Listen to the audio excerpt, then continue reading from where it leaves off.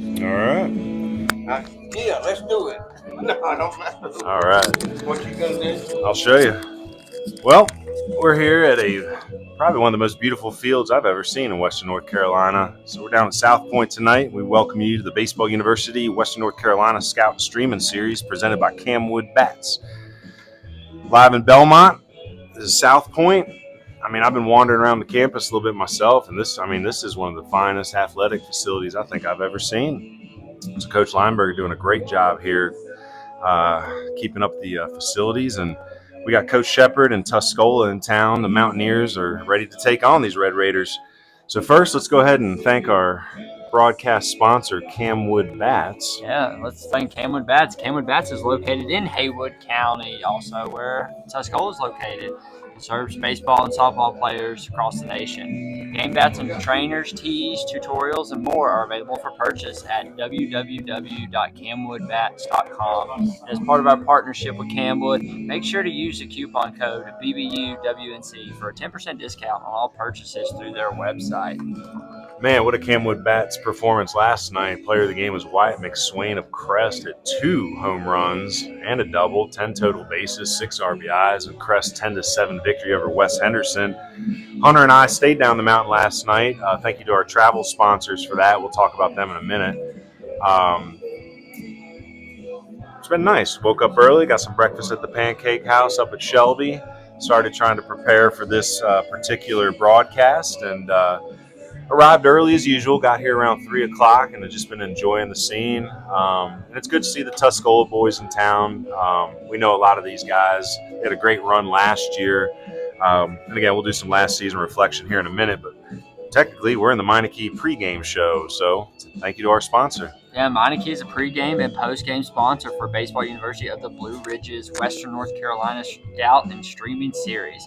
With numerous locations in the Western North Carolina region, there's no better spot to get your vehicle seen and serviced. Whether it's an oil change, brakes, mufflers, tires and wheels, AC, you name it. Meineke is doing car care right in Western North Carolina. All right, let's get into a little bit about these coaches. You got Coach Shepard at Tuscola, his 8th year. Good staff with a couple guys over there. You want to detail them? I mean, this is one of the better coaching staffs you're going to find in Western North Carolina. Young rookie. You got Coach Whitener, who I used to work with. Mitchell Whitener, I worked with him at Christ School. He's actually an employee of CamWood Bats and the genius behind these trophy bats for the player of the game. He's also got Bradley Pace over there with him. Again, just a very seasoned coaching staff, and you see that with these boys making a deep run last year. I want to say, Tuscola didn't win the conference last year. They were in second behind West, but 22-7, 10-2 in conference. They eventually lost the state champion, number 1 seed East Rowan in the semifinals, the Final Four, 2-1 in that 3-game series. Big win in that series, 7-4, and then they lost the next 2. The winner of that game, Amos Rich, he's going to be our starting pitcher tonight. But first, let's get back to Coach Lineberger. First time meeting him today, but I've heard his name many, many a times. I know I used to work under head coach Wesley King up at Christ School, and he was a big admirer of Coach Lineberger's program here. He's been here for 23 seasons.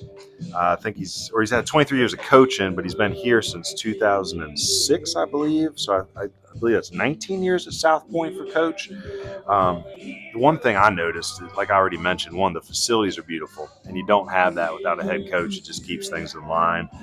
And you also look at the record of the team the past few years. I mean, they're winning conference. They make deep runs in the playoffs every year, and they have a lot of prospects that go on to play at the college level.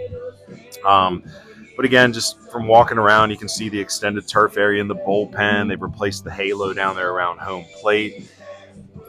And I can only giggle a little bit when Coach says that this is the worst condition he says he's seen his field in years, which, come up to the mountains, Coach. Let me show you some bad grass. But, again, running into a lot of locals here that really respect their baseball program, know the background, the history of the program. And you may not be from here, but if you're listening, I'm going to tell you, this part of North Carolina has some of the best baseball that you will find in the whole country. We're going to take a quick look at the coaches' polls. we mentioned this in the first couple broadcasts. We reached out to coaches in 10 Western North Carolina baseball conferences and asked them to fill out a coaches poll for their conference to give give the fans an idea of where they feel the teams are going to finish in the standings. Tuscola, I mean, that's a familiar conference. That's the Mountain 7.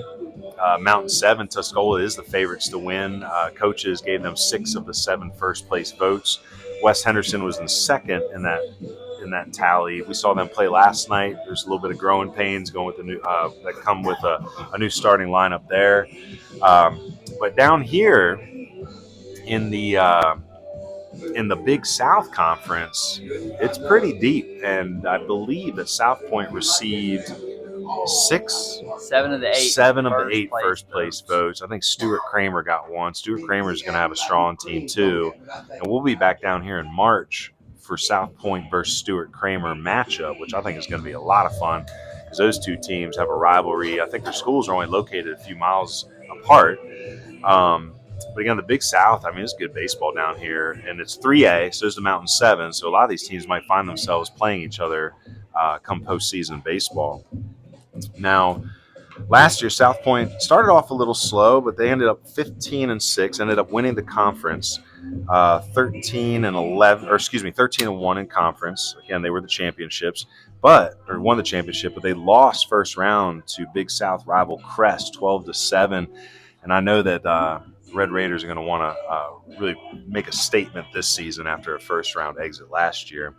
We talked a little bit about South Point being a good, strong collegiate feeder. Many South Point players I had to write down today in the Where Are They Now section. So you have Jack Beatty, former grad, who's currently at App State, left-handed pitcher. You have, I think it's Jake Risk, I believe. He's at Belmont Abbey. He's a catcher. Jake Badolio, also at Belmont Abbey, a first baseman. Ezra Taylor's up at Mars Hill. Cam Ash, also at Belmont Abbey. Talon McConnell at Wingate. Justin Smith at Pfeiffer. And there's actually 2 professional players still playing in Major League Baseball and Minor League Baseball. You have familiar name Jeffrey Springs. I remember that name from Tampa Bay. He's currently with Oakland. And then Garrett Davila is a AAA prospect at the moment, but he's a 4th-round pick a few years back. So this is a very deep program. You don't see that kind of depth going into college other than maybe places like T.C. Robertson. I mean, you want to talk about that? You look at that little list right there on the bulletin board in the press box up here, and I'd stop counting after 10. There's probably 40 guys up there in the last, was that year start? It stops at 2008. Yeah. It begins in 1984, and there's just a long scroll of players think listed. Of how many from 2008 to 2025 have been. You just listed what? 8, 9? Yep. And then the last 4? Got a drafted list here, too. You have Corey Broom, Shane Lay, Mickey Henson, Steve Mullis, Stephen Cowie. Devon Lowry, that's a familiar name. He's the current coach at Gaston Christian. Matt Camp, BJ Richmond, Matt Teagues. I mean, that's a laundry list of professional baseball players that have come through here. All state players, guys that made the state games. And Coach Jason Lineberg, his name's all over these lists, too. So, I mean, he was Player of the Year, Coach's Player of the Year in 1996, and now here we are in 2025, and he's coaching a lot of good talent at that's made it to the collegiate level. And then on the Tuscola side, again, not a bad list here either. Current guys, grads that are still playing ball at the college level. You have Jet Benson. He's at Cleveland Community College. Noah Stepp at Rockingham. And Noah's been making big gains. Like, he's gotten a lot better since his senior year of high school. His fastball's starting to approach 90 miles per hour. Trent Turner, big fan of Trent Turner. Saw him play this past weekend up at Western Carolina. Thought he should have got drafted last year. Hoping it happens this year. Clay Burgess is still playing. He's at Crawley College. That's out in Arkansas. And then you have Sterling Thomas, left-handed pitcher, currently at NCANT. So good list for both teams. Both programs have a storied past. And again, a lot of people you're going to see in these starting lineups tonight have a collegiate future in front of them, maybe even more. Well, Let's go ahead and break down those starting lineups. First, we're going to go with Tuscola. Batting first is going to be Bo West. He's going to be playing at third base. Bo, also a really solid football player. His older brother, Jeb, is playing at Campbell, I believe. In the 2-hole, the Wingate commit, Colt Nelson, wearing number 45. Colt 45, very good baseball player, passionate, loves the game. Catching, one of the best ones you'll find in the mountains, Evan Connor, heading to Gaston College next year. In the 4-hole, the pitcher, Amos Rich. Famous Amos, has been making a lot of noise. He's heading off to UNC Chapel Hill, but he's still got 2 full varsity seasons ahead of him. In the 5 spot, you got Tyler Williams playing center field. Behind him, Sean Gillian. He'll be in right field. Riley Schuler, he's a 2025 that's still looking for a home. Good ball player. He'll be at first base. Isaiah Hyatt, young man, will be in left field. I believe Isaiah is Isaiah Hyatt is a sophomore. He's going to be one of the youngest kids in this lineup. And then batting last, playing second base, is Jack Duckett. Jack, also a new name to this lineup. He's a junior. Should have mentioned Tyler Williams in the 5-hole. He's committed to Surrey Community College. So 4 college commits in this lineup for Tuscola.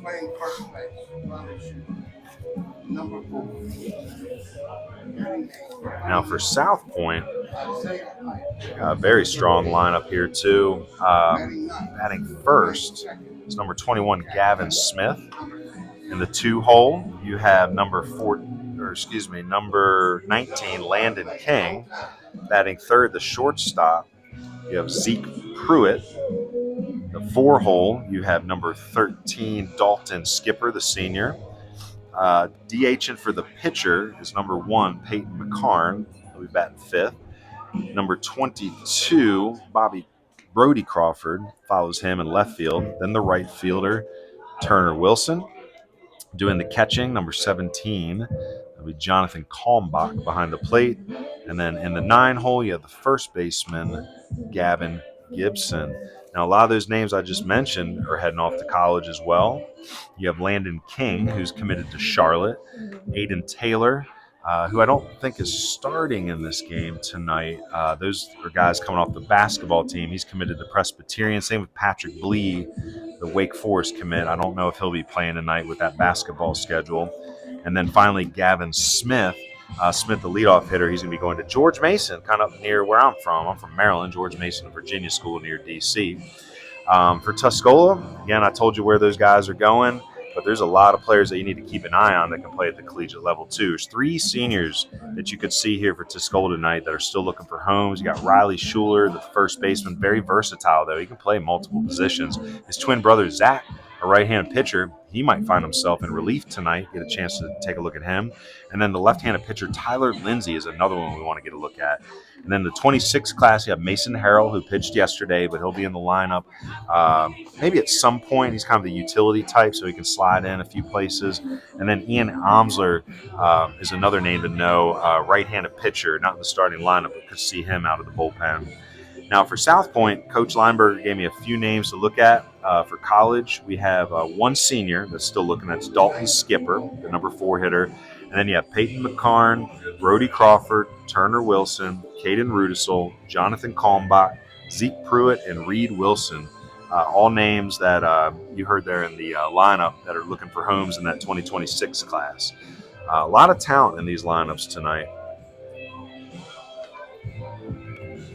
Well, thank you, Ryan. We want to go ahead and give a quick shout out to our travel home and away sponsors. For those of you who don't know, our travel home and away sponsors are Pregame, so we'd like to thank these businesses. Our travel sponsor today is Ion Outdoors, helping Baseball University with travel expenses we encountered throughout the spring, including gas, food, and in some cases, like last night, lodging.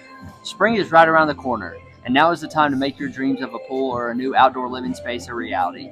Get ready for summer with Ion Outdoors. Serving the greater Charlotte area, Ion Outdoors specializes in pools, patios, outdoor kitchens, and all things outdoor living. Visit our website at ionoutdoors.com to learn more. Mention this ad and receive $500 off any project. ionoutdoors.com. $500. That's a deal. So That mention is the a Baseball deal. University broadcast. You get $500 off. Well, luckily they are also our home team sponsor, so I'm not going to make y'all suffer through the ad read again. But a big shout out to Ion Outdoors for being our travel and home team sponsor. Being our home team sponsor, Ion Outdoors sponsors the time that Baseball University puts towards marketing this game to coaches pregame and editing and posting highlights for the South Point Red Raider prospects, with recruiting and scouting content on social media for collegiate coaches post game. Again, thank you to Ion Outdoors for being our travel and home team sponsors. And I would say I'm really happy with the response so far from the home and away sponsors, because again, it's hard to kind of explain that concept, but so much work goes in before and after these games to specifically try to target schools that make sense for the players in the game, whether it's the ones that are committed where the coaches need to check in on them, or the uncommitted where in this market the best, I mean, coaches will tell you they want dogs. There's no better place to see that behavior on display than in a live game. That's where showcase can fail a little bit. It's what we call 5 o'clock hitters, right? Guys that have skills, but it doesn't necessarily translate to the game. So that's the whole point of the the Scout Streaming Series, is to try to allow the coaches to see our better players. Well, today's away sponsor is Mountaineer Oxygen Services, sponsoring the time that Baseball University puts towards marketing this game to coaches pregame and editing and posting highlights for the Tuscola Mountaineer prospects, with recruiting and scouting content on social media for collegiate coaches post-game. Mountaineer Oxygen has 2 locations, 42 Branner Ave in Waynesville and 1643 East Main Street in Silva, located locally owned and operated by Heath and Stephanie Sutton for 23 years. They are an independent, durable medical equipment company specializing in home oxygen and sleep therapy, including CPAP, bi-level ASV, and NIV therapy.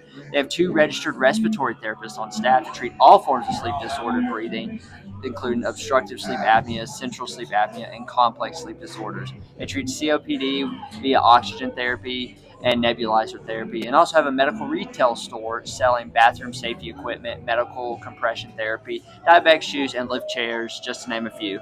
Servicing Western North Carolina from Buncombe County west all the way to Graham County. Give them a call or check out their Facebook page and website at the info on your screen. Again, thank you to Mountaineer Oxygen Services and Heath and Stephanie Sutton for sponsoring the away team sponsor today as Tuscola, the Mountaineers. Well, I guess it's time to talk about those Meineke Fleet keys to the game. Yeah, Meineke. What makes Meineke the smart choice for your fleet? Solutions to meet the needs of any fleet, including fleet leasing, being self-managed, rental agencies, and more. Meineke is proud to sponsor the Meineke Fleet Keys to the Game. Well, the first key is both of these teams are projected to do really well this year.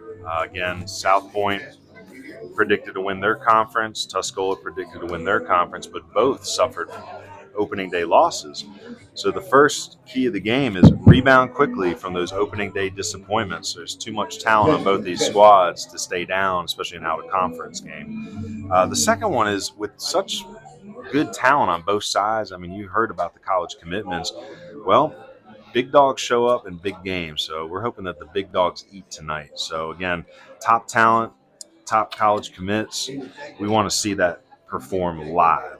And then the third key to the game is, even beyond those big names, these role players got to step up. So the guys in the peripherals, some of those guys towards the bottom of the lineup, early on, you need to limit mistakes and take advantage of run scoring opportunities. And that goes for those role players as well. And early on in the season, you usually hear about the mistakes that teams make, but whoever makes the least amount of mistakes tonight is probably going to win that game. Well, we got the coaches meeting here down at home plate. Again, Coach Shepard in the white and Coach Lineberger in the red. Exchanging the lineup cards with the umpires. Beautiful field. Walked around the outside edge earlier. You can see out there in left field there's a slight hill that makes its way up to the fence. Kind of reminiscent of the some of the older ballparks you saw maybe back in the 50s and 60s. And remember the old North State League, I used to coach in that a couple years ago down in Lexington where the Flying Pigs play. I forget the name of the stadium, but a big old hill in left field. And it wasn't at least once a year somebody didn't trip and just eat it going into that hill tracking a fly ball. So we'll see. I'm sure the Red Raiders got a little bit more practice with that. I mean, yeah, look at the improvements. Look at the red halo, beautiful new. I know he turfed the bullpen. We can kind of see that from here, but a lot of improvements that Coach Lineberger's doing over here in Belmont, North Carolina. I met him for the first time today. Great guy. Known Coach Shepard for a few years. Played against him back in the day. Like, both of these guys are class acts, and looking forward to a good matchup. You know, both these guys were in the playoffs last year, so returners know what it takes to make it.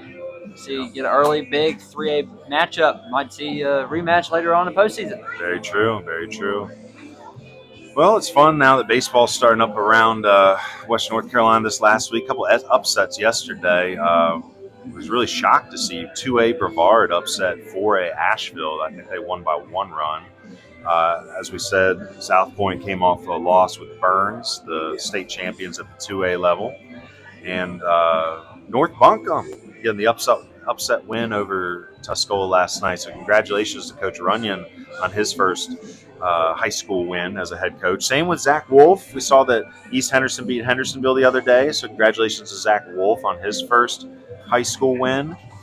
And saw today that TC Robertson's heading down to Alabama to start their season on the road on a charter bus. And just a lot of great out-of-conference matchups this first couple weeks. Next week, we're going to be traveling down here again. We're going to go to North Lincoln to watch Asheville play them, and then we're going to see Inca at South Caldwell.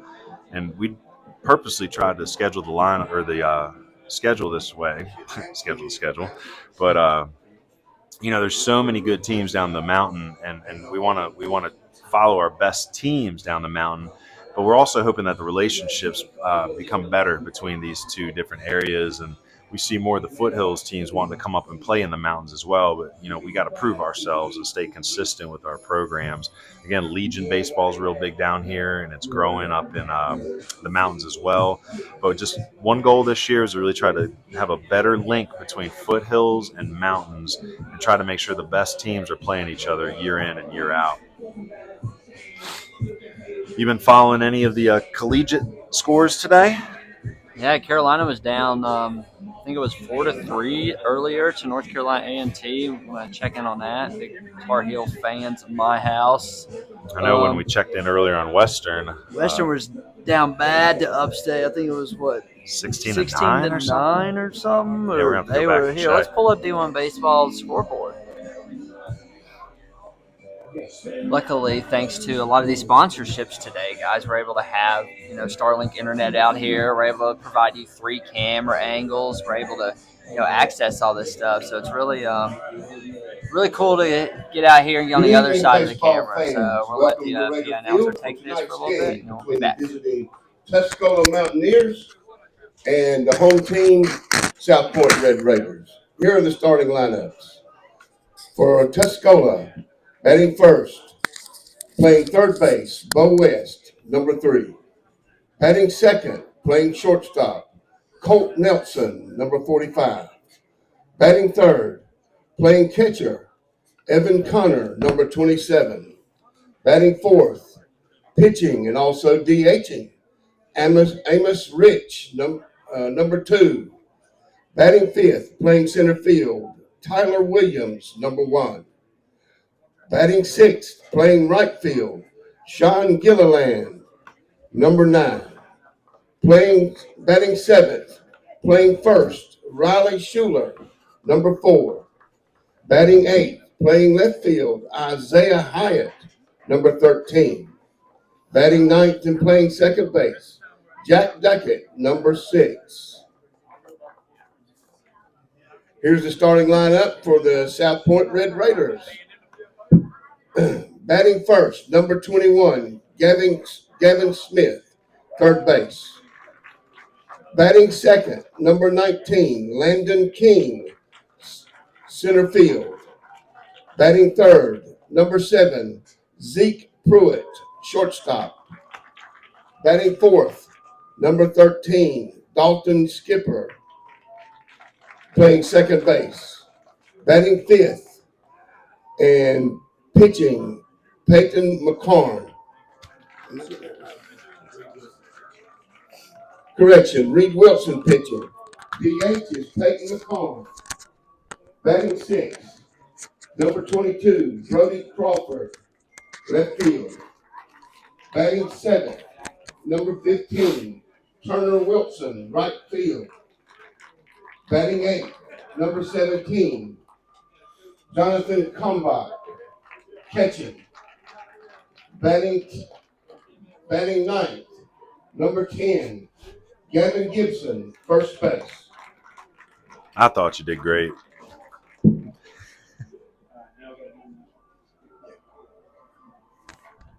Everyone please stand, remove your caps, put your right hand over your heart as we honor our country with the national anthem.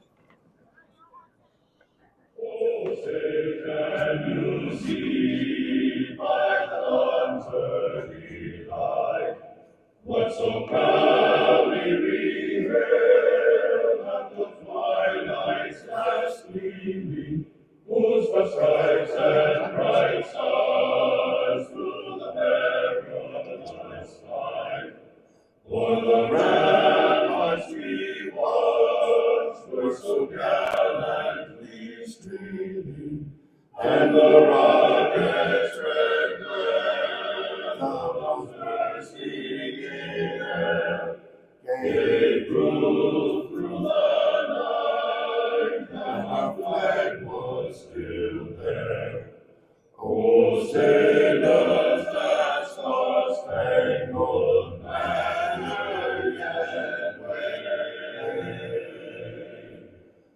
o'er the land of the free and the home of the brave.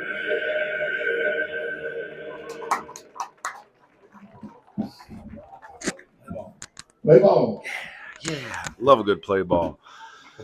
Well, if I'd known you Man. were paying attention, I'd have You ever listen to other countries' national anthems? Like, I ain't trying to dog them too much, but we got the best anthem. Yeah, we did. It's so good.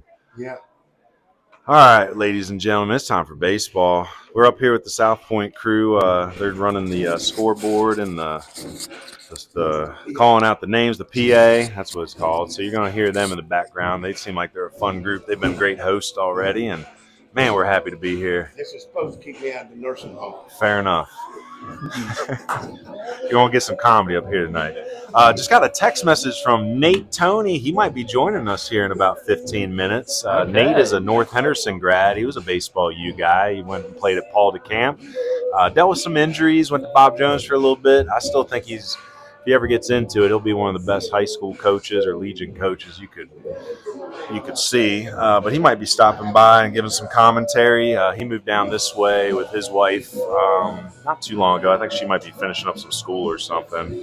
But he might find his way back to Henderson County at some point. But it's first inning, so let's go ahead and talk about our first inning sponsor. First inning sponsor tonight, every night, Bloom Patch Farms. Big thank you to Bloom Patch Farm in Hendersonville, North Carolina, offering over 300 dahlia varieties for spring planting and provides floral design services. VIP cutting and floral tours are booking on the weekends from March through November. Contact us at 828-772-1798 or visit our social media pages, Facebook at Bloom Patch Farm and on Instagram at Bloom Patch. Thank you to Miss Sumner over at Bloom Patch Farm. Got social medias on your screen for you, Facebook, Instagram, website, and phone number.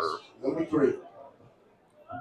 Man, this is a good angle for a radar gun tonight. Last night we were struggling. I got a couple reads. I want to say Parker Rams last night was about 82, 84. The Klepp kid was like 78, 79. Duvall was 82 about.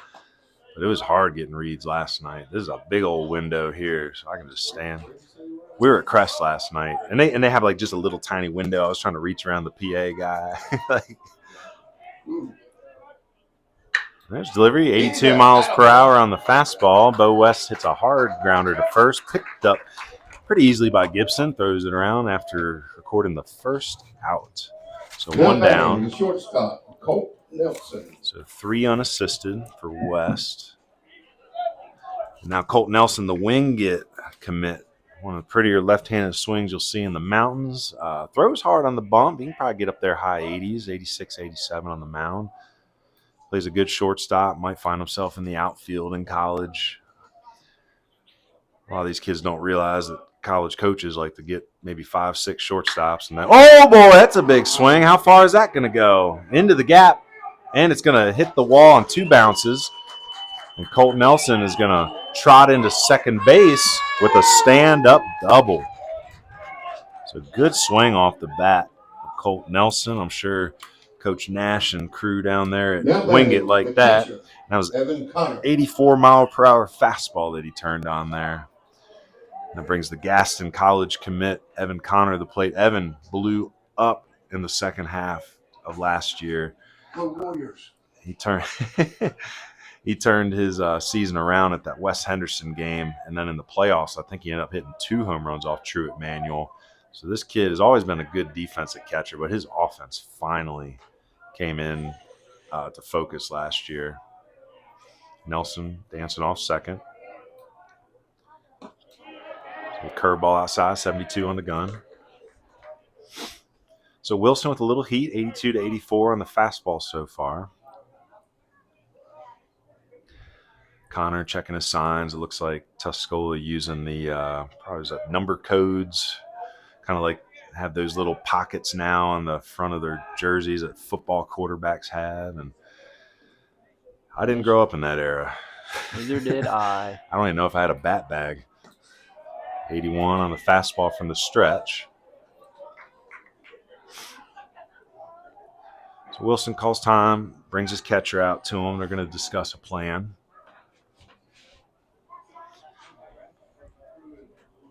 Y'all using those pitch call thingies too around here?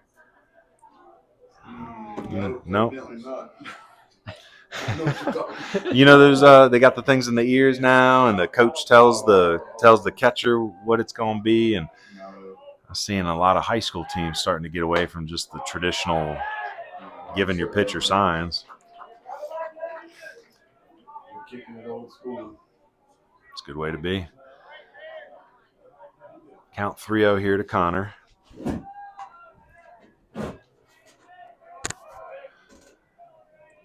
One out after the Bo West leadoff ground ball to first base. Then the Colt Nelson double. Now we find ourselves here with Evan Connor and a 3-1 count. Beautiful night down here in Belmont. Sure, it'll get a little chillier now that the sun's out, or sun's down, I should say. You get that from the up.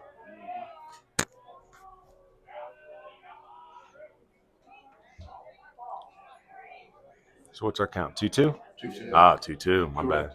Corrected count. 2-2. Oh, wow. What a pass ball. You just done. Now I'm wondering if they got tied up on signs there, because that was a fastball. Seemed like Calmback was expecting it to break. Hits off his glove, hits off his mask, and flies over the backstop netting.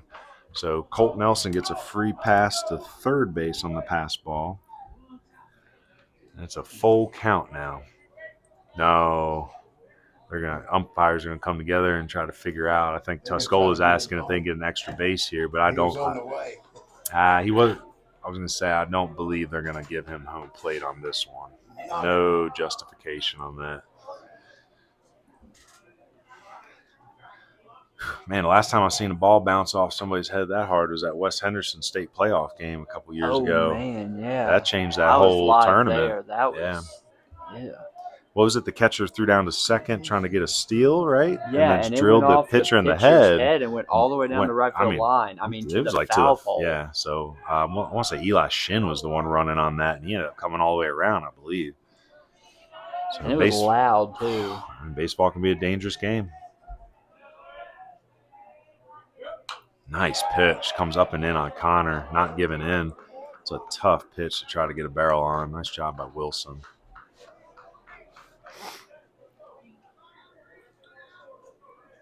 And Tuscola Mountaineers, they're going to hunt fastballs. That's their style. They're taught to stay on plane. It's a good hitting team. They're going to hunt that fastball, and Wilson is going to have to place more fastballs around the zone like that one to stay competitive with this top of the lineup here with Tuscola. So no runs in yet, 1 out, 3-2 count. Good battle, both pitcher and hitter. Wilson delivers just outside. Now, this is one of those pitch calls where an umpire has to stay consistent now. Now batting the pitcher, Amos Rich. As long as nobody gets that call again today, the umpire will probably keep both benches quiet. But if somebody gets a call in the corner that close, you're going to start hearing the chatter. So first and third here. Connor down at first base. No courtesy runner yet. Amos Rich, the UNC Chapel Hill commit, 26 grad up at the plate doing the pitching tonight.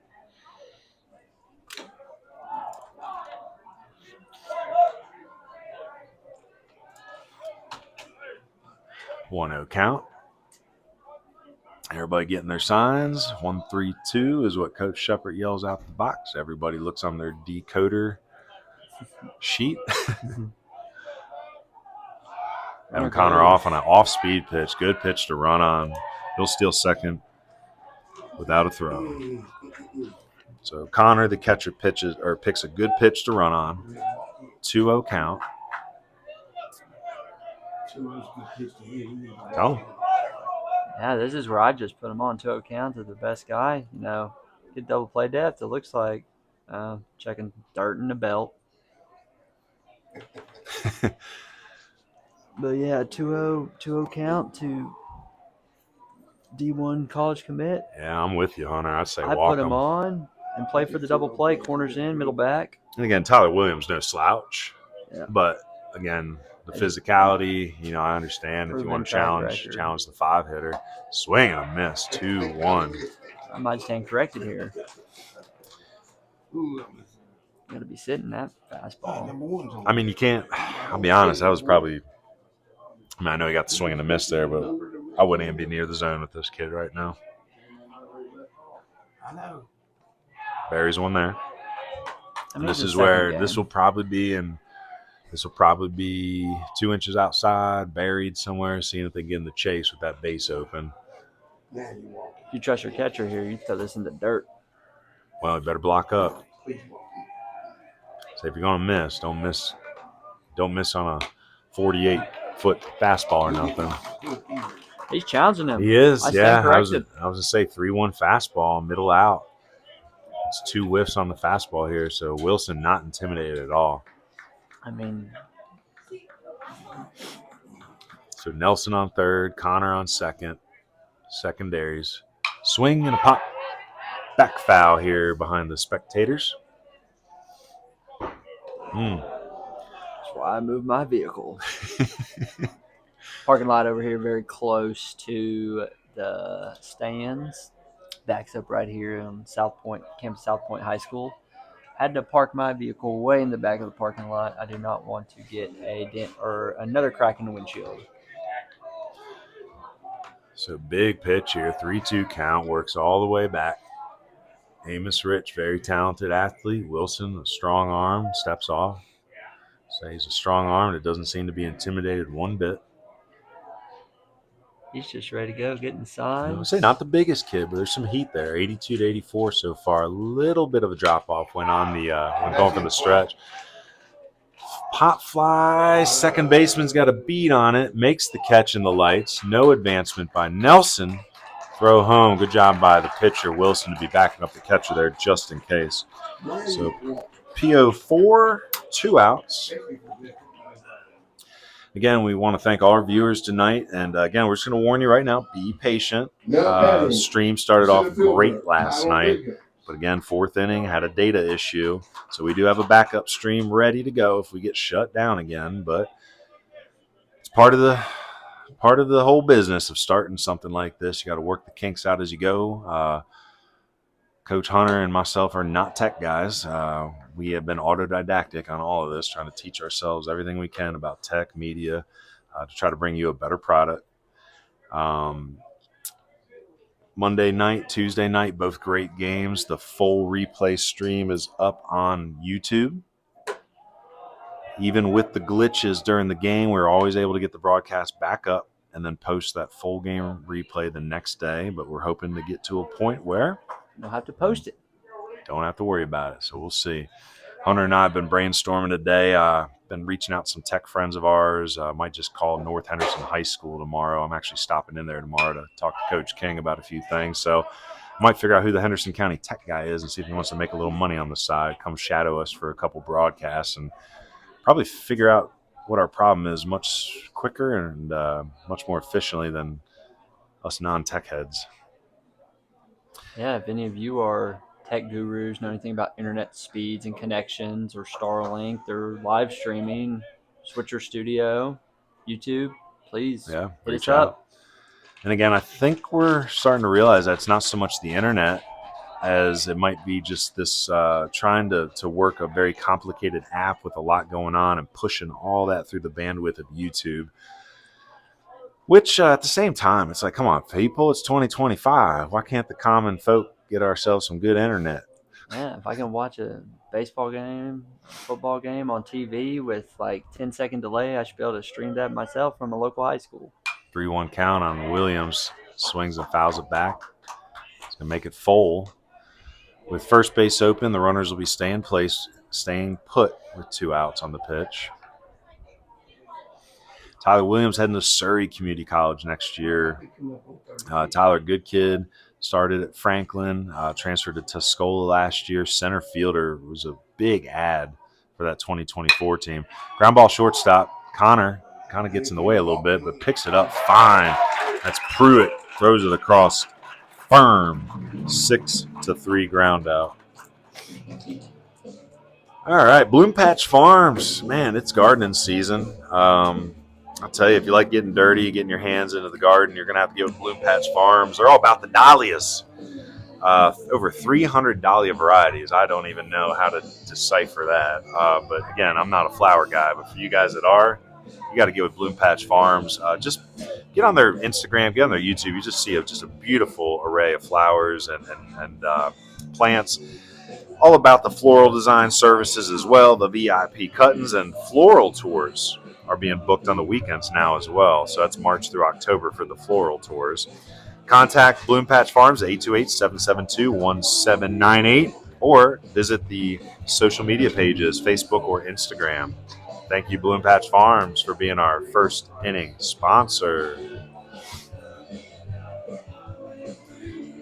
Well, now we get a chance to see what these Red Raiders are all about. We have, let's see here, we have Smith coming up. He's going to be leading off, and Smith is the Charlotte commit. So we're excited to see what he's all about. And let's make sure I got all my notes right here. Yep, so Smith is, Gavin Smith, the leadoff hitter, going to George Mason, followed by Landon King, the Charlotte commit, and then Pruitt, the shortstop you saw there make a fine play, he's in the hole. So that's our 1, 2, 3 here for the Raiders in the bottom of the first.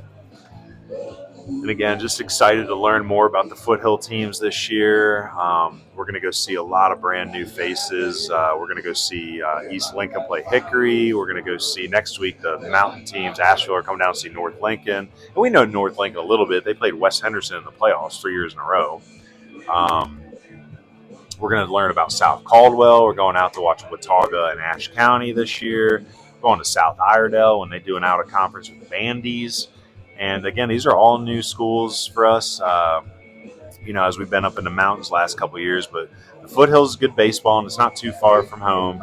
So, again, excited to meet a lot of new people, see a lot of new faces, and see what we can do to help you all with your college recruiting this year. So Amos Rich on the bump. We'll get the radar gun out here as the inning will start soon.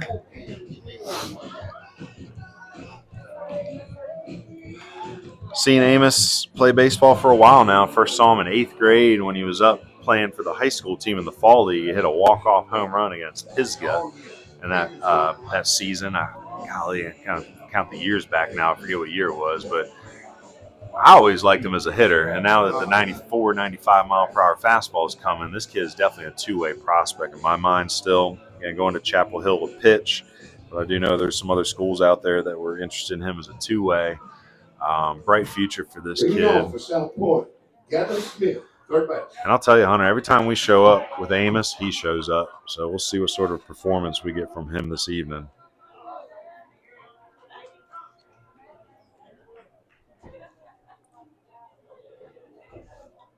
So Gavin Smith heading up to George Mason. I wonder how he got in touch with them. I mean, they're a D1 program, but that's up near that D.C. area. I know a lot of our mountain boys would not enjoy the urban life. You know, they want to go hunting, they want to go fishing. Especially I don't know how they do in D.C.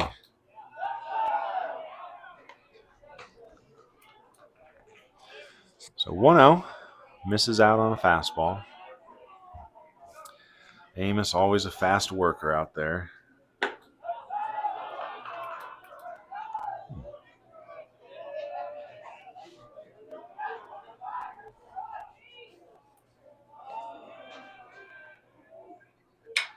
Swing and a foul back.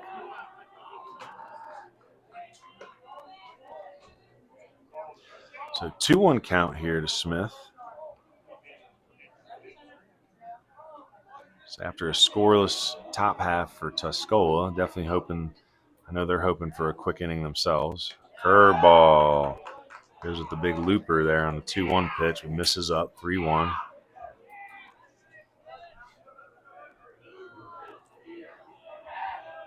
So here's the 3-1 delivery to the leadoff hitter. Good job by Smith working the count. Fastball up, 87 on the gun. So velo a little down for the young man, but it is early. Now batting, Landon King, center field. So Landon King heading off to Charlotte is Coach Woodard, right? Yeah, Robert Woodard over there, former pitching coach at Chapel Hill. Heading up Charlotte team for the last, 3 to 4 seasons, I believe.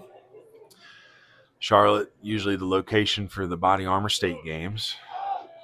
Has been the last several years. Big left-handed hitter here. He just looks the part. Oof, what a hack there. Trying to make a statement with that swing, number 19. Big, strong-looking athlete here. Good frame. Be interesting to see what his D1 career will look like. Because I know a lot of these kids coming out of high school, if they get that D1 opportunity. Good throw by Connor, but it's going to be late. So stolen base by Smith after the leadoff walk. Count goes to 1-1 on King, and now he's got a run-scoring opportunity here. Say both teams with runners in scoring position in the top half, or the top, the first inning here.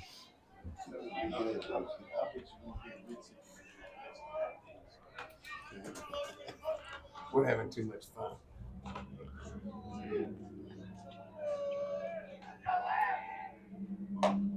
Ooh. Nice pitch.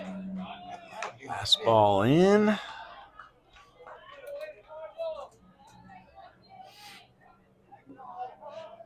think you shot 3-4 holes. Second baseman shattering as best he can, but still has to be deep. So it was a good challenge for Amos Rich. Again, I know he helped lead the Mountaineers deep into the playoffs, but wants to check the swing. He says no. So 2-2 count. I ran into Tyler Williams before the game, and we were chatting, and he said, even though this is really just the first week, he said it already felt like playoff baseball. You know, especially when you got two teams like this getting together. So I know both want to win, both want to make statements. Especially traveling this far down a mountain. It's always a fun bus ride when we got to get out of the class at 12, 1, 2 o'clock.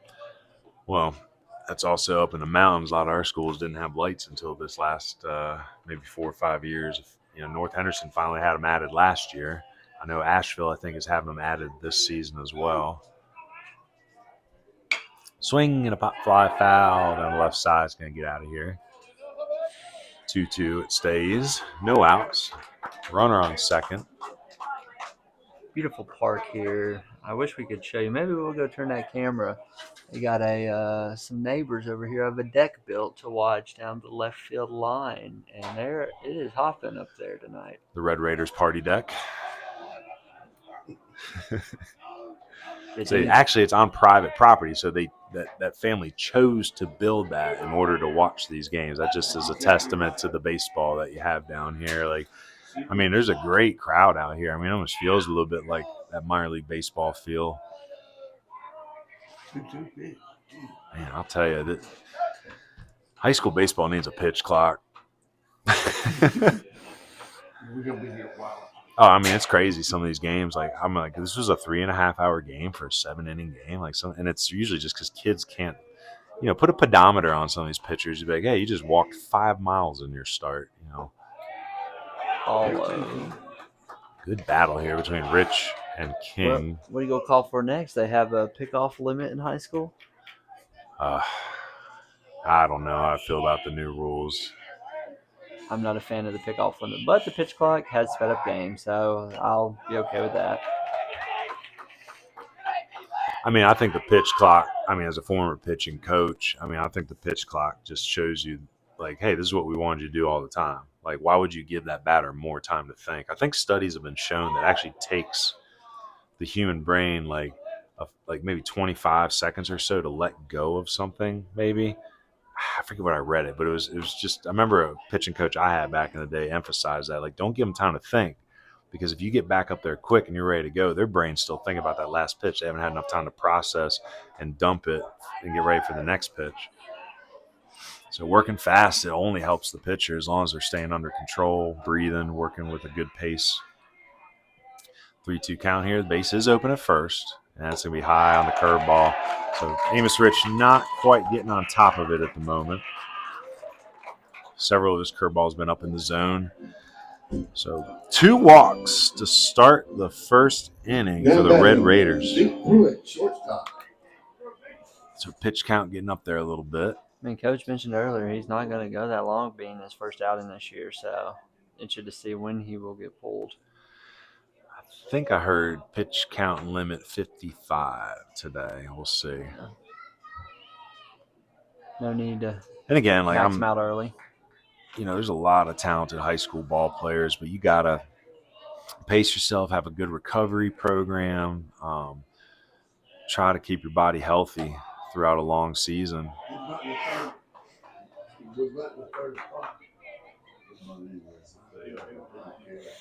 So number 3 hitter, Pruitt, shows bunt on the first pitch, 1-0, but it might just be one of those things where everybody's got takes on until he shows he can locate. See what angle we can get you here on this bunt. We got all 3 covering the infield very well. You got Schuler and West that have come up on the corners a little bit on the grass. Called strike 2. We apologize for count issues on your score bug in the bottom left corner. It is difficult to keep up with multiple cameras, the counts, and quit making excuses. So we got 1-1. We even. We All right. I'm not opposed to a bunt here, even in the 3-hole. Oh, yeah. Oh. So bunts through it. Runners, big secondaries. Connor pops up, picks behind, but safe is the call. 1-2 count. See where the corners play on this one. If it was me, I'd still be laying that bunt down. Well, that's your number 3 hitter, too. I'm sure Coach Lineberger is not happy with him bunting through 2 buntable pitches. And again, we talked about that in the pregame show, the Fleet Keys of the Game. It's making sure that, those role players, they do the small ball things right. So whoever makes the least amount of mistakes with these 2 talented teams will win. There's too much talent on both sides to make mistakes and who cracks first? Not pay for it, right?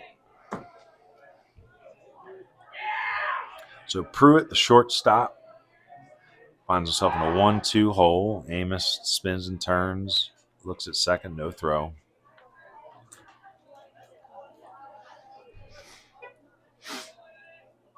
Does not feel like late February. That is for sure. It is a nice night out today in Belmont. Only a few days left of February. We'll be at runners off on a curveball. Good pitch to try to steal on. They're both going to be in there. So Smith and King pick the right pitch to move on, a curveball. They're both in there with stolen bases. That's 2 stolen bases for Smith now. Second base. Was that strike 3 on that? Yes, it was. Oh, looking? Swinging. Oh, swinging. Do it. Okay, I was watching the runners. My bad. So strikeout for Pruitt. There's 1 out. Find themselves in similar situations to Tuscola now with runners. Oh, we got ourselves a squeeze play, and it is going to work. Excellent baseball. So the number 4 hitter, Skipper. So that was Skipper with the sac bunt RBI. So that's a squeeze play. That brings Smith in from third base. King moves over to third. And the Red Raiders with some smart small ball early on to take the lead. Yeah, 4-hole bunt. Yep. And so we had the 3-hole bunt through the ball twice. Coach Lineberger is like, by golly, someone's going to get a bunt down. And it was the number 4 hitter on a squeeze play. Gotta love it. McCarn. Yep. Now McCarn up the DH. He's hitting for Wilson, the pitcher. Again, McCarn wearing number 1.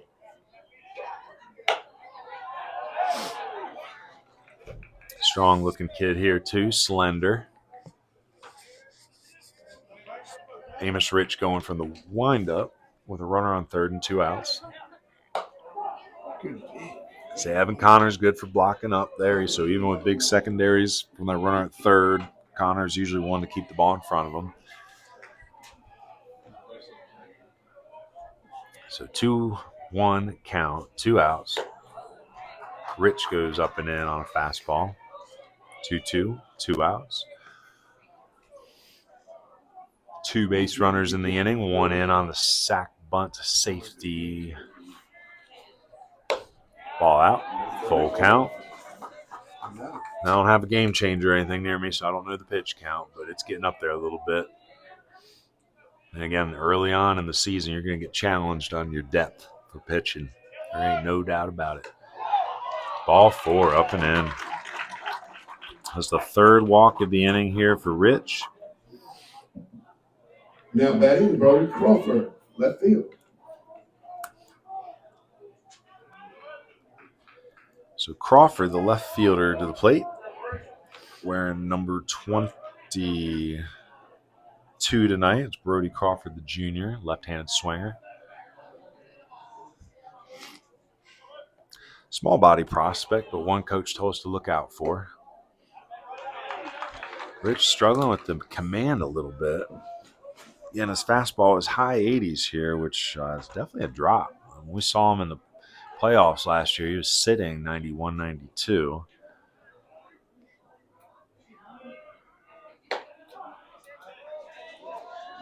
It's corner there. So again, 2 outs here. Tuscola trying to limit the damage with the 1st and 3rd situation. We'll see if Coach Lineberger has anything on.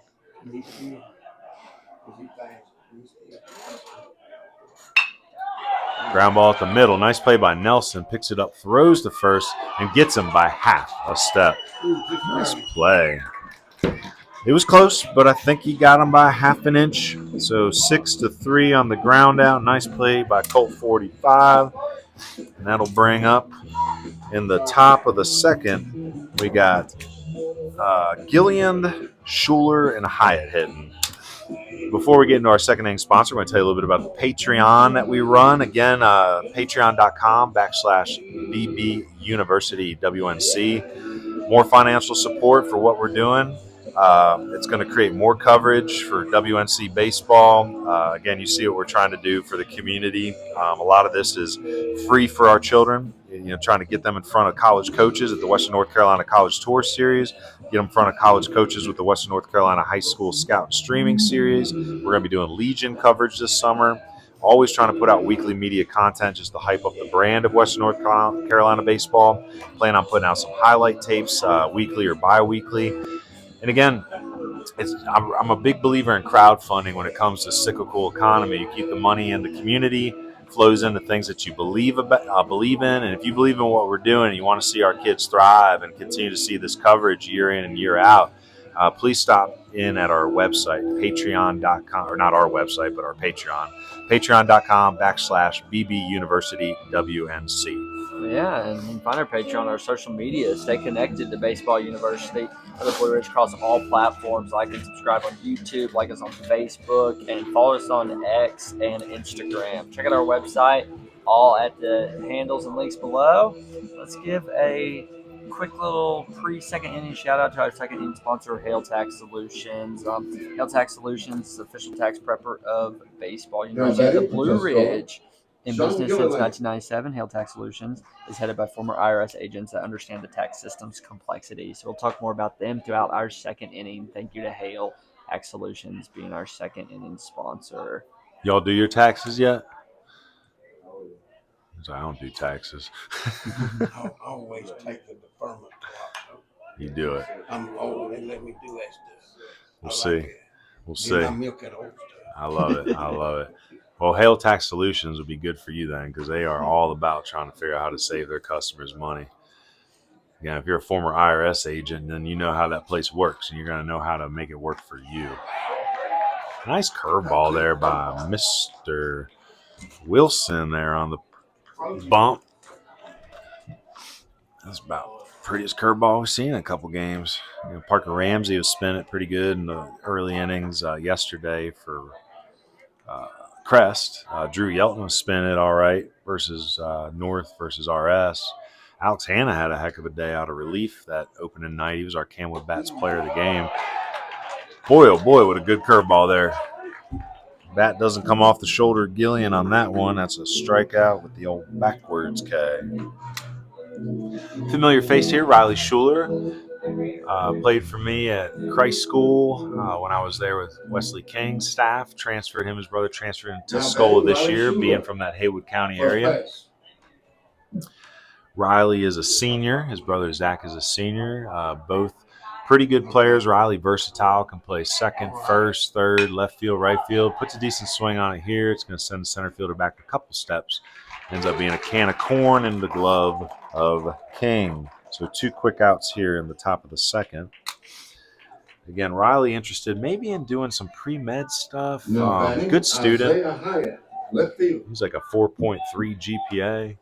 His brother Zach, a pitcher. He's been in the low 80s. We might see him this evening. He's kind of those open drag line guys that I like. You don't see a lot of pitchers like that. So Riley and Zach Schuler, so any coaches listening out there. And that brings number 8 hitter Hyatt to the plate. That is Isaiah Hyatt. He's the lone sophomore in the lineup.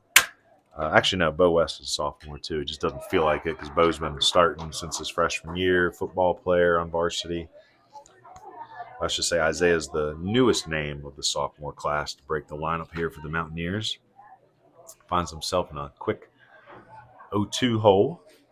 Wilson, he's dialed in right now. Oh, Nate Toney in the booth. How's it going? They gonna let you up here? They say just. No, I was just gonna say.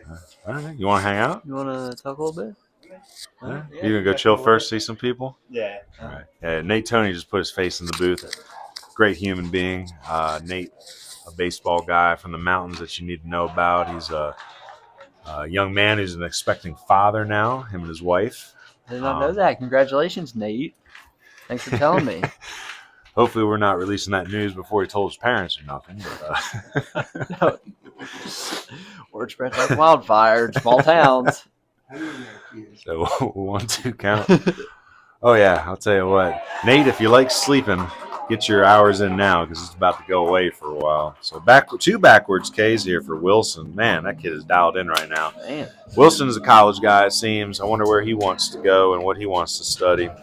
Hail Tax Solutions. Let's see. Hail Tax Solutions, official tax preparer of Baseball University of the Blue Ridge. They've been in business since 97. So let's see. If you're born in 1997, how old are you? 27. Oh, my Lord. 26. Making 27. me feel way old. That was my freshman year of high school. Hail Tax Solutions International is headed by former IRS agents that understand the tax system's complexities and can guide you to your maximum returns. They perform all categories of tax returns: personal, corporate, trusts, estates, and nonprofits. They also offer bookkeeping services, consulting, and they can be your representation at state or federal audits. With tax season in full swing, give Hail Tax Solutions International a call at 828 843-560-82 today to schedule your return. Drop a Love those line. guys. Good people at Hail Tax Solutions. Drop a line in chat if you have done your taxes already, you 41 viewers. We appreciate you for staying on here. Yep. It's great. This is the most concurrent viewers we've had this season Well, so it's far. also crossing our fingers that we ain't got no data drop today. Now batting for South Yeah. Point. Now, I will say, last thing on Hail Tax, any of you college coaches that are out of state listening, just know that they're certified to do taxes in a lot of states. I forget the total number, but Let's see. you may be able to do work with them even if you're not a North Carolina resident. So now batting number 15, leading off for the Red Raiders, is another Wilson. Are they related? No. Okay, so we got Turner Wilson. He's playing right field tonight. There's a fastball right down the heart. That's 0-2. So Amos Rich out for a second inning of work, hoping it goes a little cleaner than the first, where he had 3 bases on balls. Swing and a foul back into the net.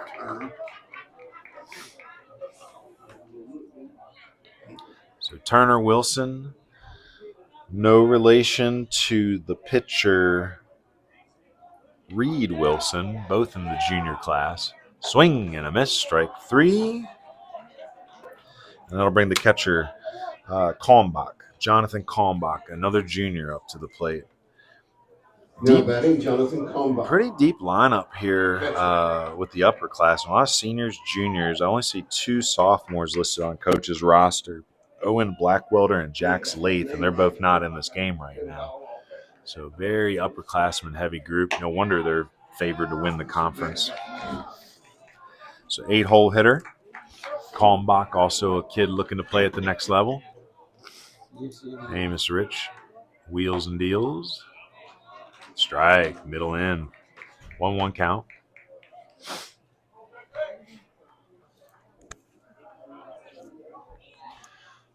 Beautiful night here in Red Raider Nation. I'm not sure if they call it Red Raider Nation, but we are. Beautiful field. I've heard that before. Okay, not an OG on that one. Again, I can't but laugh to myself when coach is like, "Oh, this is the worst our grass has ever looked." Oh my Lord, please come check out our Western North Carolina fields. And again, we got just a little bit more of the winter weather up there in the cold season, and a lot of teams up north, or excuse me, up in the mountains, looking to go turf. I guess I said up north because I am originally up north, and a lot of coaches I know up in the cold states, Maryland, Northeast, Midwest, they're all going turf. Used to hate turf. Used to hate it until I coached the Marion Swamp Foxes, and we had an all-turf field, and I was like, the game's over. We just get to go home. I mean, my alma mater went turf this year, University of Georgia, and they're down south, so everyone going turf, not just north. Now, was there any drama with that? Was there any purists that had a problem with it? I mean, if my opinion matters, then yes, I definitely miss the grass. Having stepped foot on that field is an immaculate field. My roommate played his high school state championship in Georgia at Foley Field. But seeing the cut G in the center and the logos on the baselines and the same Bulldogs behind the plate, it looks good on TV. Hopefully, get down there and watch the Dogs play some. Now, let me ask you, they still wear cleats on a lot of the turf fields? From what my understanding is, and after talking to a couple of local prospects around here who've gone to play college, I believe. Ooh, curveball misses out. Just missed. But I will say this, that's consistency on the umpire. There was a fastball called in that same spot as a ball in the first inning. Yeah, right. So it's a good job to the umpire right now. It's been consistent. No complaints.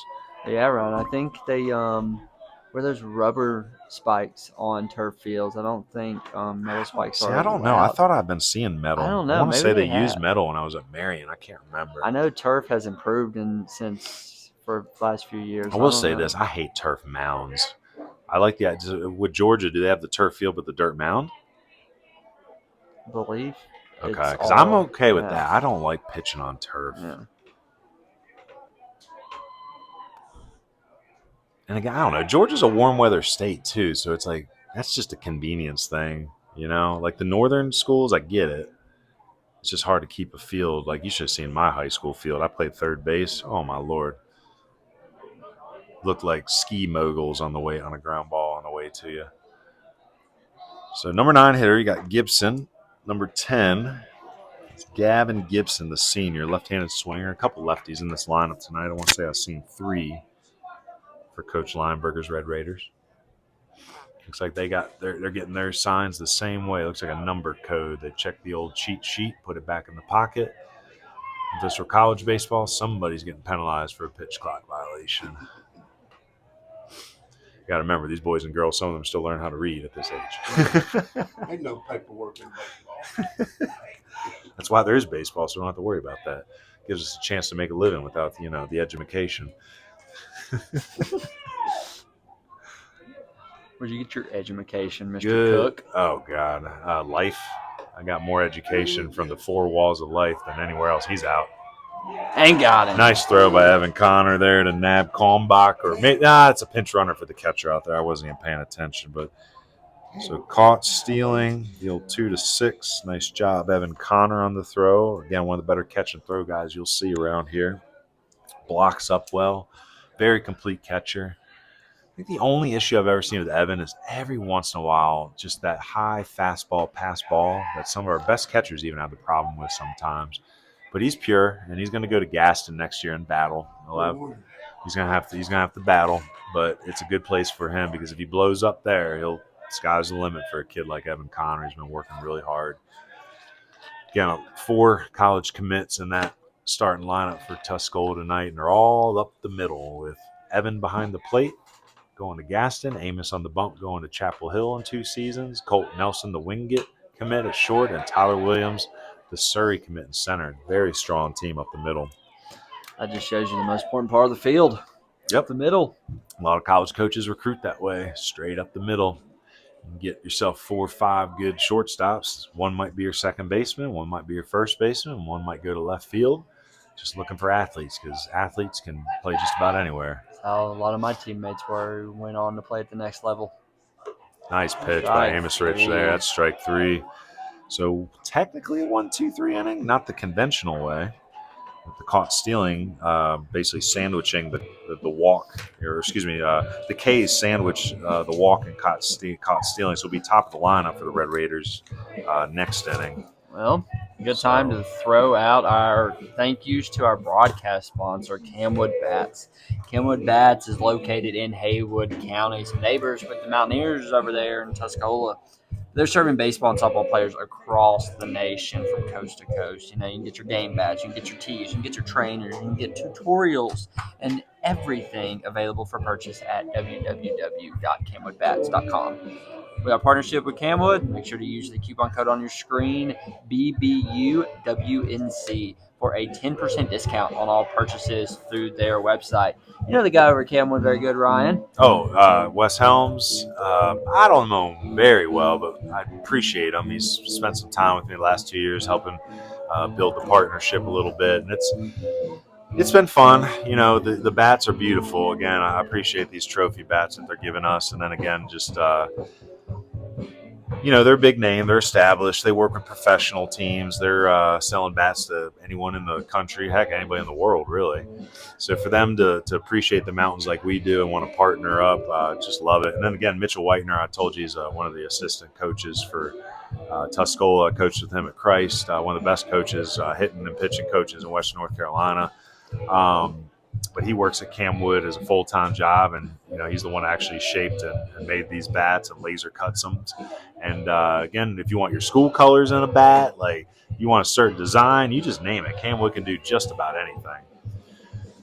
Well, we were talking about top of the third. We were talking about Legion baseball a little bit earlier today, and we're very proud partners with American Legion Post 70. They're our third inning sponsor, and the Cardinal Post 70 baseball program is having their first day of tryouts March 23rd at 4 o'clock at West Henderson High School. So again, it's the earliest we've ever done tryouts for Legion, but it's because the demand is finally there. Like our best players in the mountains are reaching out about Post 70.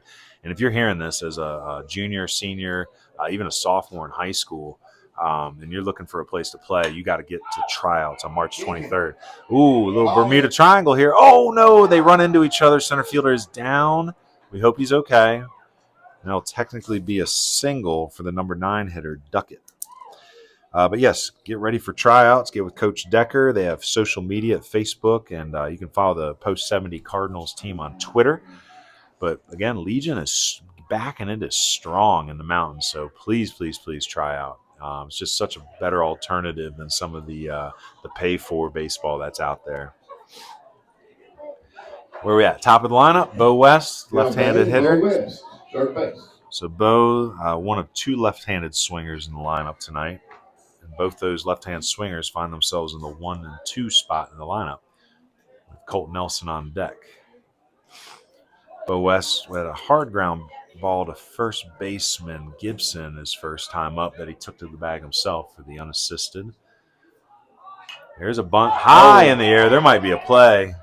And actually, I'm gonna give a little credit to Bo West for staying in the base path, but essentially had a slow jog that disrupted the little Bermuda triangle between first catcher pitcher there enough to get himself another Taught pitch. to do, yes. So 0-1 count.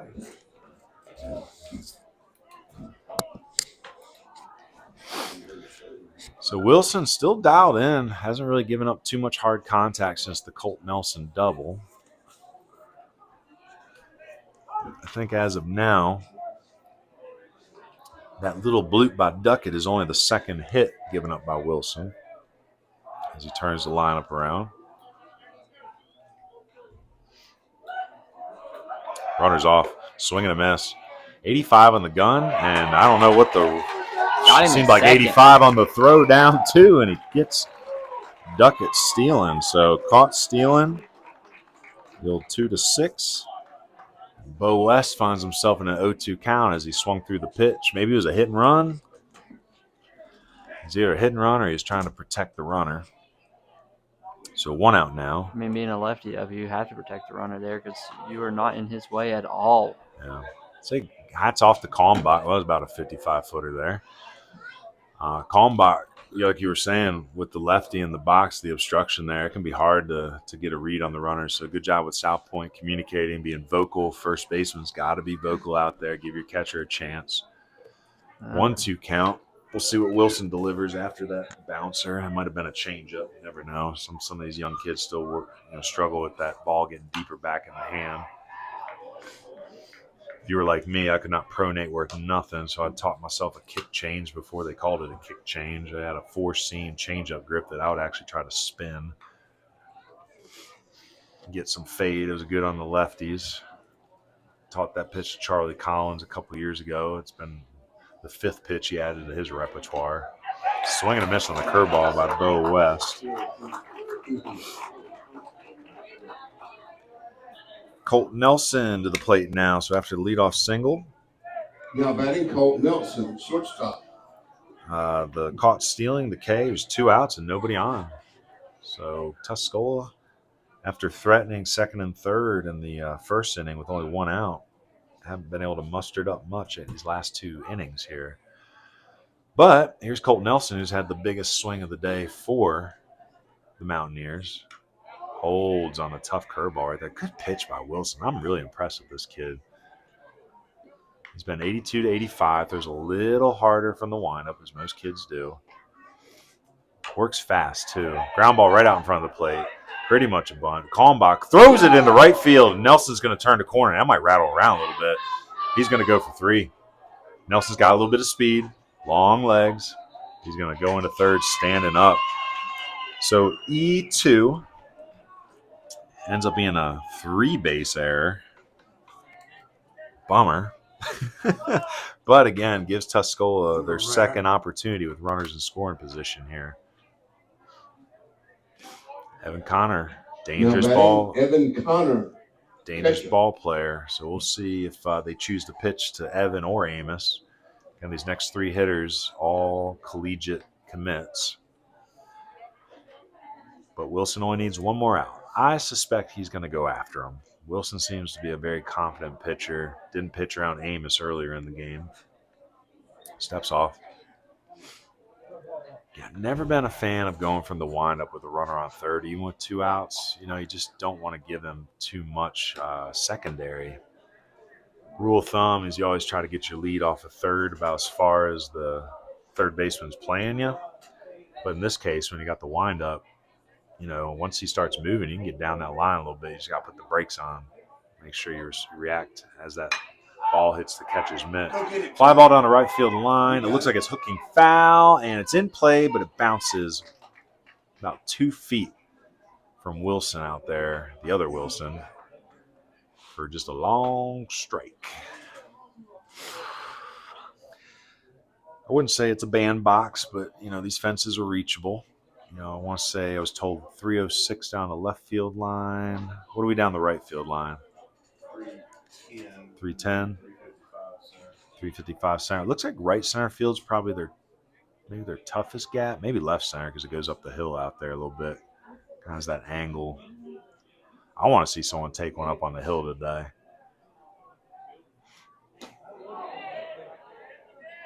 I'm sure the Red Raiders outfielders know how to play that hill, but when you approach it, you got to get down in your hips a little bit because if you're in full stride and you hit that hill, you're going to face plant. I've seen it before. 2-1 count. Best scoring opportunity yet for Evan Connor. I don't know where that missed. Am I crazy, or did that look like a strike? That looked like right down the middle. Maybe it was a changeup or something. Has a weird spin on. I don't know because this umpire's been good. Like, he's been consistent. I'm not quite sure what he saw there. That ball is to the backstop. There's going to be a play. Nope. Colt Nelson makes it in fairly easily. So the pass ball. So I guess, is that technically an unearned run? It's pass ball, right? Yeah. I think, so yeah. 1 run in. Now it's tied up.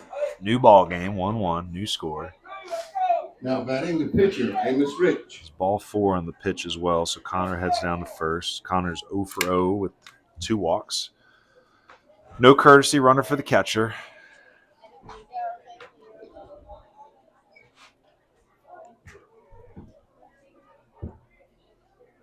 Yeah.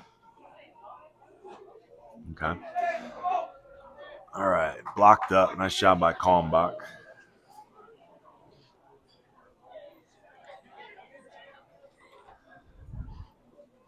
So we still live? Yes, we are live still, Okay. Coach. It's just weird because it's been telling us a little bit more frequently that our connection is poor.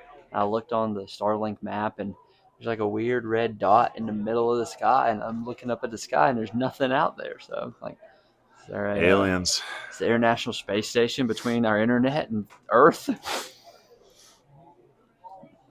All right. 1-2 count. Wilson from the stretch.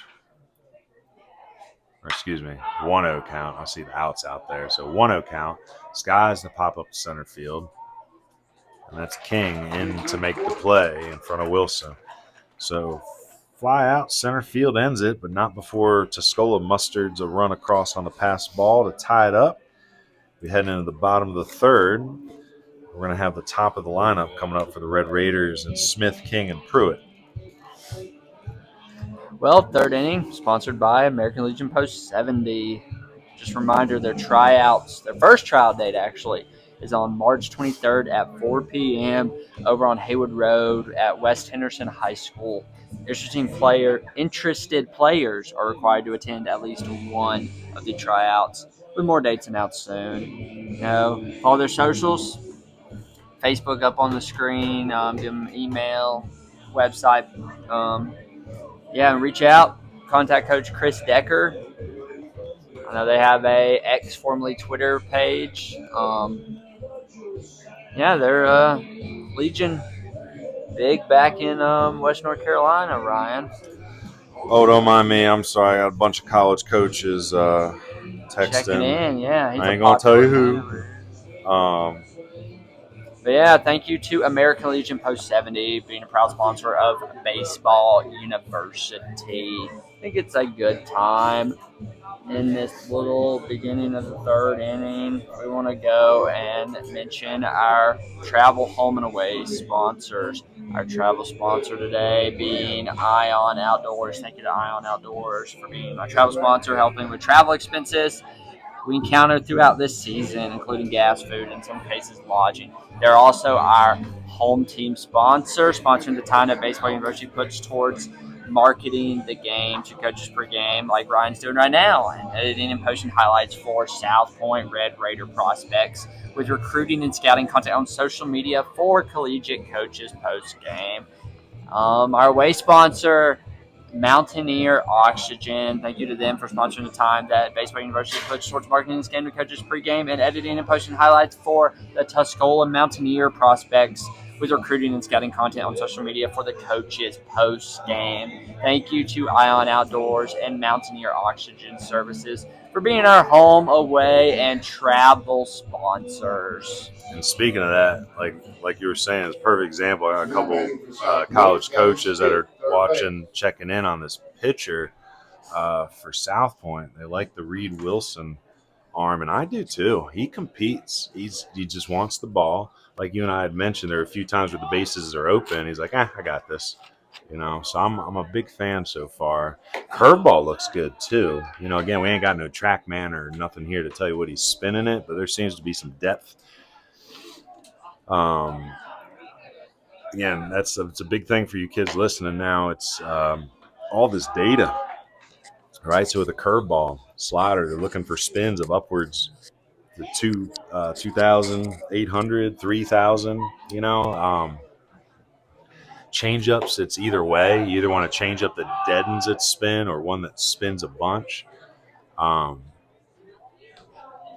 Looking at the path of the ball, the horizontal break, the release points, the extension, there's so much data, but I'm still a fan of just the raw eye, just watching kids be dogs. So pop fly, Bermuda Triangle. We'll see if they're going to be able to make a play. Oh, and the right fielder, who's that out there tonight? Gillian slides just a little too early, and he's on his backside for about 2 seconds before that ball even came down. So just a foul strike.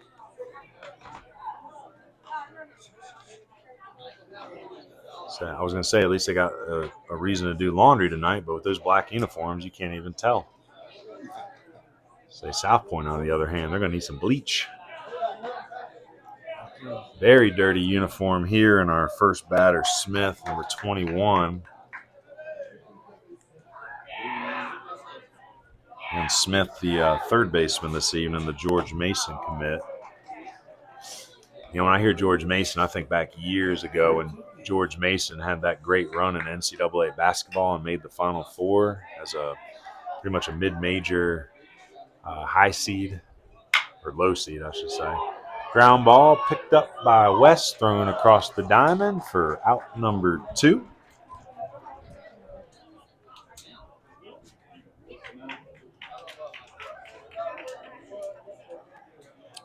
Or is that? No, that's out number 1. I'm sorry. Landon King, center field. Out number 1, folks. Sorry about that. Landon King, big left-handed swinger. Number 19. Walked his first time up, stole a base.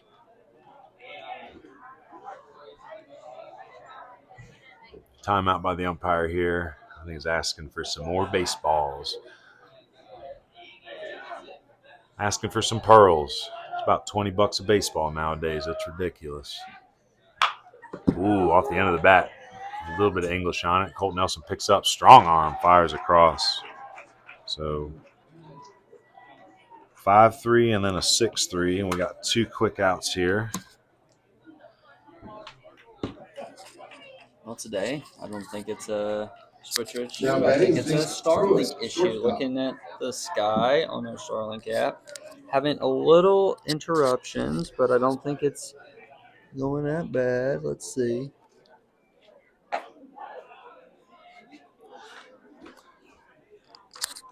Well, we're going to try to have a backup ready. So if you're listening, this thing goes out, just stay on the YouTube channel and you'll see another link pop up very shortly. I mean, and again, it's going. frustrating because it seems to get to that same point in the game each time before it decides to poop the bed. Ryan, if you look here and I've scanned the sky on the Starlink app and it's saying there's some interruptions and it's looking like there's some obstructions in the sky. You think that's the brick wall? I don't, because from where I scanned it with my camera, I didn't even encounter the brick wall. So I think it has something to do with nighttime and Starlink. That's the only thing I can think of. Well, that's strike 3, and now Amos Rich showing a little bit of emotion here after his first conventional 1-2-3 inning. So through 3, we're tied at 1, and this has turned into a good ball game. We'll head to the 4th here, and we will talk about our 4th inning sponsor, Hauling Solutions and Grading. Andrew Casoria, owner of Hauling Solutions and Grading, is the guy to call for any kind of gravel, dirt, rock, topsoil, and more delivered to your home, business, or job site. Hauling Solutions and Grading has dump trucks large and or small enough to fit your needs. You'll want to give him a call for any kind of grading needs such as driveways, culvert replacements, bank erosion, ditch work, building pads, and more. Andrew and his team will take great care of you. Call or text 828-776-9477 for a quote today and let Hauling Solutions and Grading be your solution. Their website is hauling-solutions.com. Their email is macaulingsolutions@gmail.com. And their Facebook is Hauling Solutions and Grading. All the links and contact info are on your screen. Big thank you to Andrew over at Hauling Solutions and Grading for being our 4th inning sponsor. I know with still dealing with the aftermath of Helene in the mountains, Andrew's getting a lot of work, and you want to call him and get your appointment quote today. It's funny, I typed in does Starlink suck at night? And the AI said, well, not necessarily sucking at night. Starlink can experience slower speeds during evening hours due to increased network congestion as more users are online at the same time. So, I don't know. Well, it's funny because now it says excellent. So, okay. And again, I got a few friends at home. I got my wife at home texting. She said at 8:04 we talked about George Mason. So that wasn't too long ago that him and I were chatting about the George Mason basketball run back when you were probably a little bitty baby. You might not even remember that. George Mason made the Final Four in basketball. When was that? Way back. That was 90. No, 2000, probably 2000 sometime. But that was big for us just because, I always used to go to University of Maryland basketball games. They usually play George Mason early in the year and just whoop them. But there's this one year where George Mason made a huge run. I want to say it was little bitty baby. I was 6-7 years old then. Yeah, okay. 2006, is that what that says? Yeah, I remember the year before that, the 2005 national champions, the North Carolina Tar Heels. And then, I guess, again, George Mason is where Smith, the third baseman, is going to be heading. So congrats to him. It's a good school. I mean, it's still been going. I've been keeping track of it over here on the laptop, and I think we're all right. Wilson dialed in, man. I like this kid. He gets the ball. He's like, give me my sign. Nice little rock on the mound before he settles into a very efficient, quiet windup. You don't shake them off. Yep. Compact, quick arm. Not a big body, but you can see the arm speed. No, we don't want to scan. Always a fan of the number 12s. 12 and 21 were my numbers back in the day. I was a big fan of 3. But I wore everything from Little League up until high school. Ooh, nice pitch. I was going to say, just a very dramatic strike 3 call because I was like, what are we doing? All right, so that's definitely strike 3.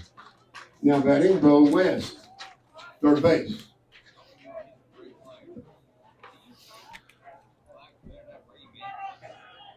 So strike 3. Let's go ahead and run a speed test. See how this up. Back to excellent. Actually, that's not Bo West. That's Gilliand. So strikeout of Williams. Isaac Gilliand at the plate, the right fielder.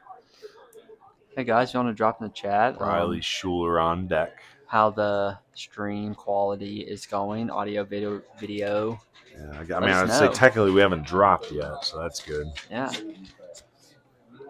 Hey, if I got the wrong guy, you did, but it's all good. I won't let him fire you. I like you too much. Ooh! Well, that's one way of doing it.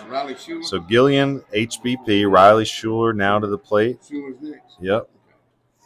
So Riley, very versatile player. Good leader, too. I remember when he was at Christ School with me, his JV season. He ended up being the JV captain. Pretty responsible kid, good grades, 4-point plus GPA. interested in some pre-med stuff. Still looking for the right school. We've talked junior college. We've talked Division III. We've talked some NAIA programs. Good athlete. Got to add some weight, as a lot of these kids do. But he can do a lot of good things for you. Play a bunch of positions. Pretty decent offensive player. Can get the bunt down. Still trying to get into his extra base power. Calls time. So that's why, again, I really like this pitcher, man, because, again, with the runner on, working quickly, now he's like, I'll hold the ball for a little bit. I'll get in your head. Wilson probably hoping for the double play ball here. Buries one. Nice block up by Kalmbach. Kalmbach calls time. Wilson looks a little annoyed. He's like, I just want to pitch. That's what I'm here to do. Umpire takes his time to clean up a little bit.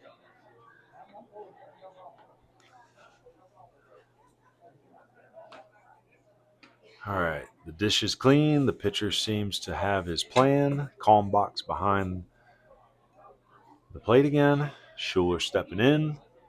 1-0 count. Gillian on first after taking the curveball to the noggin. Oh, my Lord. All right, let's play some baseball, boys. Let's go. Come on.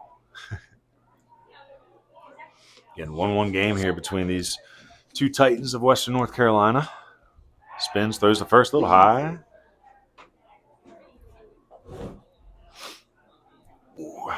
See what Gillian's velo is here. Get a couple more reads from the stretch.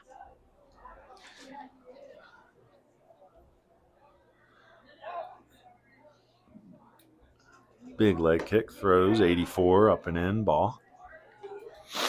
So I like to see that 84 miles per hour on the stretch. So that's some good mid-80s velo. It's been up to 85 today. Good curveball.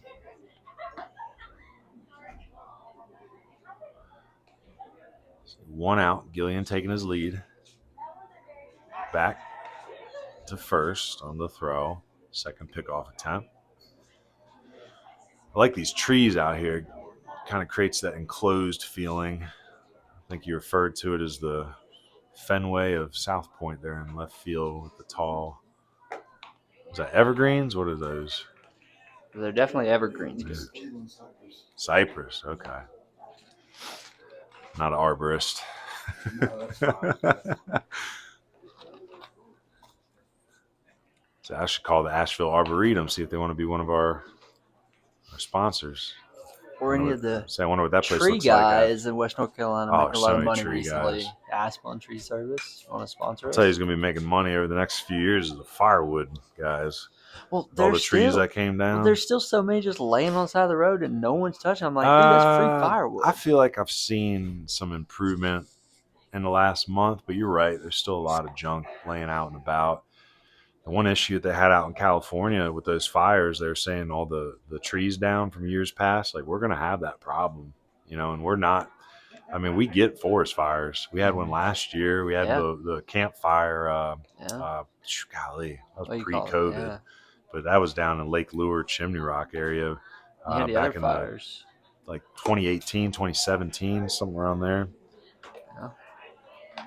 Outside those fires, last year? There's one last year up in Edneyville, but they got it under control pretty well. And we were just lucky it rained. Up 40 near the state line when we came back from Tennessee. At McDowell and near Old Fort. The other there was a way, fire. yeah. Yep. That was not too long after the hurricanes.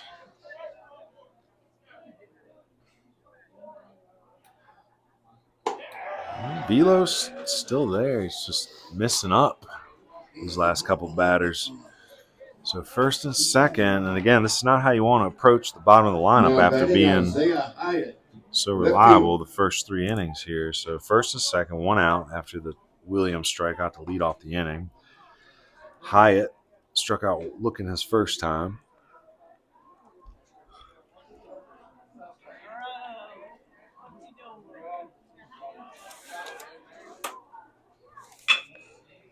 Ground ball in the hole. This is going to be a little tough. Nice play by the shortstop. There's going to be no play. So Gillian better stay on that.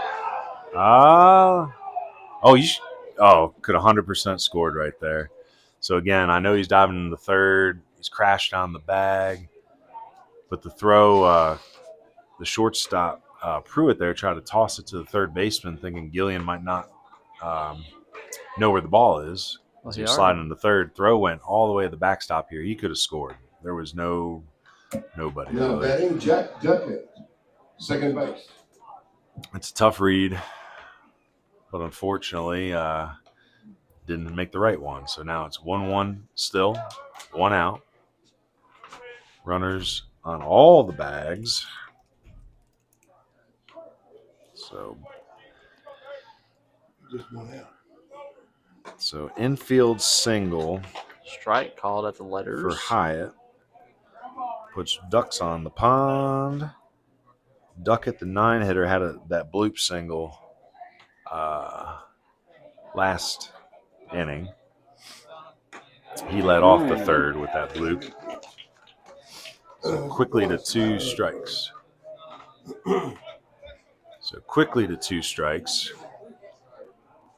And this is where we talked about the role players, the peripheral players, trying to play small ball, get the job done. Like you're the 9-hitter, but trying not to be overmatched, right? So strike 3 there, 2 outs now. Bases still loaded. Batting, Bo West, third base. Bo West back up. He struck out in the third and grounded out. Hit a hard ground ball to the first baseman Gibson in the first inning to lead off the game that he took unassisted in the bag. Bo wearing some loud shoes tonight. Ball in.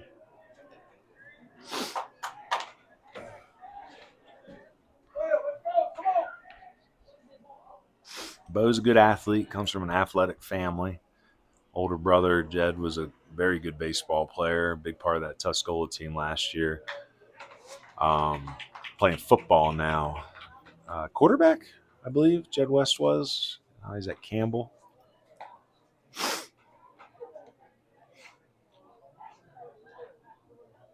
Good football at both these programs. So interestingly enough, I'm wondering if Starlink is a nighttime thing as well. So hopefully the stream isn't too far behind right now.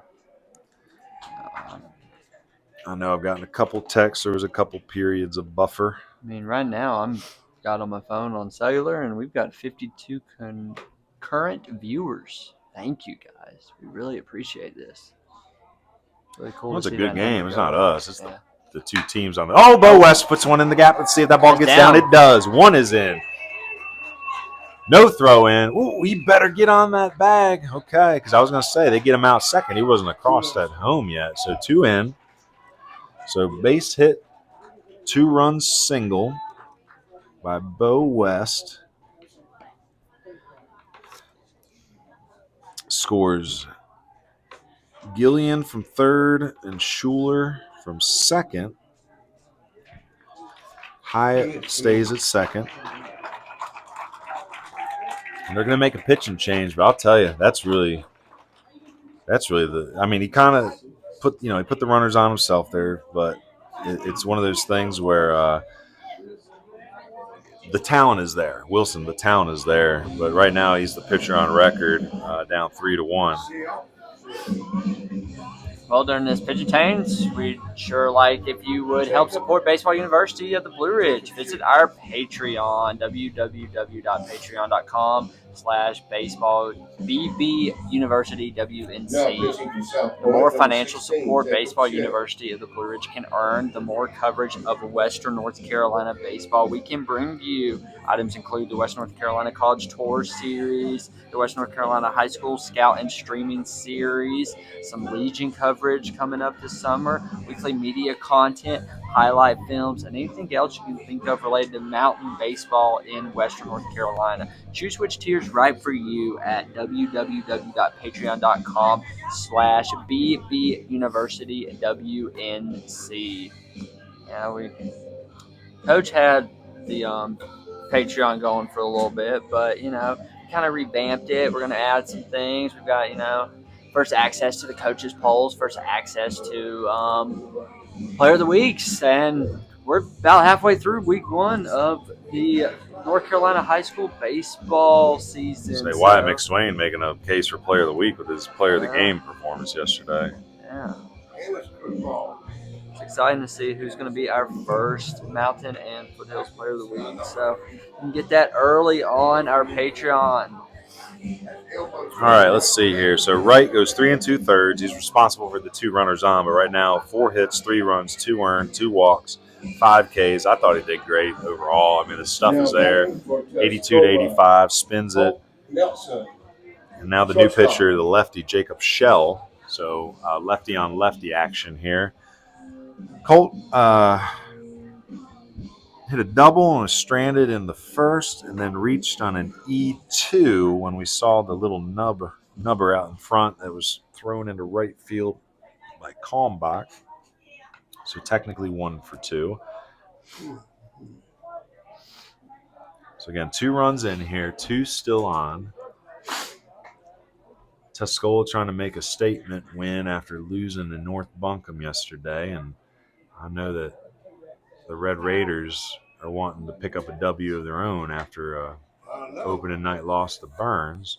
And if I stand corrected, did Red Raiders have a tough start last year? Let's say so. This team is resilient. Slow starts have not stopped them in the past from winning conference, and there's a lot of coaches, if you talk to them, have really strong teams that they purposely put together a really tough out of conference game. Some guys don't even care if they're taking the losses early on. They might even be trying to push certain players into tougher positions, trying to mold them for later in the year. But at the same time, winners want to win, and both these teams are going to be fighting to the end. Colt Nelson, they don't want to pitch to him. 3-0. We got 3-0 pitch. So lefty on lefty. Calls a strike at the top of the zone. It's a good call. That's probably the very top of the zone. Let's call it faithful not liking that. Yeah, I want to say this umpire, I've only seen him miss 1 call tonight. If you miss 2 out of about 200, you're okay. So I ain't going to say that was a ball.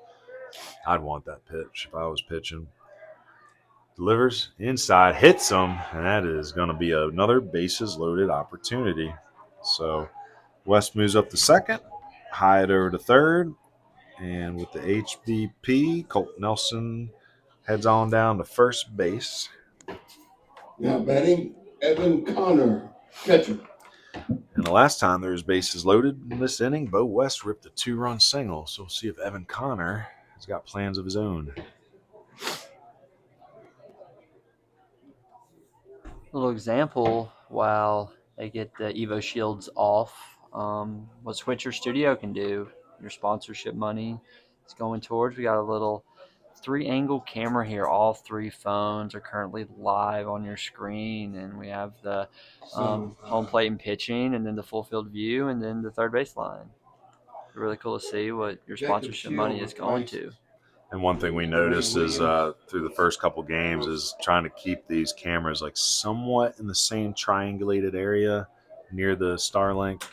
I mean, ideally, it'd be so great if we could put one in center field, but it's just we don't have that type of technology, nor do I even really know what technology would make that work. I think it would be all hardware, like Ethernet that's actually into a system. 5,000-foot Ethernet cable that runs around the outside of the fence, maybe. And again, when you watch a major league game, I'm not sure how they connect all those cameras, if it's all truly on a network cable or if it's all interacting through mesh Wi-Fi or something.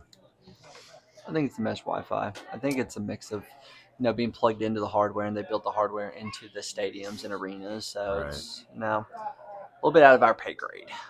Yep. Ball How up. many viewers you got now? Concurrent ones, 45. I think we've had 202 total. Yeah, a lot of people Ain't tune bad. Y'all in. do good work, by the way. Oh, we're I can trying. hear the passion. I'm starting to tear up. I appreciate We got to that. get you on the mic.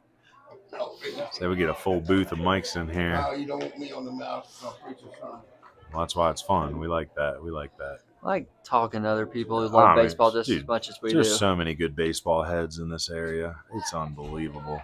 Well, I I work could- with them all. Oh. I mean, there's great baseball pockets everywhere in this country, but again, the South, the Southeast, it's a lifestyle down here. I mean, I ain't trying to be morbid or nothing, but I know coaches that when they passed, they buried them in their uniforms. Easy now, don't get hurt. Everybody's running. Yes, sir. Everyone is running here. So everybody's moving on this pitch if they know how the game works. And there they go. Oh! And another HBP. I felt that. So that is an RBI HBP for Evan Connor. Nelson moves up to second, West over to third, and Hyatt in to score the 4th run of the game. Now batting, Amos Rich, pitcher. That's 2. Looks like we're getting a courtesy runner, maybe.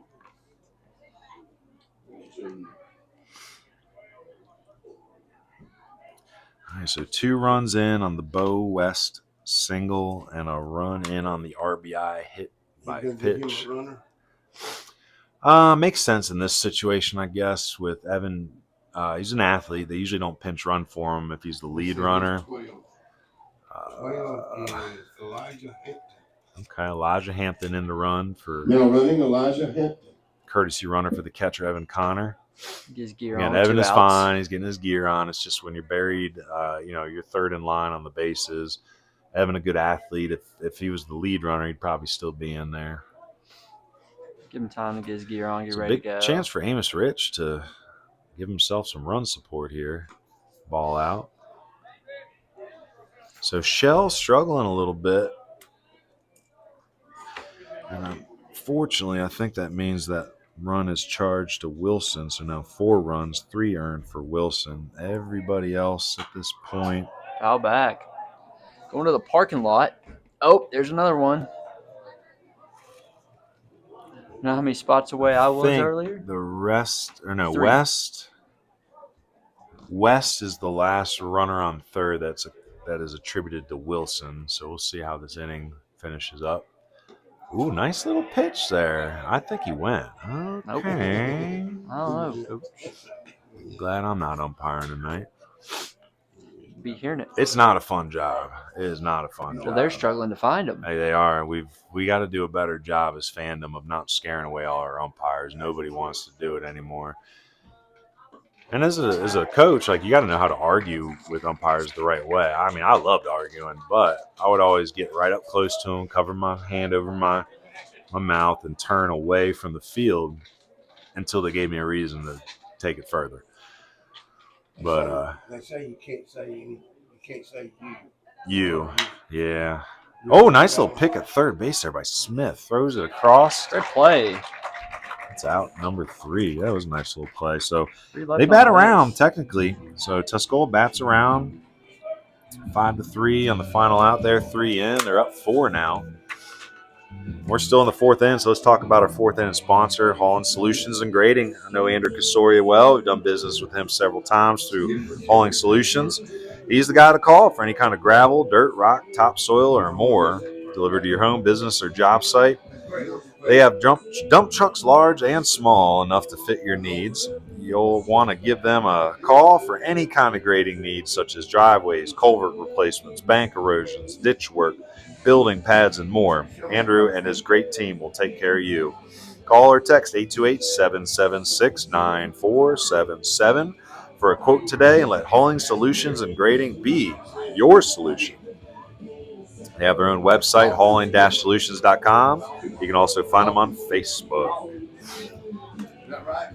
I think Hunter had mentioned it earlier. We got ravaged by Helene, and everybody needs some sort of work right now. Driveways washed out. We had a culvert washed out. Again, everybody's going to be starting their gardening and planting soon, so you might need some topsoil with all the silt being washed away. I mean, I know Tuscola, they've made some improvements since Helene over there. Like, their field over at the elementary school got ravished in the flood. You know, a lot of water moving around, a lot of dirt. Like, we got to support these West North Carolina baseball facilities that have been got hit hard. I know Haywood County's probably taking it the most, them in Buncombe County, you know.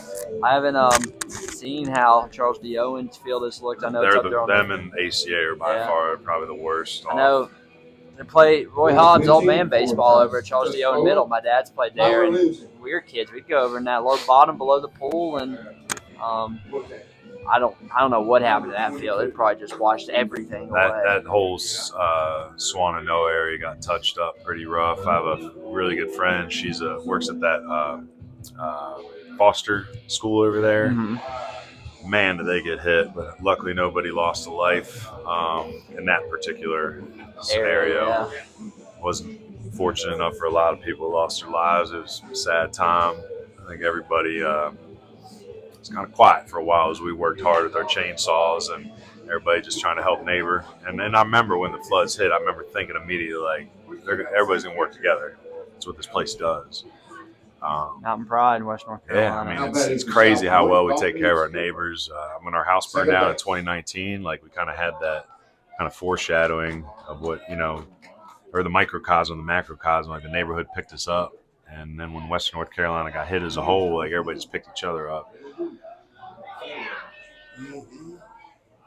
I'm fourth here. New arm on the bump here is my first look at Tyler Lindsay, the left-handed pitcher. Mitchell and Coach Shep have been bragging on him a little bit. They think he can play in college. So any of y'all listening, it's going to be probably small school, JUCO, because he's still raw and learning the game. But they really like him as a relief arm and a guy they want to use maybe once or twice a week.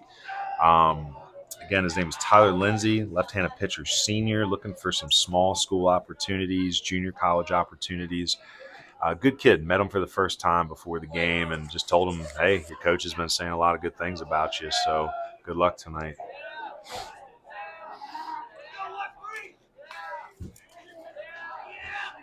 So middle of the lineup here for Lindsay and the Mountaineers to face. Skipper, who had the suicide squeeze in the first inning for the lone RBI. Skipper, McKern, and Crawford do up this inning.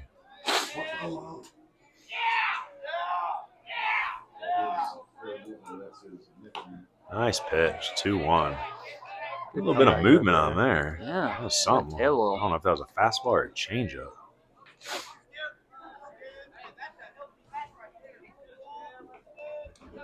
Again, not a high velo arm yet, but someone they like. They think he spins it really well. And as a guy, you think Amos Rich, he's high 80s tonight. But as he gets his arm up into the 90s again, you bring in a guy like Lindsay after him, high 80s, low 90s, and then you bring in Lindsay with the high 70s fastball, different slot, different look. As a pitching coach, I always like that. I always like trying to tandem my pitchers in a way that messes with the timing and maybe even just the visual picking up of the ball, the spot of the ball coming out the hand. Lindsay's going to have to work hard here to get the lineup even, or is it 3-1 or 3-2? Is it 3-2? Okay, so never mind. Oh, it's 3-1 there. So 3-2, full count. I hear that. We all are. Lindsay from the windup.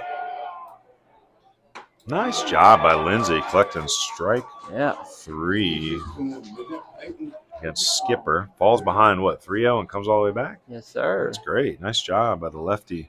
See if you can be a little bit more efficient with this one. So McCarn to the plate. McCarn walked in the first inning.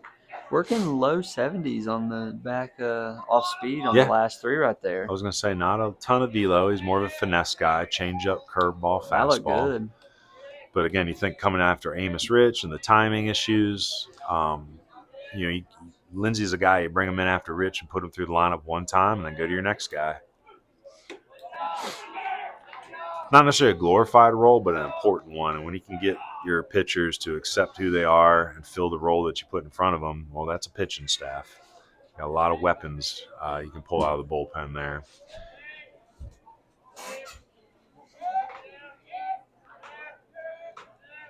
Connor having a little trouble getting the call from, looks like, I don't know who's calling pitches over there, but a little miscommunication between coach and catcher. 1-0 count.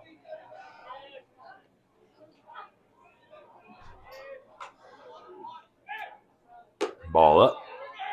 2-0. So he may have collected the K there, but he's definitely fallen behind on the first two batters. He's going to want to be more consistent and fill it up. So you're up 4-1. That's a small lead when you start giving away free passes. Nice pitch. Calls a strike. It's probably as about far out as he's going to call that strike, though. Oh, yeah. Inch or two more. That's definitely off the plate. Just a tad low. Good location. 3-1 count. Say the slower pace of Lindsay is going to be a challenge for some of these Red Raiders to adapt to so quickly after seeing Amos Rich, who works fast and throws fast.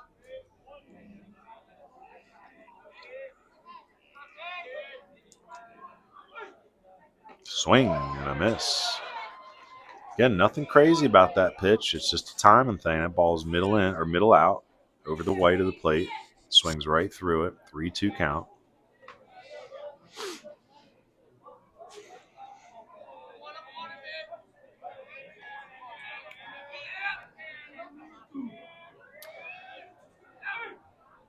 Ball low. Ball 4. So Karn heads on down to first base with the first base runner of the inning.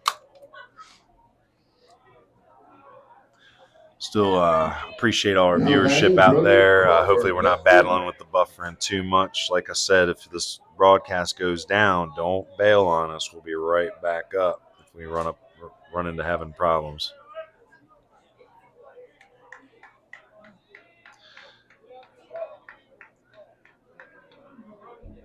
$52 viewers at 817. So that's not bad. Oh, back pick is way high. Flying into right field. That sends a runner to second. Probably going to call that an E2 on the throw.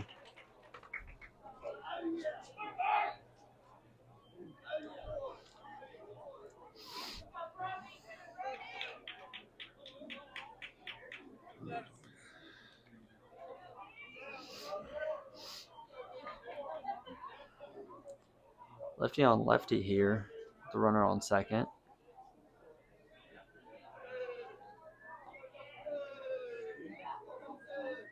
Sorry, guys, if I'm texting with some coaches at the moment, so I want to let Hunter roll with this. Got people asking questions. High. Commits to it. Gives us a 1-1 count.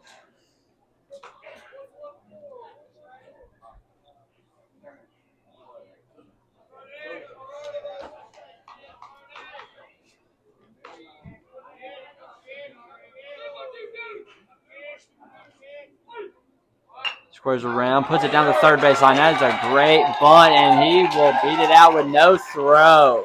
The perfect place to put a bunt on this field with the third baseman playing back with a runner on second. Crawford. Can't get better than that. The old bunt single. So is that first and second now? First and second, no outs. Wow. 1 out. First and third. Oh, how did he get to second the first time? Wild throw. E2. Wild pitch. Okay. E2. Okay, so that got him to second. Now batting Turner Wilson. So first and third. Yeah, beautiful bunt there from the lefty down the third base line. Third baseman playing back, got a cover with the runner on second there. I mean, I love bunting. That's textbook small ball. I mean, Wade King always used to say that if you can't bunt, you can't hit. Well, And I think a lot of it, what he's trying to say there is like getting comfortable, getting your eyes behind the barrel, There back goes. control. deked me. Evan Connor's ready. Let's see what it's on Trying here to for bait a Coach throw here, I Lineberger. think, from a strong arm catcher.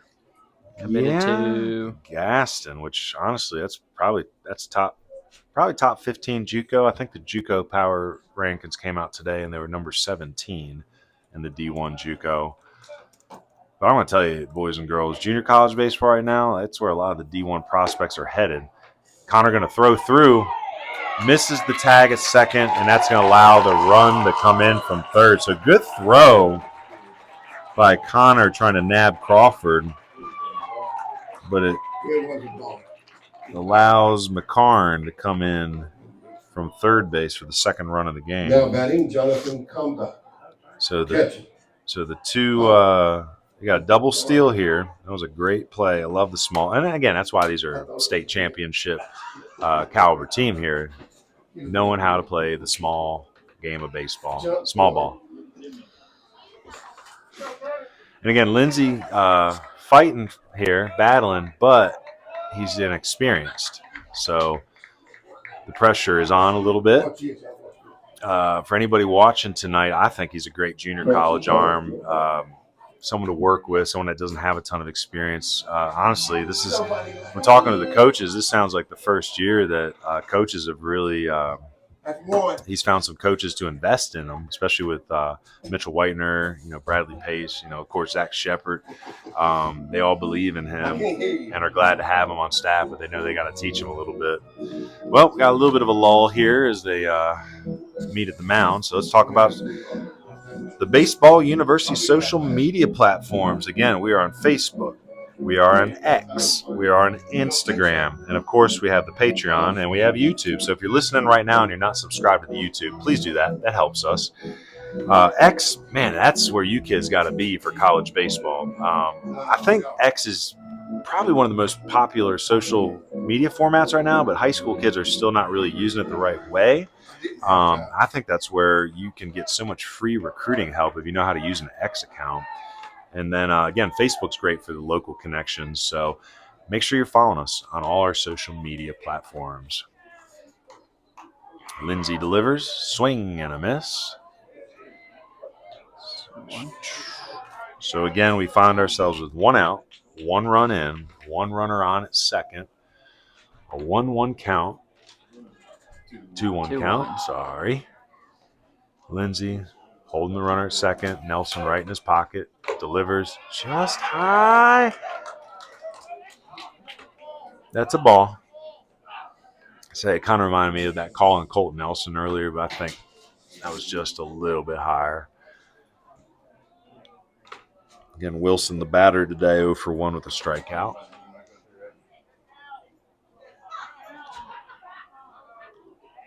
Again, Lindsey having trouble getting ahead of batters. That's the biggest issue I see right now. The stuff seems to be getting whiffs, but he's got to fill it up in the zone. And again, I think they want him in this pressure situation with him being pretty much a new arm for them. They want to see who can take on the challenges, who's ready for this, who needs to go through the grind a little bit. Calls it a strike, 3-2 count. Base open, but you don't want to put the tying run on here. Nope. I think they're trying to attack.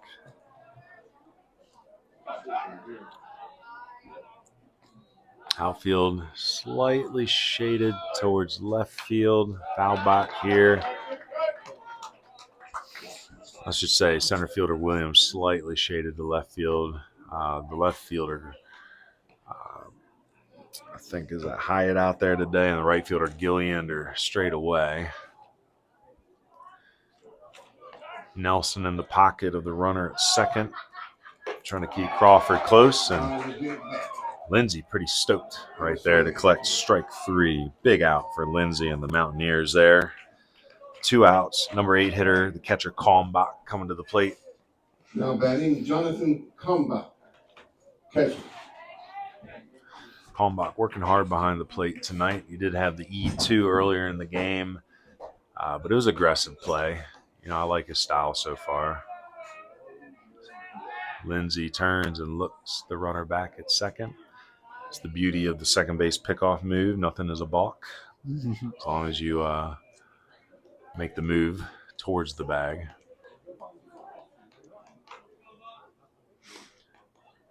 Runner bouncing around a little bit out there. Crawford up and down. Ball in the dirt. Nice block up. Ooh, nice job by Kalmbach by not giving any ground there, allowing Crawford to move up on the wild pitch there. Good dirt ball read by Crawford. He went right when he saw the dust. You can feel that temperature starting to drop a little bit now. Getting a little chilly up here in the booth. My sweatpants are out in the car, too. I'm going to have to roll with the shorts and sweatshirt. Pop up on the left side. Bo West in, settles his feet, makes the catch right on the line. I think it's a fair ball. Umpire signals so. That's the last out of the inning. So 1 run in, 4-2. Good ball game here as we head into the top of the 5th. Again, we hope our streamers are still with us out there. I know one thing Hunter and I have been talking about in between the innings, it just seems like Starlink has an issue with the nighttime sometimes. So That's what I guess. Well, brings to the 5th inning sponsor, Nova Pitching Performance. Youth, high school, and college pitchers. Are you trying to take your play to the next step in your player development? Nova Pitching Performance is directed by Anthony Payne. Coach Payne has worked with several Western North Carolina pitchers in the last few seasons and helped them make major jumps in their physicality, velocity, and overall athletic performance. By infusing data, analytics, and biomechanics, Coach Payne is trying to help pitchers get the most out of their potential. If you're looking to make strides in your pitching performance, get with Coach Payne at Nova Pitching Performance ASAP. He offers in-house and remote training options for high school and college level athletes. Nova Baseball, new school data, old school grit. Thank you to Coach Payne over at Nova Pitching Performance. Now, I'm a statistics graduate of the University of Georgia, class of 2024, so data analytics is my passion. I love what Coach Payne's doing over there and over. You know, a lot of the game has gone to this biomechanics, you know, spin racing, arm slots, and a bunch of stuff that I am constantly learning about. You know, I got a basic statistics degree and hoping to expand that into master's in sports analytics somewhere. Looking into a few different programs and looking for full-time employment. You know, I'm helping out Ryan Cook here, so shameless plug if you are hiring someone for data analytics, whether that is baseball or not, please, you know, hit me up. I would really appreciate that. Tyler Williams, center field. But here we are in our 5th inning, top of the 5th, and Tyler Williams up for the Mountaineers.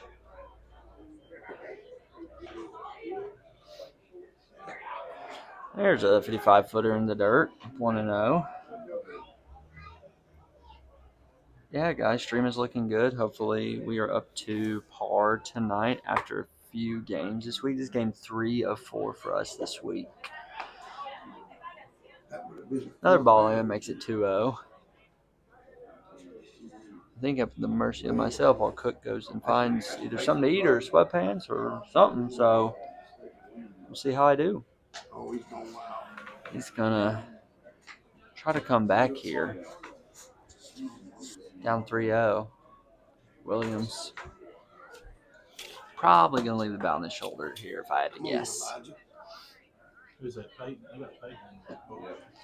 And he does. That is a 4-pitch walk. Puts William on at first.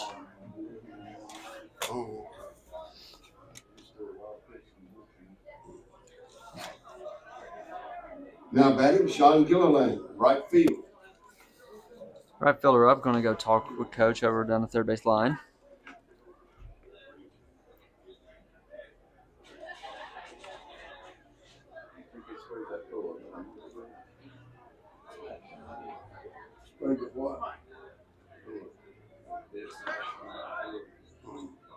Is that what that is? Gilliland up with the pitch. Squares the bunt and bunts through it. That is a called strike.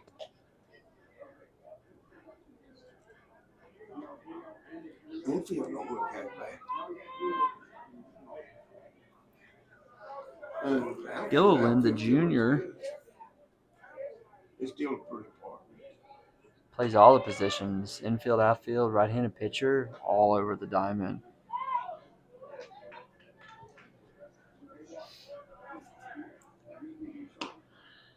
This one will count. We'll see if he squares around a bunt again. Try to get an insurance run here in the top of the 5th. Brought to you by Nova Pitching Performance. Takes a big hack. Swings over the top of it. A 1-2 count.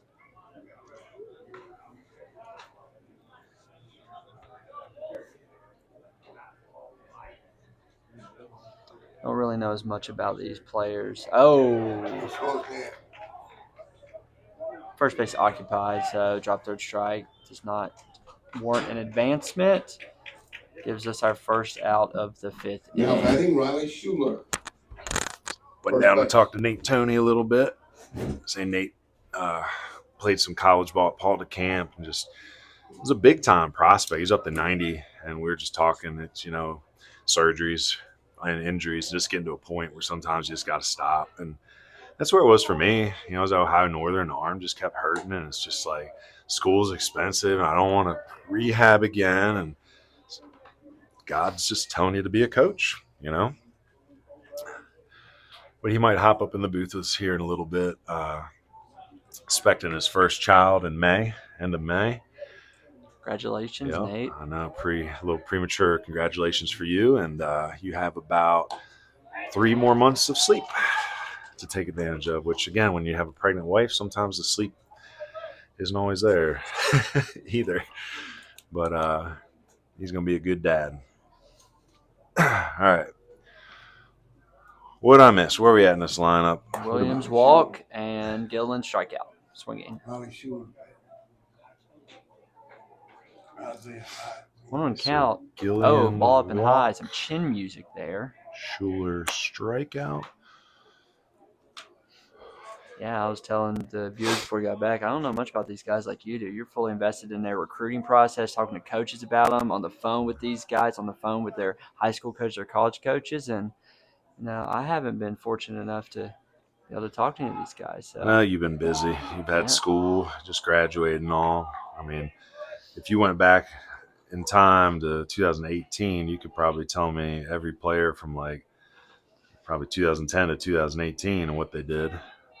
So I was late to the game. I didn't end up in Western North Carolina until August of 2014. Yeah, I was telling Ryan the other day, I said, why weren't you around during, 2016, 17, my junior and senior year? We could have sent a lot of guys from our area around with your model, and we just didn't know about it. Well, unfortunately, I was in Buncombe County.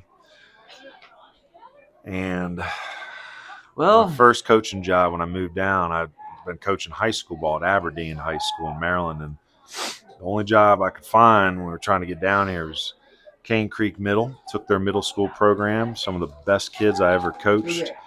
Josh Morgan, who's at UVA Wise right now, one of my favorite humans. Had a chance to coach Carter Lindsay, who just hung it up. And it blew my mind because he had 2 outstanding years at Catawba Valley. I mean, I sent his stuff into the Dodgers and everything. I think that kid is a stud. Had Parker Canutt.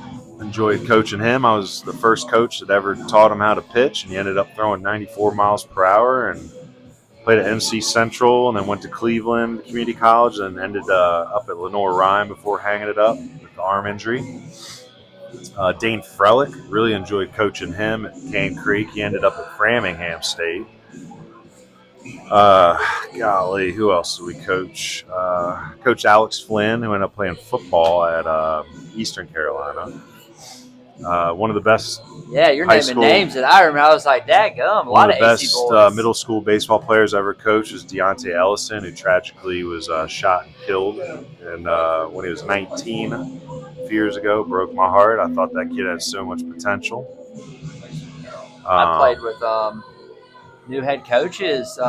Zach Wolf at Hendersonville played against him. He was class 2018, just like I was. And then Will Lindsay, I believe, was 16. Will, if I got that wrong, don't hold me to it. I knew your class is 16 or 17.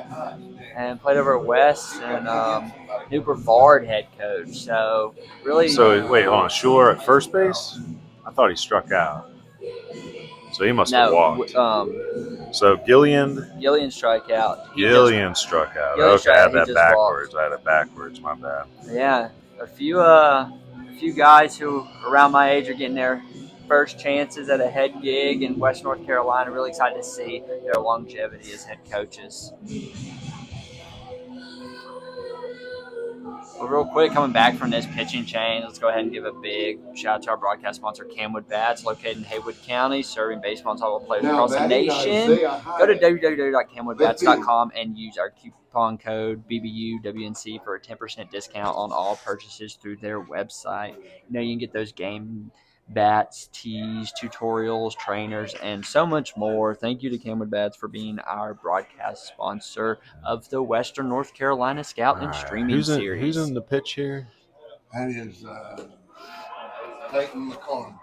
Oh, okay. So McCarn comes in the pitch. He was the DH. I guess they lose that DH now. McCarn in the pitch. That closes the book on Shell.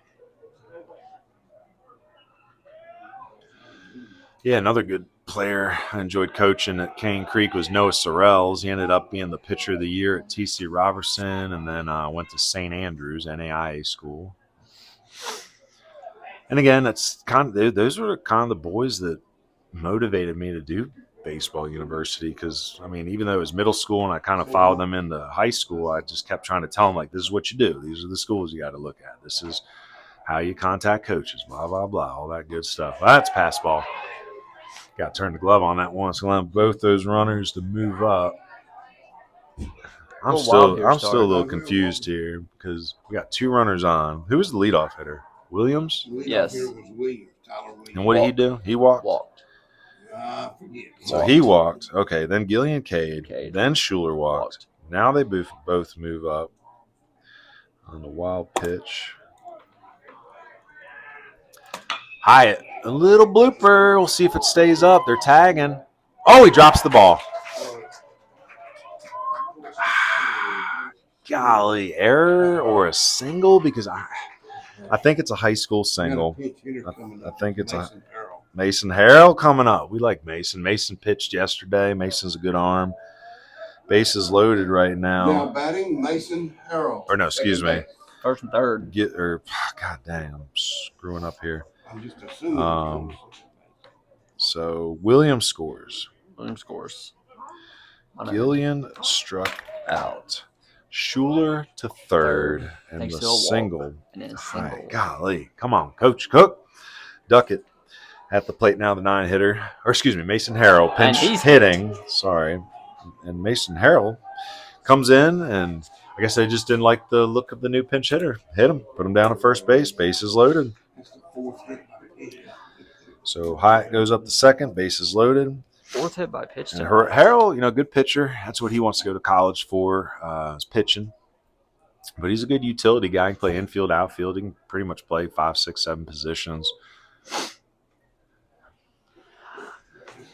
Lineberger out now to talk to this one open. Say he's out there to talk to McCarn right now, and you're right. This is that turning point of the game where we're going to see if the big dogs want to eat. You got top of the lineup.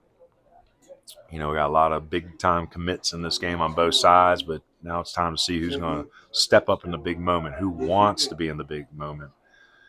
And right now, Bo West is going to get the first opportunity. Bo had a big hit in the 4th inning when he hit a 2-run single to break the tie.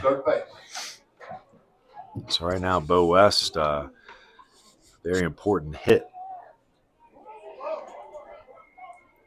in this game, and we'll see if he's going to have another very important hit right at. Whoa, he important hit, all right. Hit him right in the leg. Mm-hmm. So a lot of HBPs in this game. And that's number 6.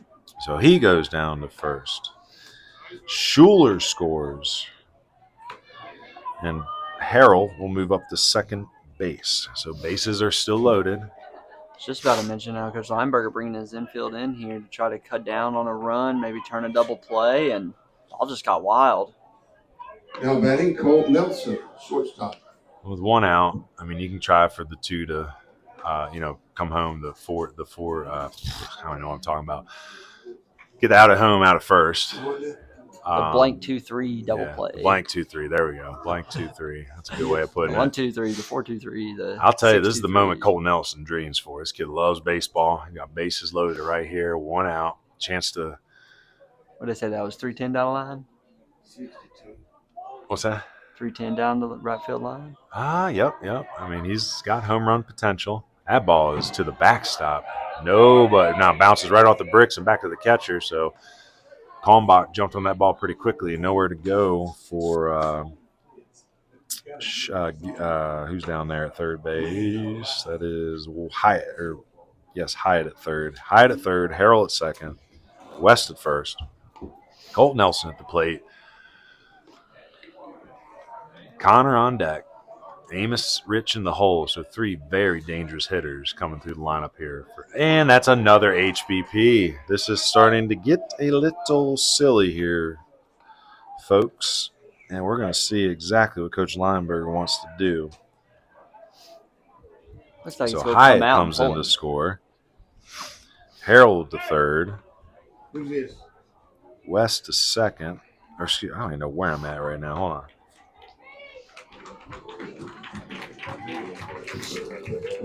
Bases loaded. That was Nelson who gets hit by the HBP. West goes down to second. Harrell at third. All right, that's our situation. Now Connor up to the plate. But we're going to have a pitch and change first. Kind of have to after that. Unfortunately, McCarn just did not have it tonight. I mean, I think it's a good Either time that to- or someone stuck a magnet in the ball and everybody's wearing metal cleats or something. I don't know. I like that. I think it's a good time to throw up our away team sponsor with the Mountaineers scoring a lot of runs here. Away team sponsor is Mountaineer Oxygen Services. The away team sponsor, Mountaineer Oxygen Services, has 2 locations. One in Waynesville, 42 Branner Ave, and one in Silva at 1643 East Main Street. Locally owned and operated by Heath and Stephanie Sutton for over 23 years. They're an independent durable medical equipment company specializing in home oxygen, sleep therapy, for all the CPAP, bi-level, ASV, and NIV therapy. I have 2 registered respiratory therapists on staff to treat all forms of sleep disordered breathing, which include obstructive sleep apnea, central sleep apnea, and complex sleep disorders. They treat COPD via oxygen therapy and nebulizer therapy, and also have a medical retail store selling bathroom safety equipment, medical compression therapy, diabetic use, and lift chairs, just to name a few. Servicing Western North Carolina from Buncombe County West all the way to Graham County. Give them a call or check them out on their Facebook page and website at the info on your screen. Thank you to Mountaineer Oxygen Services for being our away team sponsor for the Tuscola Mountaineer prospects. Cutting up their film, sponsoring the time that Coach Cook and Baseball University put in towards marketing this game to coaches, editing and posting the highlights on their behalf, and recruiting and scouting content for the social media for coaches. So a big thank you to Mountaineer Oxygen Services. Yeah, the Mountaineers are blowing it open here, 7-2 in the top of the 5th. Sorry, just texting a little bit with some coaches again. See, again, there he is. Talking about I love away it. team guys. I love it. Like, tune in right now. See this AB. Bases loaded, 1 out. Another ball low. Runner's coming in, and he will score. 9 o'clock on the dot right now. Another run for the Mountaineers. 8-2 now. All runners advance. Oh, shoot. I was looking down, typing to a coach. What do I miss? Pass ball. Pass ball. So everybody just comes home on a pass ball. Gives a 6-run lead for the Mountaineers. All right. So West over to third and Nelson up to second. Connor still up at the plate. Who's in the pitch? No. All right. So Aiden Reese. No. Oh, no. Caden Rudisil. Caden Rudisil, the junior Rudisil. Red Raider. Caden Rudisil. You got 1-1 count. All right, so Caden Rudisil in the pitch. 4th arm of the night here for Coach Lineberger. Got a little heat on him. Let's see what he's got for the velo. I say Calmbox blocking up. Let's call him Calm Block. That's right.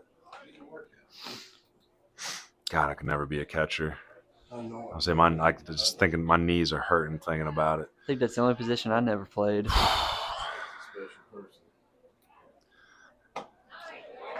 Big swing through there. Brings it back to 2-2. So Evan Connor. Again, I know that someone wants a big hit here as we go through Murderer's Row of Tuscola, but they keep getting hit. So we'll see if they can find the barrel on anything here. And the Red Raiders got to try to keep it close here and end this inning while they can with 1 out. 1 out, they got the base open over there, but Amos Rich is a dangerous hitter on deck as well.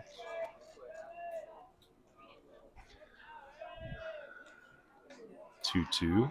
Swing and a pop fly. Foul. Back towards the football stadium. I've seen football stadium's got Lineberger name on it too. What's the relationship? Just Linebergers everywhere? Is that the same Coach Lineberger? Nope, he was the textile magnate, Mr. Lineberger. Gotcha. He donated for the stadium. Oh, it's always nice when you got good donors. Yeah, gotta have that. One school I know has really good donors is East Rutherford. I think it's the Houston Texans owner or something. It's like a football team owner family that. I believe his initials were AL. I can't remember his first name, but he owned about like 4 or 5 textile mills. Yeah. But I think the name up in Rutherford County is McNair, and they have that McNair Foundation. All those kids that they do their community service and get good grades, they get a lot of money from that county to go to school. So East Rutherford County in general. 84 on the gun, so it's a pretty good heat here from Rudisill Jr.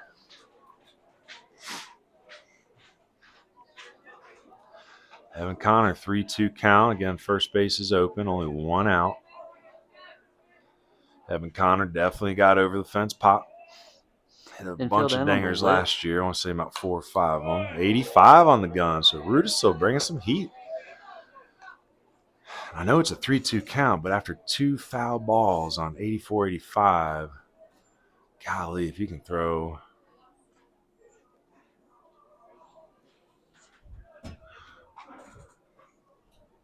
What? 63 concurrent viewers. Oh, 63 concurrent. Oh, okay.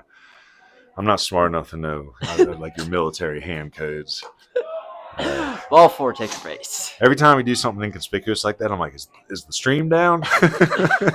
No, I'm trying to give you good news. All right, if the stream was down, you wouldn't be. I'd be I know. typing away. Too much of a pessimist after these last 2 days. Yeah, big thank you guys. 63 concurrent viewers right now. It's new record in the last 3 games. Hopefully see more of y'all. Tune in.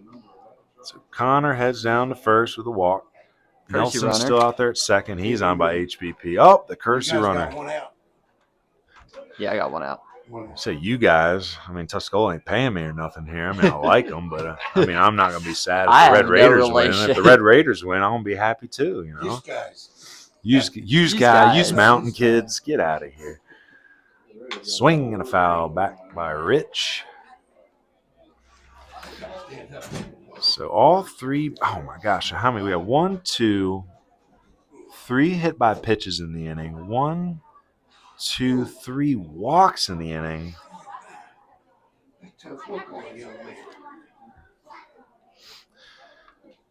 And then Hyatt, I guess did Hyatt sneak a single in there during the inning too, it looks?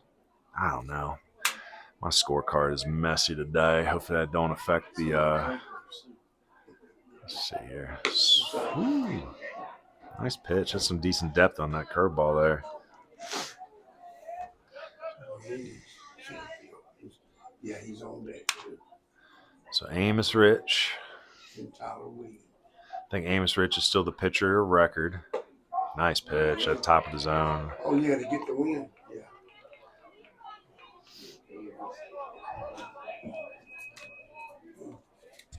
Headed straight home to you. Hey there. Actually, I don't know if Amos Rich is in line for the win because he only did 3 innings. I think at high school baseball, you got to go through 4. Oh, big bounce right at first base. Gets through. Scores 1. Here comes the second run. That's going to put 2 across. Is that an E? Nah, I give that a hit. Hit. All right, so 2-run single. Amos Rich on at first. Tyler Williams. So West scores. Nelson scores. The pinch runner for Connor heads all the way over to third base, and we have batted around. So Tyler Williams is up for his second AB of the inning. He walked to start this whole thing before coming around to score the 5th run of the game. But now it's turned into 10-2, first and third situation here. Foul tip. Foul tip back into the mitt.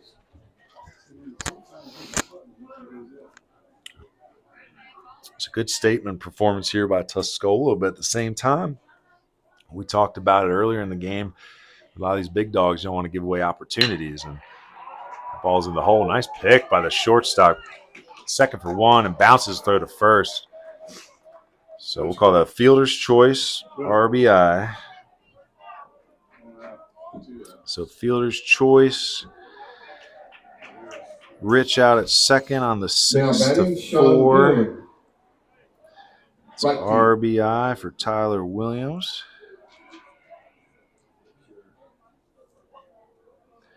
And again, that's the pinch runner for Connor that came in to score there. Makes it 11-2.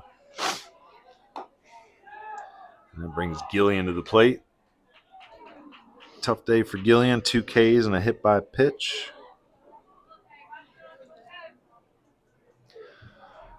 So some good velo from Rudisill, but ooh, I don't know about that one. I don't know. I don't unless think unless so. it foul tipped it. Yeah. Did it touch the bat? He didn't call it a foul tip. I called it on the swing. I was definitely So not 2 on quick the swing. strikes. Or no, 1-1? Yeah, 1-1 now. Again, one of the very few today. Great work behind the plate. Swing and a miss. Nice location, up and in. So 1-2 count. And they need one more strike, one more out to end this bit of a nightmare 5th inning. Had a long 5th inning last night. Now we got a 7 spot in this 5th inning. That's back to the wall. And that's going to allow Williams to move up to second on the pass ball there. Yeah, the Falcons of West Henderson last night put up a 5 spot, but just couldn't score enough to reach back up, and it was final 10-7. Crest Chargers. It was 8-7 at one point. It was close. So they did come back from an 8-0 deficit. So Gillian trying to fight here with 2 outs, 2-2 count, 1 runner on second. That's Williams out there. There's the pitch, fouled off the right side. How's that camera looking over there? Oh, wait, no, it's closer today. Yeah. That's where the camera was last time. I was like, woo, hold on. Yeah. I'm sure we'll get hit by one of these, at least one of these games this year. We make it through the whole season. Can I take a wager on that? It's legal in North I Carolina. mean, there are now. shock-proof cases, but depending on the velocity of the baseball, it might not matter. And, the old throw it over his head at the barrel play. Almost goes fair. That'll never happen to him again. Reminds me of 8th grade when PJ recorded his only ever out by hitting the barrel just enough on a similar pitch to go fair. That was on senior night of middle school ball with Apple Valley back in 8th grade night. 2019. Too wild. Good curveball. He is getting deep out there in the secondary of the second. He was trying to read the dirt ball there. It was just a good block up by Kalmbach. And Red Raiders are going to have to dig deep here to find some motivation. Down 11-2. And just the control issues with the pitchers early on. So ball 4 to Gillian. Williams moves up on the pass ball. My scorecard is getting really messy. Those have to slash and go down. Good thing you got a 9-inning one and not. Well, I mean, we're in the 5th inning. The Nova gritty pitch of the game. I was thinking about this Coming up at half. I think it actually comes. Oh, I can announce it at the half, but I was just trying to break the lull of the walks and HBPs here. So Riley Schuler at the plate playing first base tonight. A little bit. Riley is 0 for 1 with 2 walks and 2 runs scored. Might not make it to 6 or 7 tonight. We'll find out. This is an important run over here on third. North Carolina High School Athletic Association has a 10-run rule after 5 innings, and we're currently at 9. So we're working towards that potentially. I mean, they'll get the hit on the second half of the up and no. Say Tyler Williams, I thought he had a good read on it. Could have maybe made it close, but to play safe, runner moves up the second, now second and third. Both runs are important now. Single, but the control issues in the 5th inning have just been rough. It's early in the season. They're still trying to find their command. Some of these kids, it happens to the best picked of up them. a baseball until January. So Riley Schuler The 2-0 count. So again, the Rudisill kid's got the velo. He's just got to learn to locate a little bit. Interesting pitching prospect, maybe a project. But again, there's talent. It's been up to 85 this inning, I believe. This kid's gonna get home back in the mountain at 12 o'clock. There's a strike. There we go. 3-1. You swinging, you taking? What are you doing here, Coach? I'm taking. Again, I know these mountain boys. I know that they want to swing and whatnot, but again, you look at that scoreboard. It's 11-2. Make them beat you at this point. Not a bad pitch to swing on there. Yep. Take a solid hack Top at of just the a little bit up. zone. Something you can drive. Center fielder playing in a little bit. Try to cut down those runs. This is where you got to challenge your defense. You might be a victim of falling flat-footed a little bit, at the lull of the inning. Yeah, this got to be Once like there's 30, action, you 40 got to be minute ready inning. for it still. That's through the hole. Nice hit by Riley Schuler. That's going to score 1. And they're going to try to send him. See what happens here. He is out at the plate. But not before the run scores. So an RBI single for Schuler. Gillian is cut down at the plate that's a 7-2. And Tyler Williams scores the 12th run. So now we're in the bottom of the 5th, and this might be the last inning if they don't score. So right now, the gritty pitch for Nova Baseball, I think it goes back to the 4th inning, bottom of the 4th, when Tyler Lindsay picked up the second out with that K when he struck out Wilson with runners on and threatening there in the 4th inning. Because at the time, the score was only it was 4-2 when he struck him out to get that second out and kill the rally. So right now, that gritty pitch of the game, Tyler Lindsay, the lefty. And who we got in there? Lindsay's coming back out for another inning, so good for him. And again, I think high school baseball rules, I think Lindsay's actually the pitcher of record here. Like with Major League Baseball, you got to get through 5 to be official.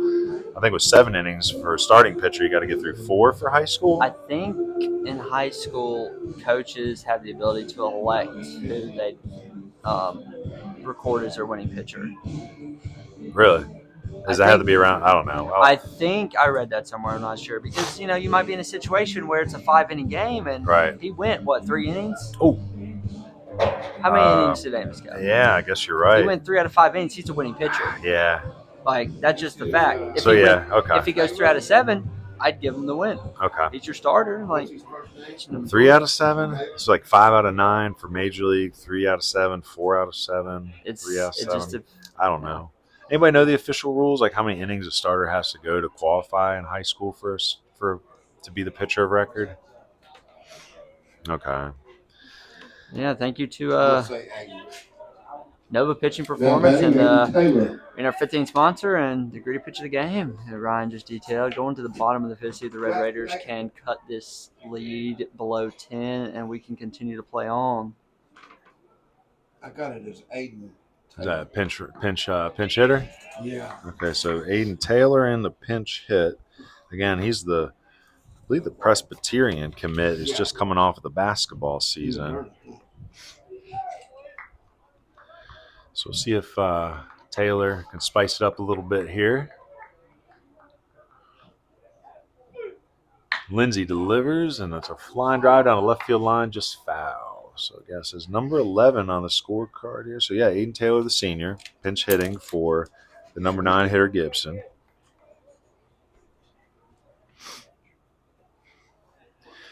So that temperature's definitely dropped a little bit here. Getting a little chilly. I'm feeling like a dummy for wearing shorts now. So 12-2 here, the bottom of 5. Raiders trying to put 1 on to extend, or try to get at least 1 in here to extend this game. Yes. Leadoff hitter, yep. So 9-hole hitter Taylor, he's definitely not a 9-hole hitter. He's going to Presbyterian next year. He's just coming off that basketball season, so I think their season ended last night in the playoffs. Yeah, so Coach Lineberger easing him in.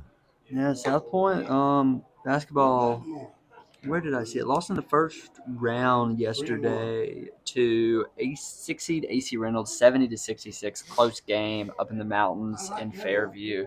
So, glad to see the basketball players back on the diamond, but tough for the Red Raider basketball program. Big win for a mountain basketball team there. So ball 4. Taylor draws a walk. Heads down to first. That brings top of the lineup up. This Gavin Smith, correct? Yep, Gavin Smith, dangerous hitter, George Mason commit. Gavin Smith, third base. But thinking ahead here for CamWood Bats player of the game, it's going to be kind of tough. Not a bunch of big hits. I think the biggest hit of the game is still Bo West, right? His 2-run single is what kind of broke it open early. Yeah, let's shout out CamWood real quick while we're It was here. 1-1 when Bo West broke the CamWood, tie. Yep. broadcast sponsor of Western North Carolina Scout and Streaming Series, located in Haywood County, but serving baseball and softball players across the nation. Use our code BBUWNC for a 10% discount on all purchases through their website. Thank you to CamWood Bats for being the premier broadcast sponsor of the Western North Carolina Scout and Streaming Series. So in that NHS network. NCHSAA. We are just live on YouTube. Oh, yeah. So It's just a. free to anyone who has internet access. We're still, we got to apply for those NCHSAA credentials. They should be coming in soon. But yeah, early on, we get with the ADs and the head coaches, make sure they're okay with this coming in. Again, we're a college recruiting organization. We try to do these with college recruiting intent. Nice play. So West gets the bounder, throws across. Good pick by Riley Schuler over there. So Taylor up to second base on the 5-3. That brings King to the plate. Now batting, Landon King, center field. Landon King, the Charlotte commit. Man, it's freaky in there. Hey, how you doing? Free baseball.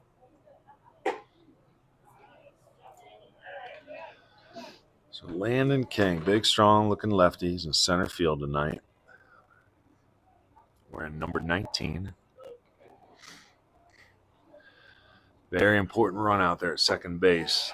If that run comes in, we'll have an extra inning. If that run does not come in, this ball game is over. And right now, just thinking ahead, if they do get him out, I'm leaning towards Bo West with that go-ahead hit. That put him up 3-1 in the 4th inning. And that was 3-2 after the end of the 4th when they put an extra run on. So that's a very important 2-run single by Bo West right now. Tyler Lindsay dealing.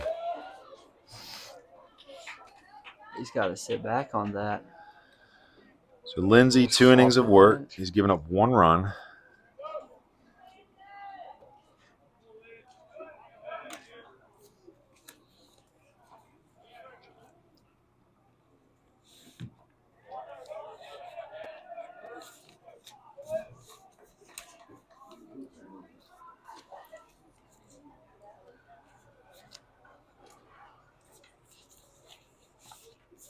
Lindsay definitely stepping up big here, trying to make a name for himself. Didn't pitch at all last year.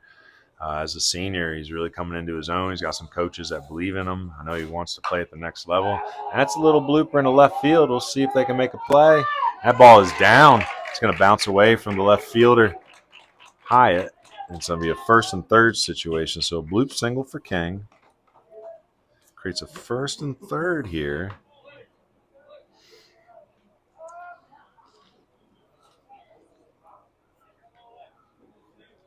Now batting, Zeke Pruitt, shortstop.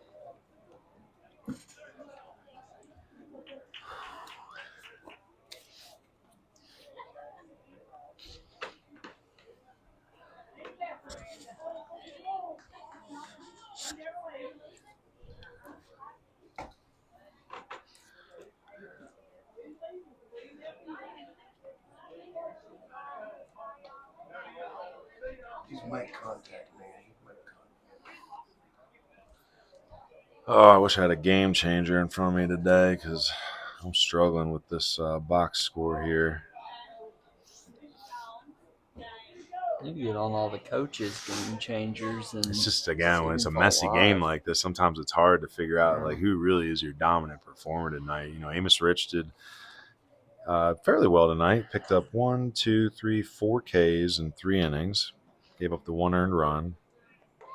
Lindsey, 2 innings of work here. He's given up the 1 earned run.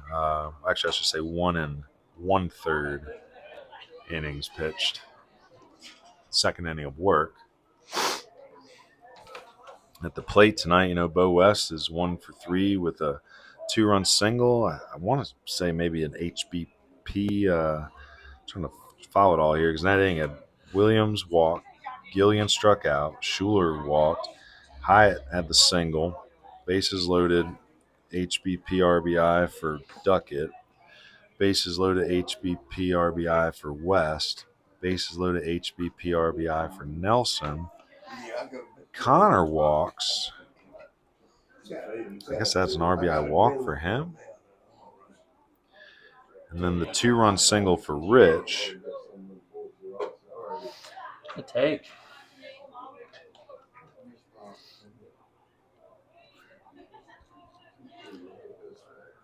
And thank you guys for tuning in. Still about 40 of y'all out there right now. We really appreciate it.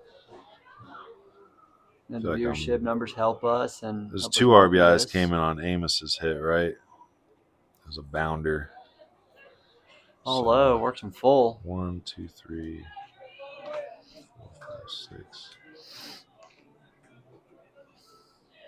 7.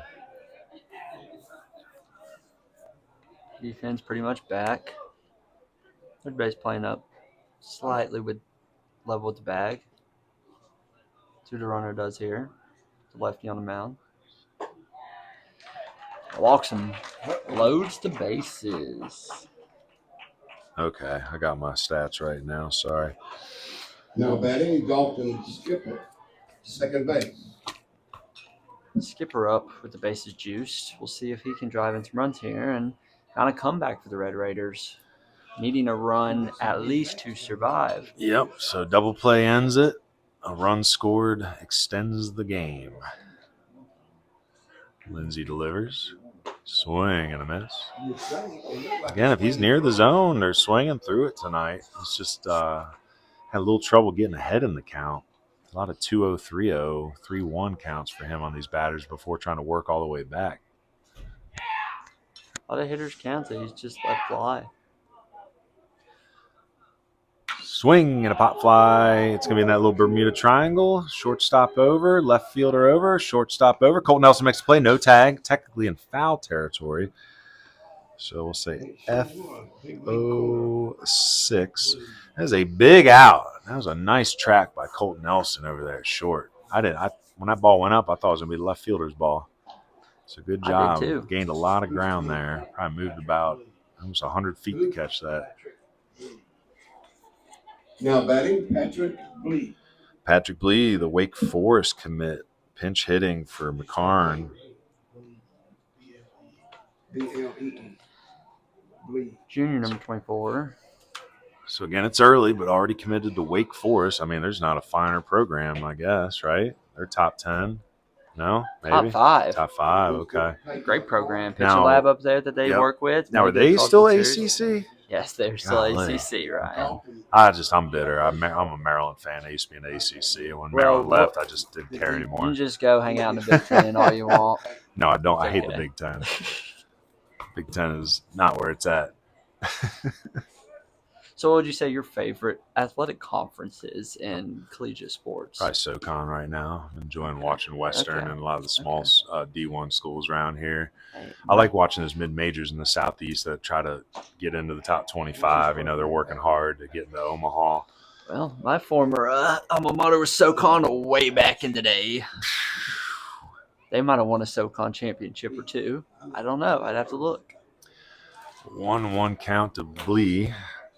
A Wake Forest commit. Lindsey delivers. Strike on the outside corner. And again, a lot of these big-time commits and prospects, they'll go play in the top summer leagues, they'll get deep in the playoffs. They see that 85 to 90 mile per hour pitch in, and then put him in against a lefty like Lindsey, who's tossing in there about 75. Can definitely take you off your kilter a little bit. Oh, non-competitive pitch there. However, if he can play the tunnel right here, he might be a good curveball pitch and stay in that fastball tunnel there. Yeah. Try to break it down over the outside corner. If I know whoever's calling pitches down there, I have a feeling they might be thinking the same thing here. Let's see. Now, Lee might be smart enough to know that the pitch might be coming too. See if he throws the curveball. Nope. Ooh. 3-2, 2 outs. The runners are moving, man. Yes, they are. So everybody will be moving on this pitch. Evan Connor did a really good job trying to frame it from the bottom of the zone. It was over the plate, but I guess it missed just low. Probably mid shin right there. So gritty pitch of the game potentially here for Tyler Lindsey. Let's see how gritty he can get.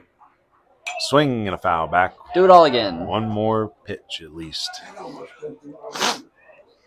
Have you ever had one come through the window? Here would have to. Man, that's the top speed. I'll just say that'd be odd. So bases loaded again. 3-2 count. Runners will be moving with 2 outs. Need to score to continue this ball game. Tyler Lindsey, here we go. Ball up. Good call. It was close. 1 inning. All right, so ball 4. Blee heads on down to first base with an RBI, a walk.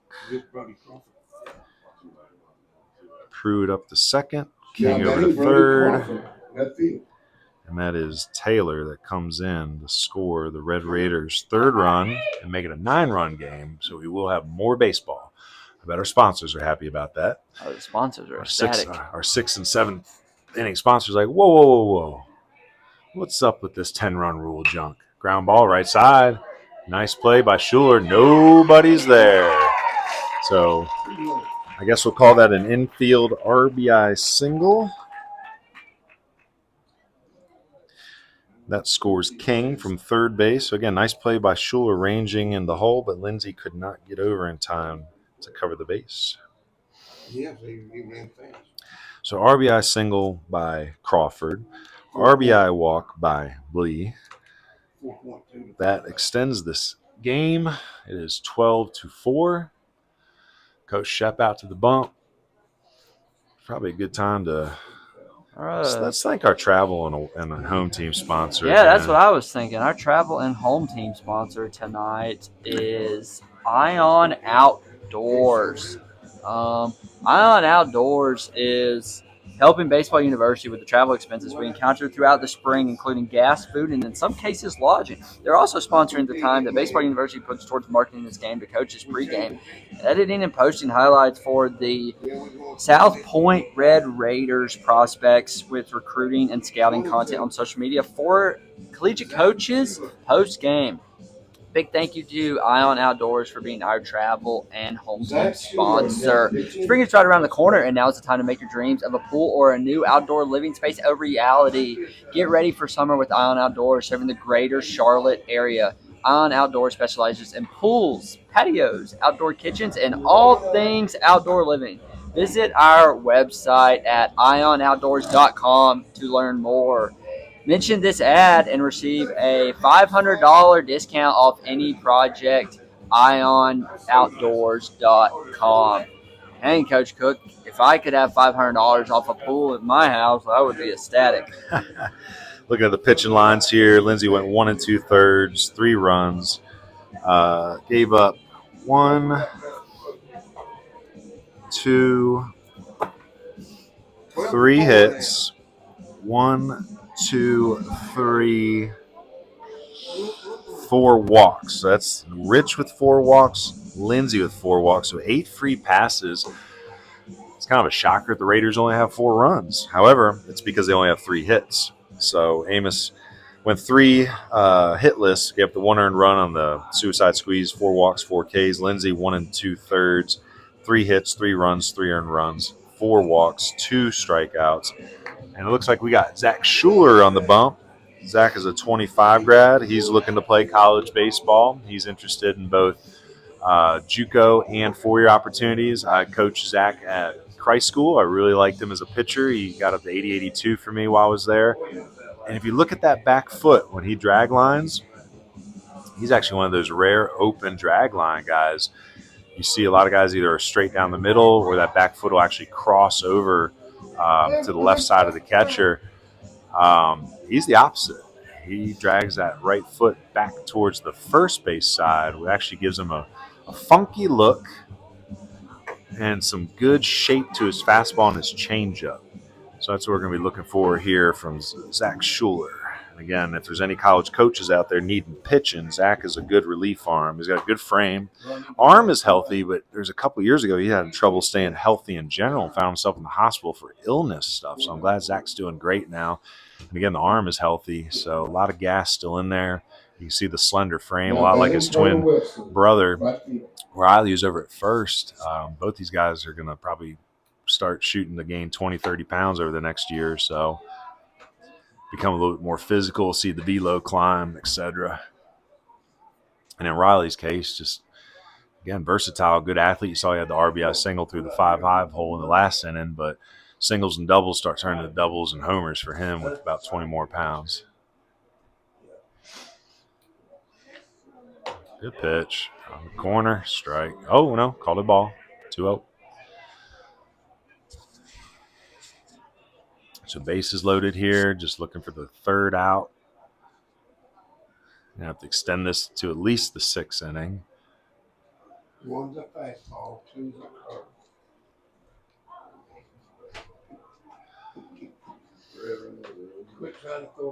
Time check. How we doing on time? 9:34 p.m. So game started at 7 o'clock, 2.5 hours into this game. With 12-4, We're gonna be 2 innings here left. Don't be here for a minute. Thought we might have had an early start up the mountain tonight, but You thought about it, I thought about it, and they said nope. Baseball guys were like, nope, y'all are not getting home before midnight. again, it's been a long week for It's been a fun us. week. Well, it has been. Sunday, I drove up to Western Carolina for the WNC Scout College Tour Series. I saw a great game with Western. They took 2 of 3 from Maryland, and what a great baseball game! I'll tell you. They won Friday 8-7, lost Saturday 35-12, and then pulled the walk-off win 11-9 on Sunday. Saw a lot of familiar faces up there: Braden Korn, Trent Turner, Jack Lyda, Carter Burnett, Charlie Collins, Brody Raleigh. Monday, we were at RS Central. Coach Fowler, a great host. It was a 3-1 game that North Henderson took. Ooh, HBP. We saw a little bit of that earlier in the inning, so hopefully it ain't contagious. So Schuler comes in, HBP. That run is actually attributed to Lindsay, so 4 runs for Lindsay now. Now batting, Jonathan Comeback. Catcher. Call him back up to the plate.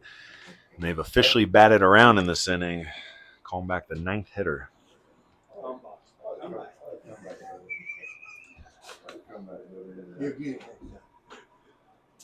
So again, Tuscola coming into this inning up 12-2. Now it's 12-5. We saw this same pattern last night, which was our Tuesday. So after RS and North, we went home that night, got up early and drove down the Crest. Saw West Henderson play Crest. Crest got up 8-0. West battled back to make it 8-7. Final score was 10-7. They just could not handle Wyatt McSwain. Hit 2 home runs in that game. Stayed down last night at the Wood Spring Suites. Is that what it's called? Something. It was okay. Mid, as the kids may say. Mid as the hip That was guys a hip? say. Okay. That was, Hoping for no bed bugs or I don't know if you want to call that mid. mid-ish. Pop up, left side. Bo West calls it. He's in foul territory with his loud shoes and, drops it. That is unfortunate.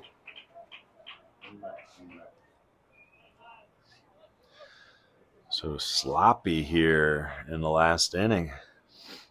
8 runs on a lot of errors and HBPs and walks in the top half, and now we're seeing the same pattern here in the bottom half. 3 in, bases loaded. Things could change real fast with a big swing here.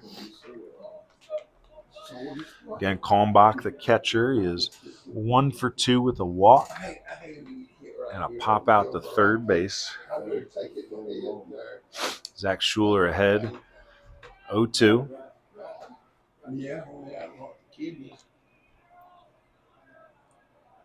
Short the big leg kick, delivers. Woo! Misses just at the top of the zone. Can't be too frustrated, though. Umpire's been fairly consistent at the top of the zone today. It's about borderline. Say tomorrow's going to be our first off day in a minute. Doesn't mean we won't be working. We'll be working on many projects as we normally do. I'll be trying to call some coaches and check in with some of my recruiting kids that I'm sure they've had a busy week as well. And Friday, we get back in the car a lot earlier. We're going to drive down to Providence Day on Friday to watch them play Christ School. It's a 4 o'clock game. So we'll be able to head back up the mountain with reasonable time left in the day.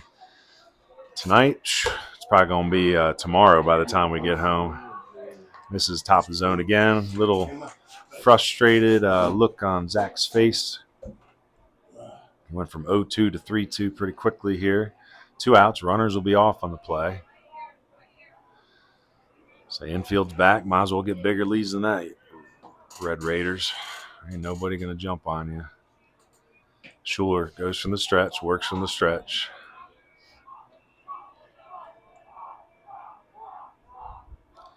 Timeout by the batter.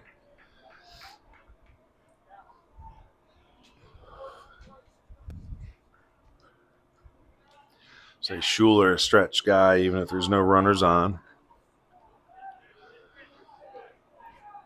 Has an interesting offering with that unique drag line. Swing and a foul halfway, excuse me, swing maybe? Do it again. Fouls it back into the net. Say it's getting late. I think we're starting to lose viewers. I'm hoping that they didn't check out too soon thinking that this game was over. Yeah, I'm about to throw a tweet or something out there. Like, some of y'all listening out there might want to text your friends and be like, hey, remember that game we were watching? It's still going on. It's a 7-run game right now. I don't know where he's playing. Again, Coach Lineberger been doing this for a long time down there in that third base batter's box, 23 years coaching. He's seen comebacks before. He knows it ain't impossible. I'm sure he's seen bigger comebacks than this. He played in between first and second.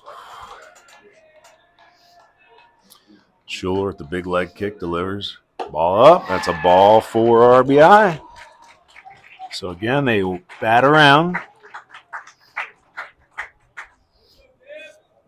And that brings. Now batting Gavin Gibson. I think it's Taylor again.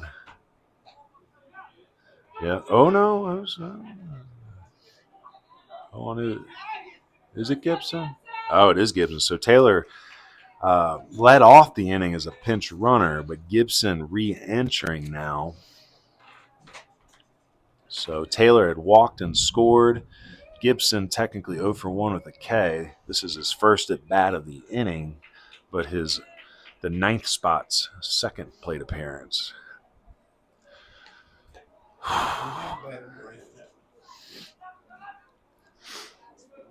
It's an interesting choice not to leave the kid in. I mean, technically he's entered. I guess they hadn't taken him out yet. Unless they pitch red for, well, no. There's a strike. You ain't got a yawn button on this thing. So. I know. I ain't got a yawn button. I ain't got a sniffles button. I ain't got a I'm chewing something button. I ain't got a I'm taking a drink button. I'm sure you'll hear some odd noises at times. Makes it authentic. Authentic. 1-1 count. It's like we're sitting at home on the couch with y'all. Get out of my house. Got some popcorn, got a drink. We're going to have some popcorn on Friday, a little teaser. Yeah, we do. Oh, yeah, you're right about the popcorn. Little teaser for Friday's broadcast. Definitely tune in. We'll be talking a lot about popcorn. You know, we got an interesting travel sponsor that day. That'll be a fun one. Providence Day. Providence Day, a lot of people aren't familiar with the private school circuit. The 4A, 3A public schools get a lot of attention, but up in our mountains, Christ School, ACA, two very good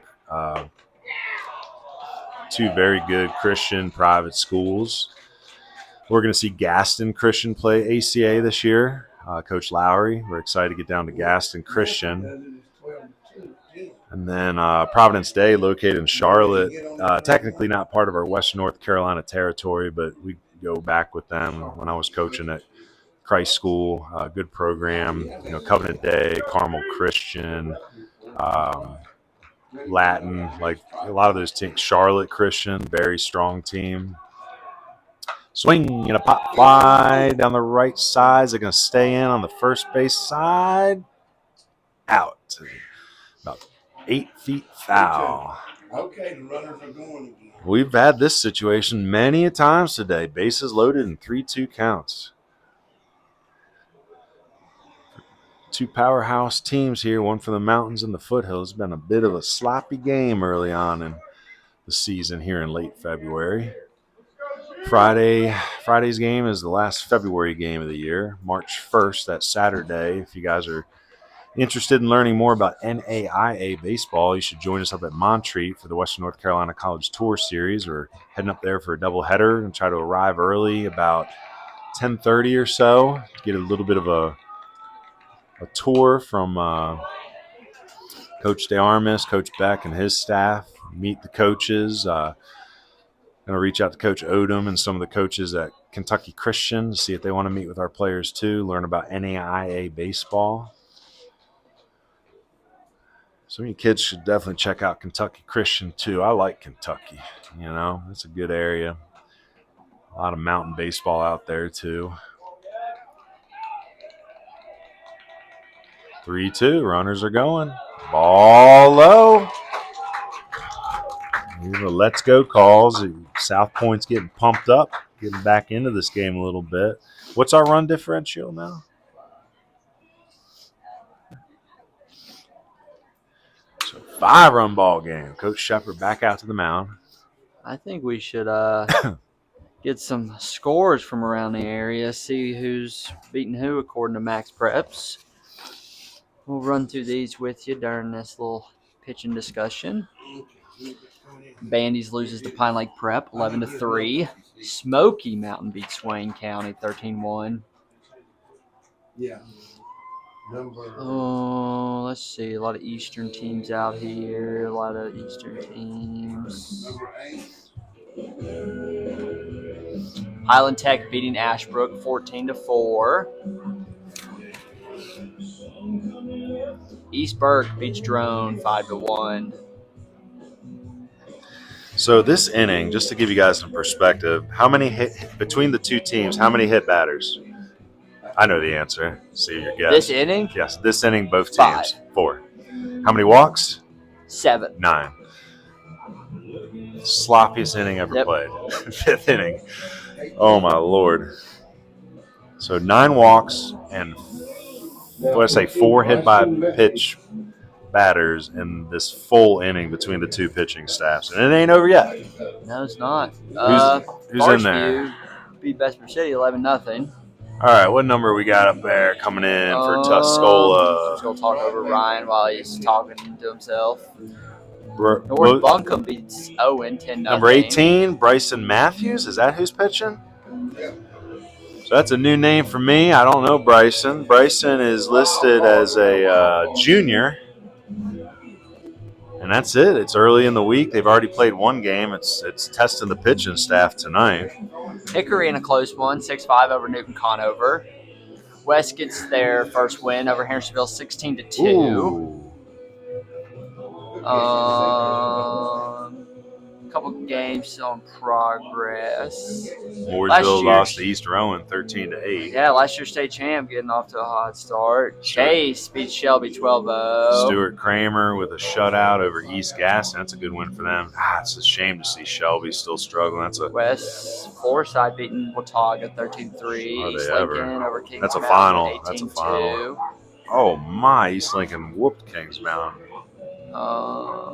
South Caldwell being Maiden 4-2. So Burns is up on North Lincoln 3-1 in the 7th. That's live.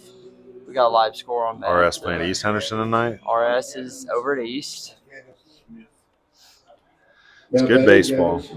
A lot of baseball. I love seeing scores. NCHSAA today. There are 102 high school athletic association baseball games in North Carolina. So it is great to see a lot of games being played. It's about half the state, I believe. So Gavin Smith, the George Mason commit, swings at one down the dirt. It's 0-1 count.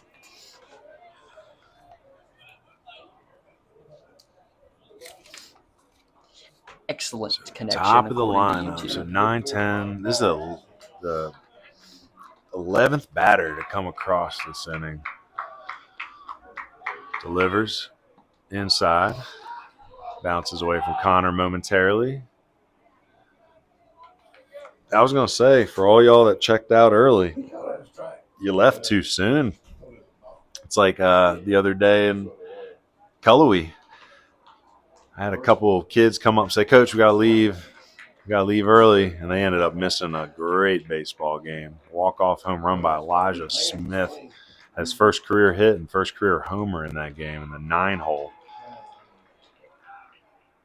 Nice pitch. That's right there. Interesting look. I mean, not a lot of speed from Bryson Matthews here. But got an interesting look to him. Kind of over the top, little open stride too there. 1-2 count. 12-7 game now. Oof. Misses just low. Good take. South Point dug out loud this evening, encouraging their guys, and this appears to be a comeback. It's a very dangerous hitter on deck too, so Tuscola trying everything they can to stop the bleeding here. Went from a potential 10-run rule to maybe a save opportunity here with one big hit. Bo West. Oh, no. Line drive. Bounces once in front of him. It's going to be an E5. So unearned run comes across. Now batting, Landon King, center fielder.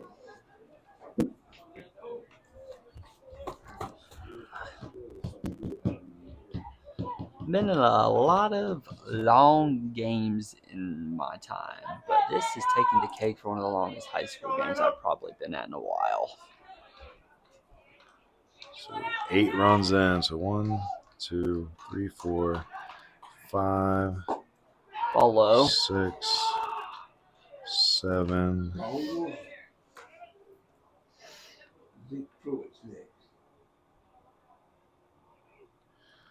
One, 2, 3, 4, 5, 6, 7. 1, 2.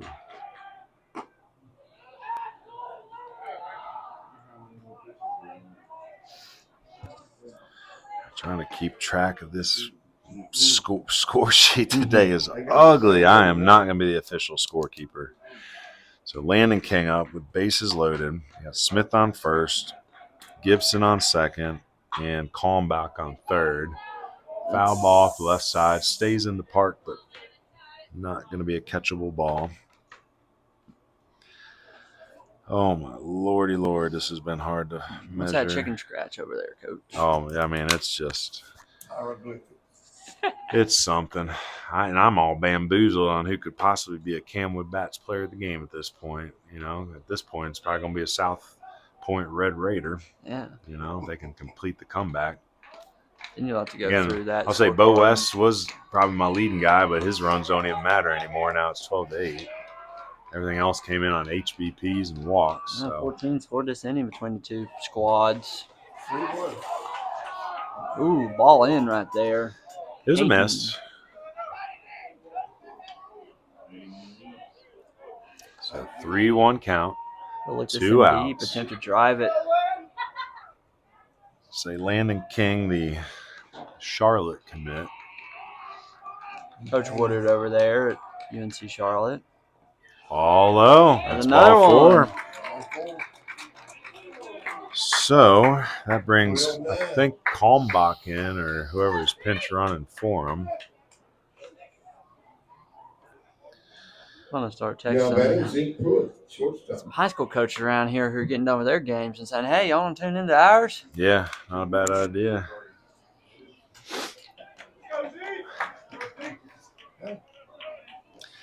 Very proud that the stream has somehow held its own the whole way. I have no idea how. I'm just crossing my fingers. I know. Every It's like, part come of my on, body. somebody get it out so we can get through the stream. I bet you that Starlink is working overtime right now. Swing and a foul. Oh! I thought that was going to come back to us for a That second. was almost at the top of the net.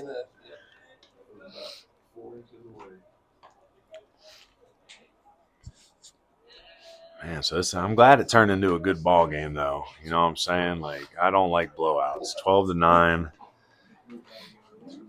3-run game. So we went from a blowout at the beginning of this inning, a 10-run rule potential, to now a save situation.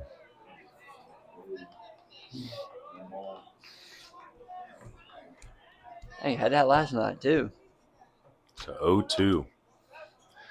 It's just tough to hold these early leads early in the season.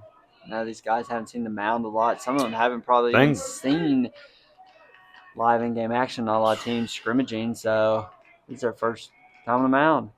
I'm worried about pitching depth on both sides. Like, who's going to finish the game? Well, I was worried about who's going to be available for Friday games, but these teams playing They have Friday. games Friday? Well, Tuscola hosting AC Reynolds at 7 o'clock on Friday, and South Point traveling to Cherryville also at 7 o'clock. So who's going to be available? I mean, if the pitch counts are low enough, probably everybody that pitched yesterday.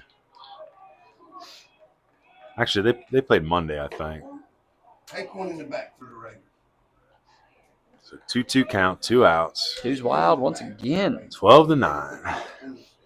You got Pruitt, the shortstop, up here. Pruitt had a tough day. He's 0 for 2 with 2 Ks and a walk and a run scored. Hey, we got some area code baseball up there. What's 138? 138? I don't think that's an area code. Is there any area codes that start with 1? I don't know. Ooh, hit the bat. Hit something. It's something. The home umpire is going to walk out and ask the field umpire. I thought it hit something. I don't know if it was the handle or the sleeve, but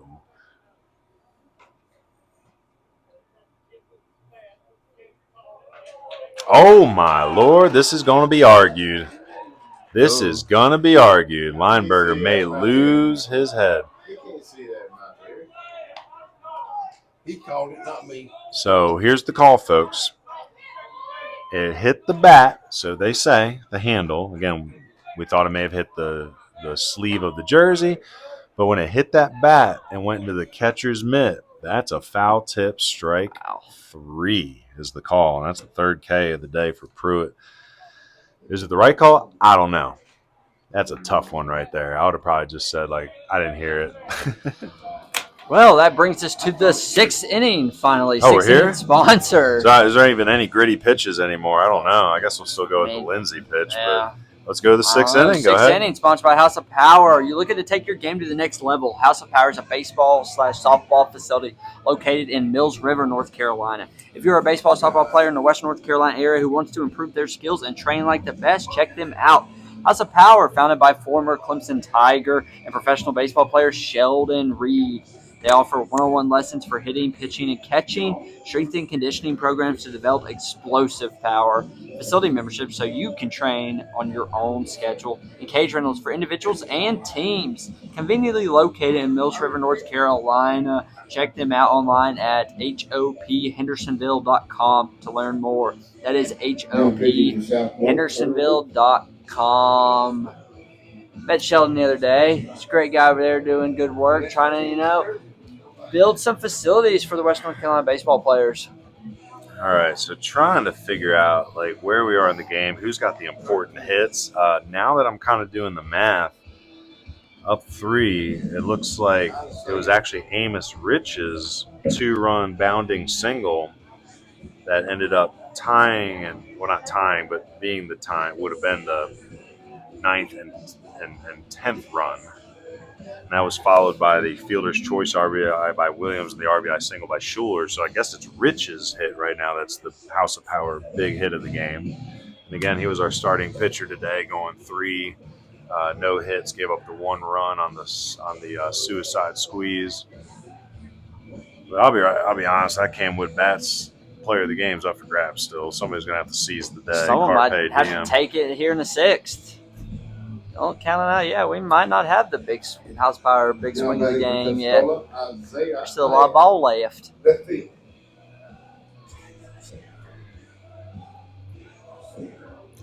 I'm going to take a picture here of the scoreboard and post it on Twitter with the link and basically ask, like, why are you not watching this? Exactly. Well, and it can't read the scoreboard. It just looks like a big blurry mess. That's okay. I still got an idea.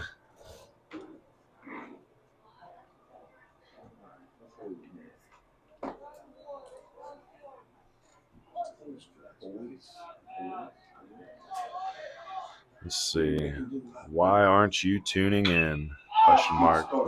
Well, that. Yeah, this will be fine. What's the score right now? It is 12-9. In just 1 inning, we went from 12-2 to 12-9. All right, Hunter, take it from here while I edit the heck out of this. Oh, he's going to edit his photo so very well in his tweet. Got Coach Cook in 21st century.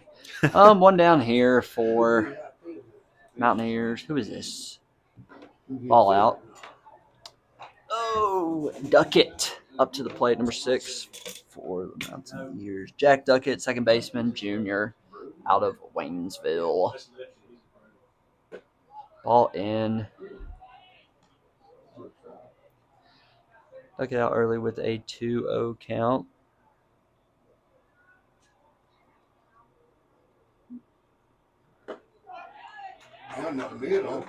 Takes the third pitch, the AB, right down the pipe.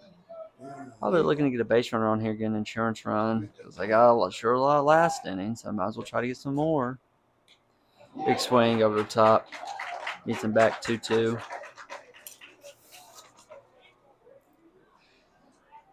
Wilson slinging it for the Red Raiders. Is this the other Wilson? Oh. Foul ball down third base, foul. Gotcha. So Wilson started this game, and now he's their most recent pitcher. Soon to be ace right hand.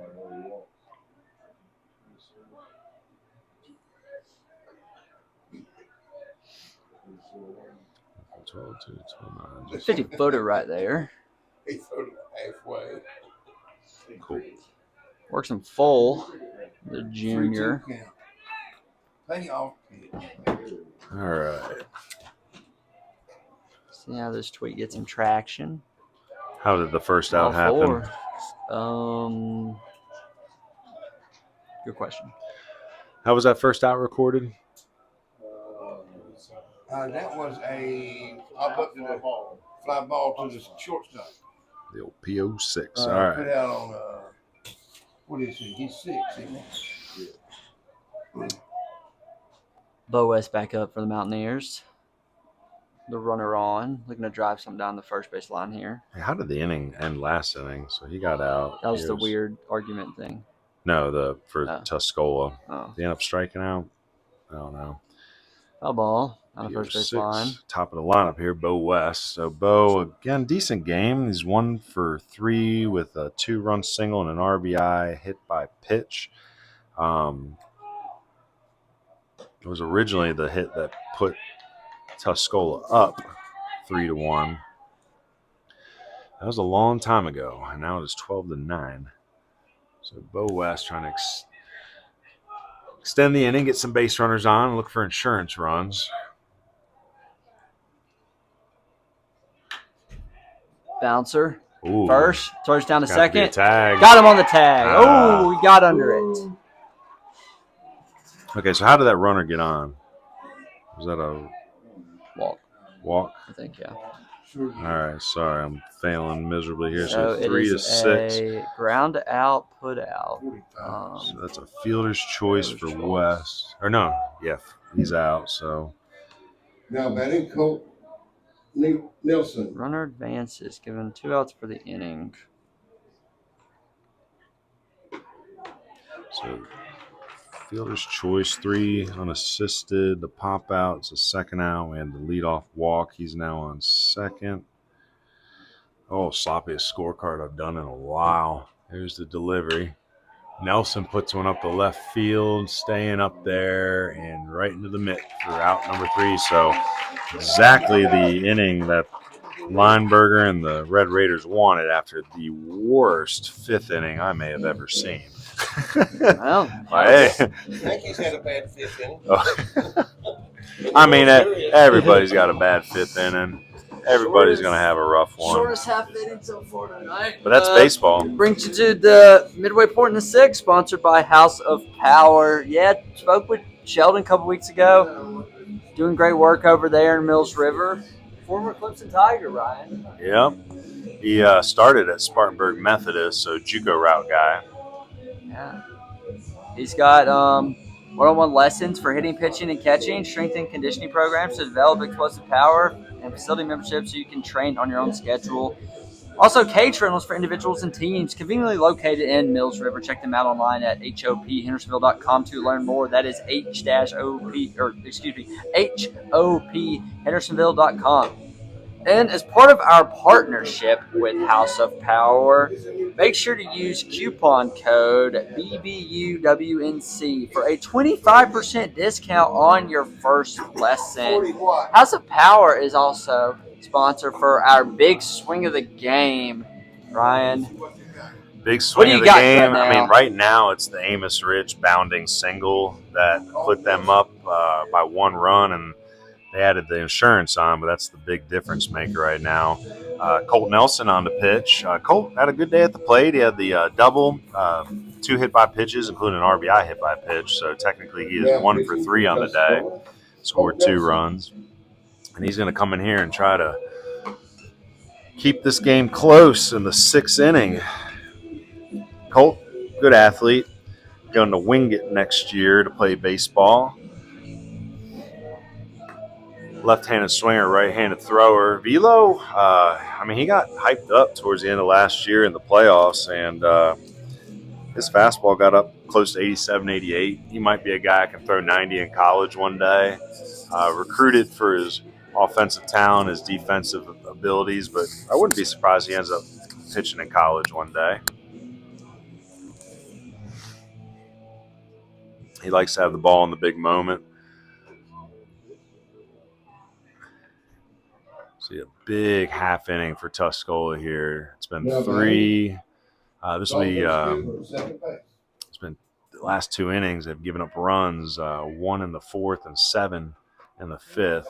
Haven't had a clean inning since the 3rd. Colt Nelson hoping to change that. 83 on the gun. So Colt 45 in. Try to be the sharpshooter here in the 6th inning. What's he gunning at? That was an 83-mile-per-hour fastball. That looks fast. So Skipper up at the plate. Skipper is 0 for 2, but he did have the RBI suicide squeeze, which I think counts as or doesn't count as an AB. 85 on the gun there. It's right in front of the plate. Evan Connor picks it up and throws it wide. Runner's not going to be able to advance. So E2. No, don't you call him out. So E2 on the throw. He fought it off. So base runner to lead off the 6th inning, the bottom of the 6th. So good pitch by Nelson. Weak contact. Connor got out from behind the plate quickly. Hats off to the Red Raiders for not giving in, falling down 12-2. Now it's a 3-run game.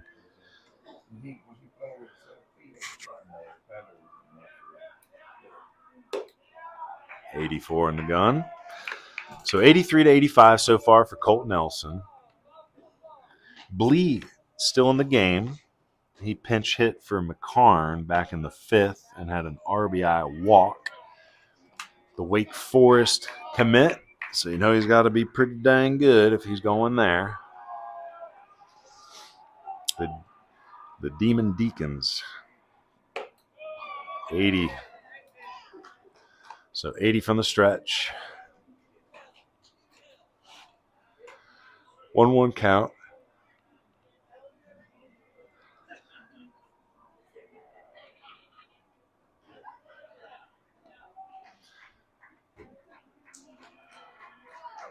Nelson kicks, fires, nice curveball, 72, at top of the zone for a strike. Again, that's probably the very top of the zone there. So 1-2 count here on the D1 Power 4 commit Blee. Blee committed to the Demon Deacons. Let's see, they did not play tonight. Patrick Blee. Strike 3. Huge pitch by Colt Nelson right there. It's a big pitch by Colt Nelson there. Trying to hold on to this lead. Like somebody's going to have to step up and try to create some consistency here in these innings. These last 2 innings have been ugly. Drag it. Thing will drag it. I'd love to see a good drag ball. So the lefty Crawford having a decent game. He is 2 for 3, 2 singles, an RBI, a run scored, and a stolen base.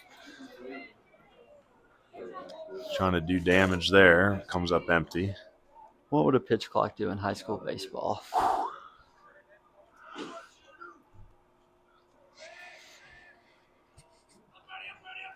So 0-1 count. Nelson looking in for the Brody's sign. looking to take second here, I think. Runner stays. Off-speed pitches in there for another strike. 0-2 quickly. So you got Nelson got the weak contact on the leadoff hitter, but Evan Connor sailed the throw. Gets the strikeout of Blee.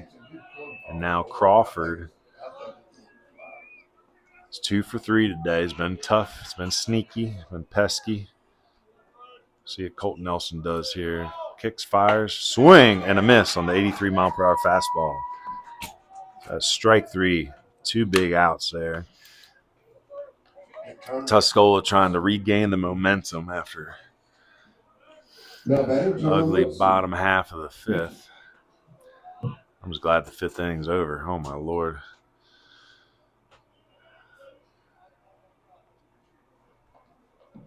So that brings Wilson to the plate. I think Wilson's doing the pitching now. Swing and a miss. Middle out fastball. So a defensive looking swing for an 0-0 pitch. That's for sure. The catcher Kalmbach on deck. Nelson from the stretch. Long hold. Delivers. Foul back on the 84-mile-per-hour fastball. Again, if those Wingate coaches are tuning in, checking in on their boy, I'll tell you, Colt Nelson, he's got ice water in the veins. He wants the ball in the big moment. And I'm going to tell you right now, I wouldn't be surprised if he ends up pitching in college. I know he's a big swinger, but he's doing it all well right now. Kicks, fires, way outside.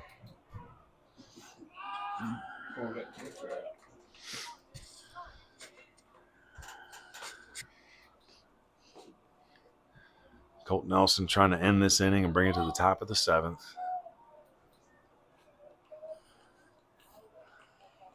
Looks in for a sign, takes a peek at the runner, holds. Runner takes off on a secondary. Curveball is in there. He strikes out the side. Gritty pitches right there. Too bad it wasn't before the 5th inning. We could probably call back Nova for a second, be like, nope, there's your gritty pitches. Strikes out the side after the E2. Strands the runner at first base. Swings the momentum back into the hands of the Tuscola Mountaineers, and we'll see where it goes from here with Connor, Rich, and Williams due up in the top of the 7th. I'm glad we made it to the 7th inning. I was worried for a second we weren't going to be able to speak about this Chad's gentleman. happy. Chad McMahon is very happy. State Farm, Chad McMahon is a proud sponsor of Baseball University. And just like your favorite baseball team, State Farm is here to knock it out of the park with great insurance coverage. From home and auto to life and health, they've got the right coverage to protect what matters most to you. Give Chad McMahon State Farm a call and send them a text to 828-452-0567. And also feel free to stop by his office in Waynesville, Haywood County. Working together with you, they'll make sure you have the customized protection tailored to your individual needs with world-class local service. Chad McMahon State Farm, here to help life go right. The Mountaineers hoping the top of the 7th goes right. Maybe add a couple insurance runs on before heading into the bottom of the last inning. And if you know these Red Raiders well, they ain't going to go down without a fight. They were down 12-2. This game was almost over in the 5th, and they fought and scored 7 runs to claw back within 3, and that's where we find ourselves here now. Top 7. Great performance by Colt Nelson in the bottom of the 6th.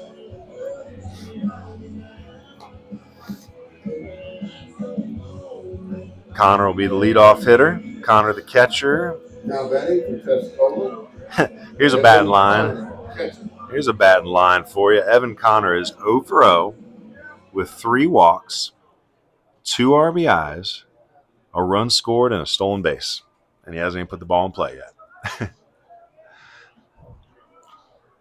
On-base machine, Evan Connor. Swing and a miss there. What did you learn from Brad Pitt and who played Peter Brand? Oh, was that Jonas something or? Yeah, Jonah Hill. Yeah, that's how I want to be, Peter Brand. So Reed Wilson still doing the pitching. Is that Reed Wilson or did we change? Turner Wilson. Turner Wilson. Sorry, Reed Wilson was the starting pitcher. Did really well. Enjoyed watching him.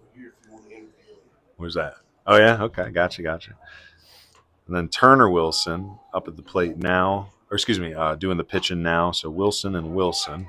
Dribbler. Oh, no. So little dribbler. He overruns it. I guess technically we're going to call that an E1. So Evan Connor, much like the bottom half of the 6th, they get a base runner via the error. So leadoff runner gets on via the error. Brings up Amos Rich. Amos on the evening is 1-for-4, but that was a big one. He had a bounding 2-run single over the first baseman's head. That was a little nubber with some English on it, but it's going to be a 3 unassisted. GO3 that sends Connor up to second base. So the insurance runs out there, still a safe situation at the moment. Williams, center field. Tyler Williams, the center fielder. Tyler on the day is 0-for with a walk and an RBI fielder's choice. He scored 2 runs.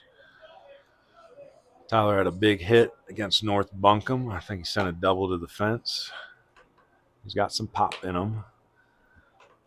Not the biggest kid, but he's strong. Plays a good center field, good 4-seam spin on his throws from the outfield. He's always been a good arm. Collects a couple outfield assists each season.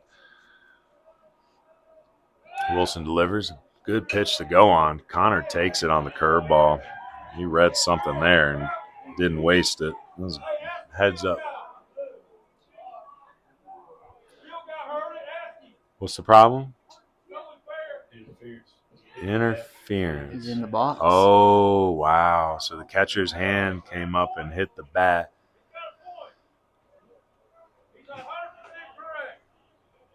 Man, that brings back memories of Asher Ring's injury for T.C. Robertson last year. He came up to make a throw, and the batter didn't move. But as Asher Ring eluded the hitter last year, his wrist came up and drilled the barrel and broke it, and he was out for a good bit of the year, maybe the whole year.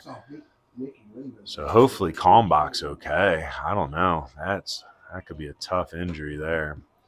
So if Williams stayed in the box, there's no issue. But if Williams backed up and got in the way, then Coach Lineberger's got a point. So 12-9, Connor on third with the big stolen base.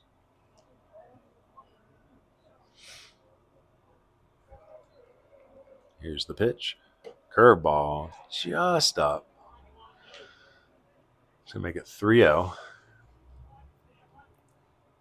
Looks like we're going to have a pinch hitter on deck here for Gilliand. Elijah Hampton in the on-deck circle.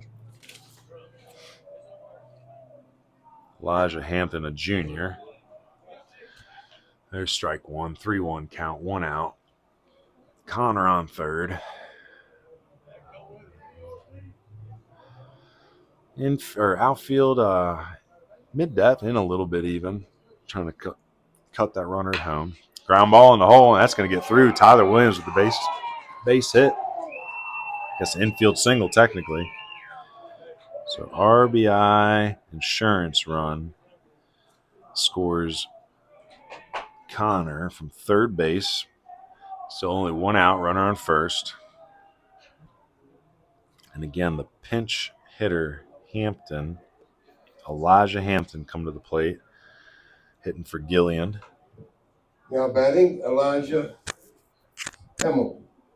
There you go. So Hampton's first AB of the day. The left-handed swinger. Williams, decent speed at first base. With the lefty in the box, maybe a good time to test Kalmbach, especially after coming up and hurting his hand on the barrel. He's still holding it behind him. I'm hoping he's okay. That's just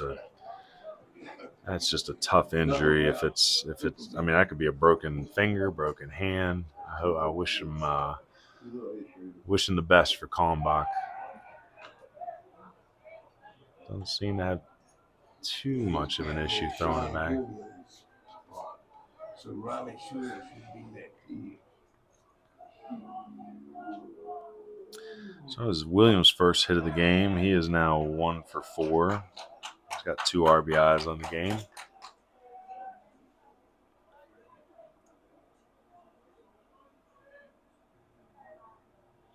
Ooh, I don't think it's interference. I don't either. Yeah, we just looked at the replay on our own stream. We looked back at it. Tyler Williams didn't move. He stayed in the box. I don't even know if he moved until he felt the hand hit the bat. You know, Yeah, I don't think he shimmied after moved that. at So all. yeah, He it was just was a good standing no there. call by the umpire. It's just unfortunate for Kalmbach. Swing, and there's a pop fly. It's going to stay up for the left fielder, charging in hard. Ooh, might have a play at first. Nope. Throws it. Short hops it to the first baseman, comes back and hits the fence. That allows Williams to advance on the E7. It's him at second. So another runner in scoring position with 2 outs. It's going to give Riley Schuler an opportunity for another insurance run. Now Up batting, 4 Riley now. Schuler, first base.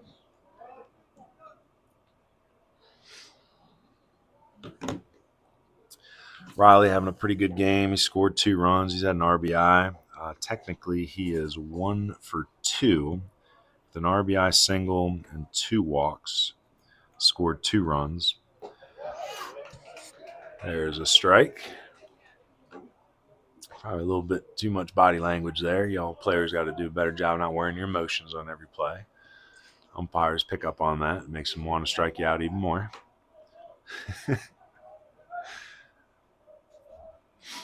Wilson steps off. So again, the Red Raiders mounted a great comeback. However, with the insurance run, we're in 4-run deficit now, out of a save opportunity. Well, technically, I guess Colt Nelson, if he closes this last inning, will still technically get the save with 6 outs recorded. But I don't want to talk too soon because last time we did that, Red Raiders done scored Yeah, 7 runs. we've been here for about going on 4 hours now. What's 30 more minutes? What's a 14 to 13 Here's walk delivery. off? Schuler pops it up in the middle of the field. Shortstop. Pruitt's underneath, and he'll catch that for the 3rd out. So a little bit of damage done there with the Connor. You know, he reaches on the error by the pitcher, steals 3rd, and the RBI single by Williams. Well, midway through the 7th, appreciate State Farm, Chad McMahon. State Farm is proud to sponsor Baseball University. Give Chad a call or send him a text, 828-452-0567. Feel free to stop by his office in Waynesville. It's over in Haywood County where Tuscola is located. Working together with you, they'll make sure you have customized protection tailored to your individual needs with world-class local service. Chad McMahon, State Farm, here to help life go right. And if you're listening at home, again, just I can give you the perspective of a family man. Like sometimes you just have the same insurance for so many years, and you just want to pick up the phone and figure out, like, hey, is there something better out there? And that's kind of how we found Chad. Is we had insurance with another company for years, and just one day I was like, you know what, I just want to see what's out there, and I found better rates and just better service through Chad McMahon. We really respect him. I worked with his son Leighton when he was coming up through Asheville Christian. Leighton is a great shortstop playing at Surrey Community College now, having himself a good season. Colt Nelson's going to come in and try to close this game out. You know, he came in and absolutely shoved in the 6th. So if he can be as dominant as he was in the 6th, then the 7th might not be too much of a challenge, as he's got these 8, 9 one-hitters ahead of him. And again, I shouldn't speak too soon again, because every time I speak like, hey, we're sure this game's going to be over soon, right? And it's not the case. So number 8 hitter, we are here with Kalmbach, hoping his hand's okay after hitting the bat of Williams on the throw down to 3rd base last inning. Curveball by Colt Nelson. That's a strike. 71 on the gun. Good depth.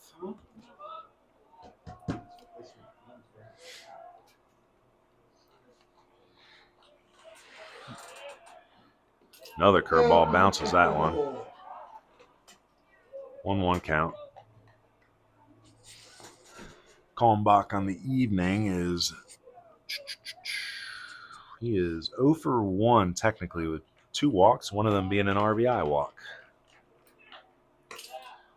80-mile-per-hour fastball low in the zone.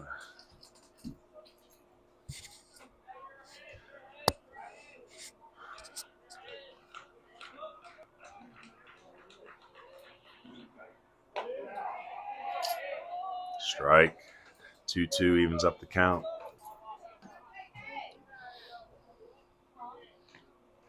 Kalmbach calls time. Colt Nelson moving quickly. Batters want to make sure they're settled. Colt did take a bit of a closer's role last year.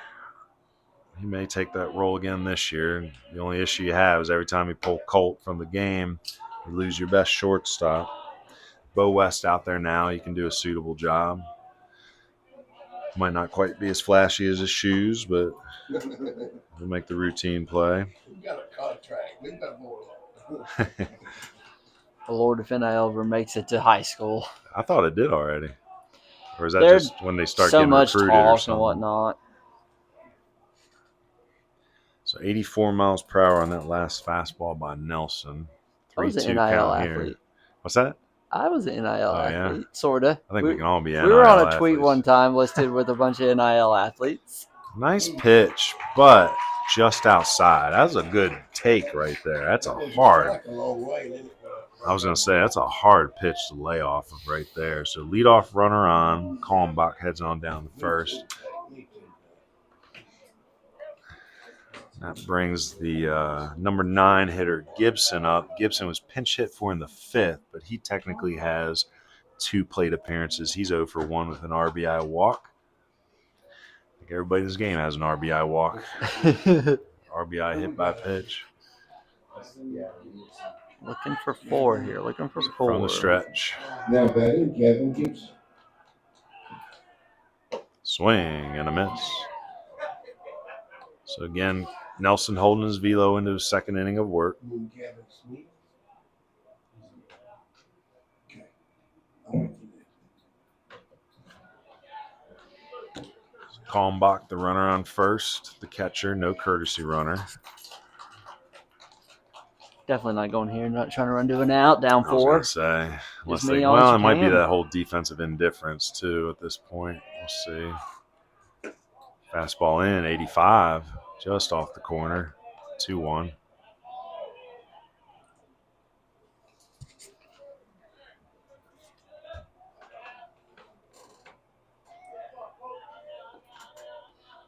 Home plate umpire saying, "Get in the box." Right. We've been here for 4 Well, hours. he's tired too, and it's getting chilly out there. He's got a day and he's job. tired of hearing us complain about top of the zone strikes. So. Good thing. Correct me if I'm wrong, just 3.5 hours. It's been a long Yeah, I game. tell you about that. Yeah. I think that fifth inning was about 3 of them. Yeah, we breezed through going early. I was like, dang. And then we kind of. I was like, man, we might get out of here kind of early tonight. Nope. 13-9 is the score here in the bottom of the last inning. Colt Nelson in the second inning of work.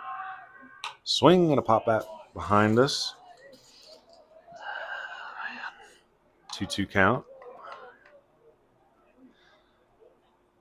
Nobody retired yet. Still ball game left here. Not going to be easy. Red Raiders will not roll over. Top of the lineup is coming up next, Those too. last 3 are the toughest ones to get. Can be. Top of the lineup coming up here. Gibson's working hard.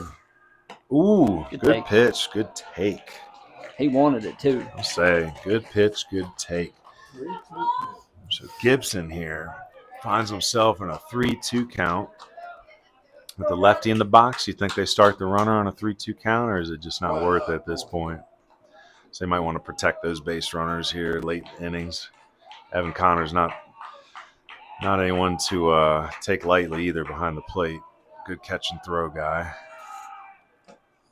That's a ball outside. And were we behind? We might have been wrong. Okay, I guess we were wrong. So now it's 3-2. All of us wrong? Were we? I don't know about that. Huh. Maybe that was us. I mean, everyone else had it 3-2 except for him. I don't know. I was going to say, maybe we missed something there. We'll have to go back and watch the replay after that. Yeah, I got in an argument with an umpire when I was at North, pitching coach for Justin. That's an HBP.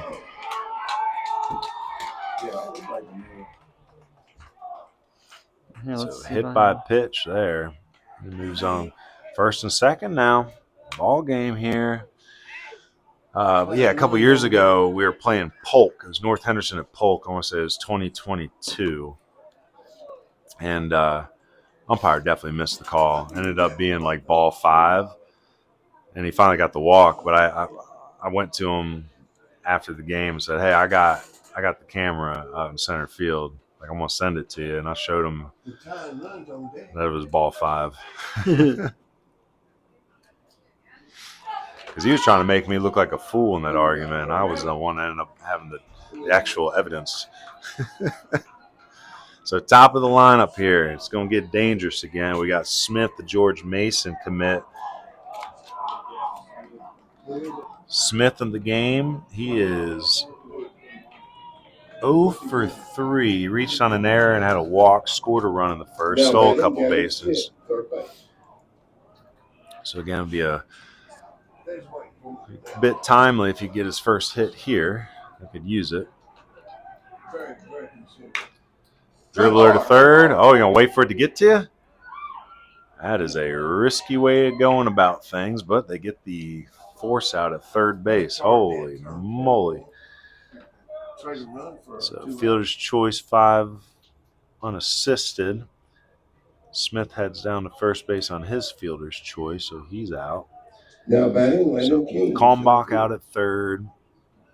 Gibson to second. He reached on the hit by pitch, and now Smith at first on the fielder's choice. Brings Landon King back to the plate. King, again, he is the Charlotte commit, the senior. Big lefty. Swing. Oh, big swing, but on the inside of the barrel. It's going to hold up for Tyler Williams. He makes the catch. Runner tags at third. Big throw. Way off line. Runner comes in the third safely. That's Gibson. So fly ball, FO8. So first and third, and we're down to our final out here for the South Point Red Raiders. Now batting, Zeke Pruitt, shortstop. Pruitt having a bit of a tough day. He's 0 for 3 with 3 Ks and a walk. He did score a run during that miserable 5th inning.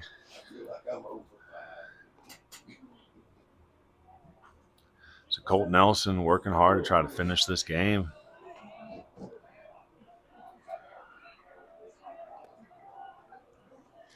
Nelson's velo still holding pretty good, 80 to 84. I think he's been up to 85 tonight. There's a little blooper down the right field line. It's going to be fouled. It's good pursuit by Gilliand out there. Little looper, you knew that term? All right. Dizzy Dean. There you go. So 0-1 count. Red Raiders down to their final out. Have you used Dying Quail lately? Dying Quail's a good term too. Blue Darter? Flare. All right. There's a lot of. I'm gonna have to go get my baseball vernacular. We were wrong. What? We were wrong. It was ball 3. Oh, was it? Oh, so we're the dummies. Hunter. Don't just trust the went scoreboard back. Hunter operator. just went back and saw that it was not ball 4 in that particular AB. Ended up hitting them anyway, I guess. Yeah. So. I mean, I had it 3-2 as well. So I want to announce Dalton Skipper. That's a good name. 1-1 baseball count. name. First and third situation here. Riley Schuler is going to be off the bag behind first base. Let's see if they give it to him. Nope. Ooh, they're going to call it? Yes, they are. So 1-2. They said he went on the swing. Lineberger is beside himself down the third base box. And again, he pointed at the bat, said he went. So 1-2 count. Lineberger is not happy. He's going to call his batter over, probably just to get a little closer to the donut here so the umpire can hear his displeasure in that call.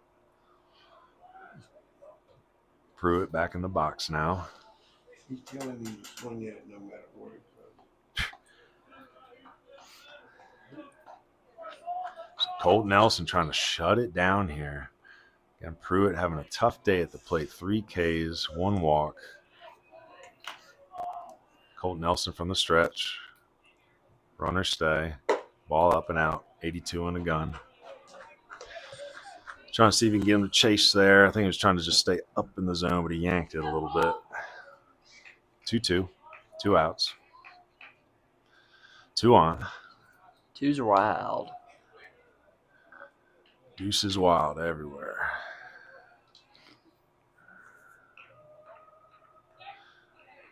Here's the pitch from Colt Nelson. Oh, big breaker, but did not break enough. Stays in the top zone. 3-2 count.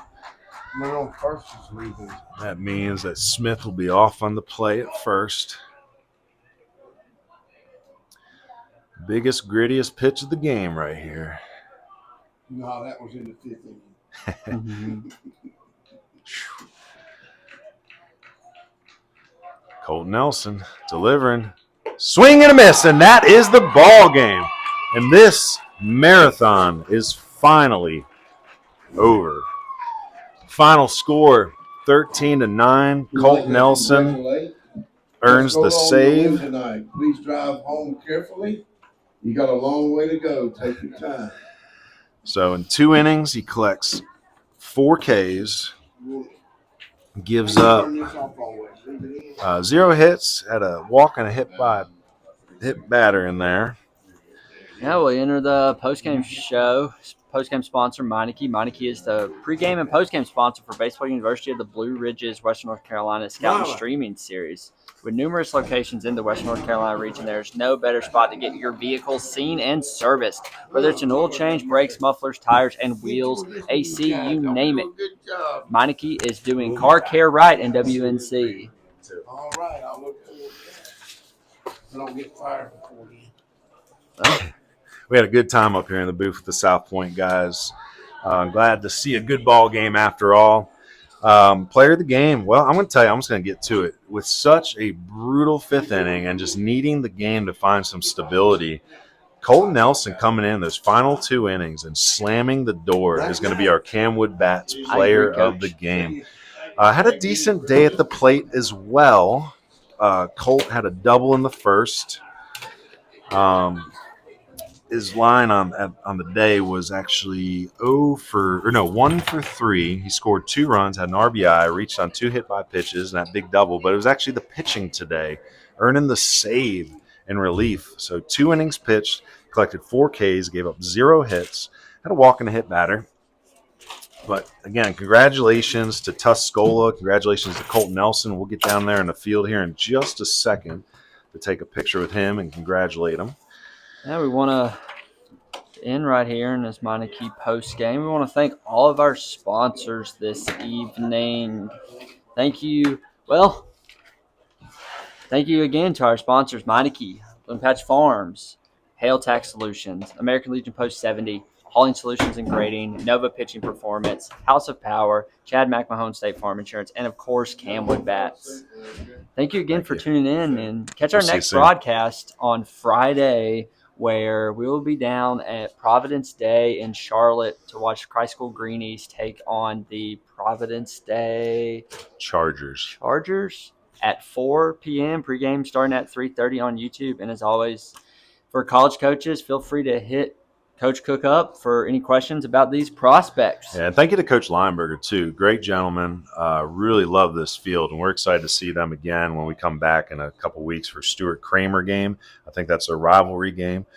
So, again, just a beautiful field, great game. It's been a fun week, so we'll see you tomorrow, or we'll see you Friday. Yeah.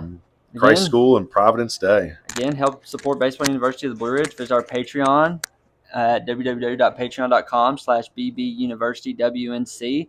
The more financial support Baseball University of the Blue Ridge can earn, the more coverage of Western North Carolina baseball we can bring you, including the Western North Carolina College Tour, Western North Carolina High School Scout and Streaming Series, the Legion coverage, weekly media content, highlight films, and more. Choose which is right for you at www.patreon.com/bbuniversitywNC. And remember to stay connected to Baseball University of the Blue Ridge across all platforms. Like and subscribe on YouTube at www.youtube.com/@bbuniversitywNC. Like us on Facebook at Baseball University of the Blue Ridge. And follow us on X, formerly Twitter, and Instagram. Both handles are at bbuniversitywNC. Check out our website at www.baseballu.org. Thank you guys for tuning in so much. It's been a long game. We're hitting the 4-hour mark. So excited to get back home to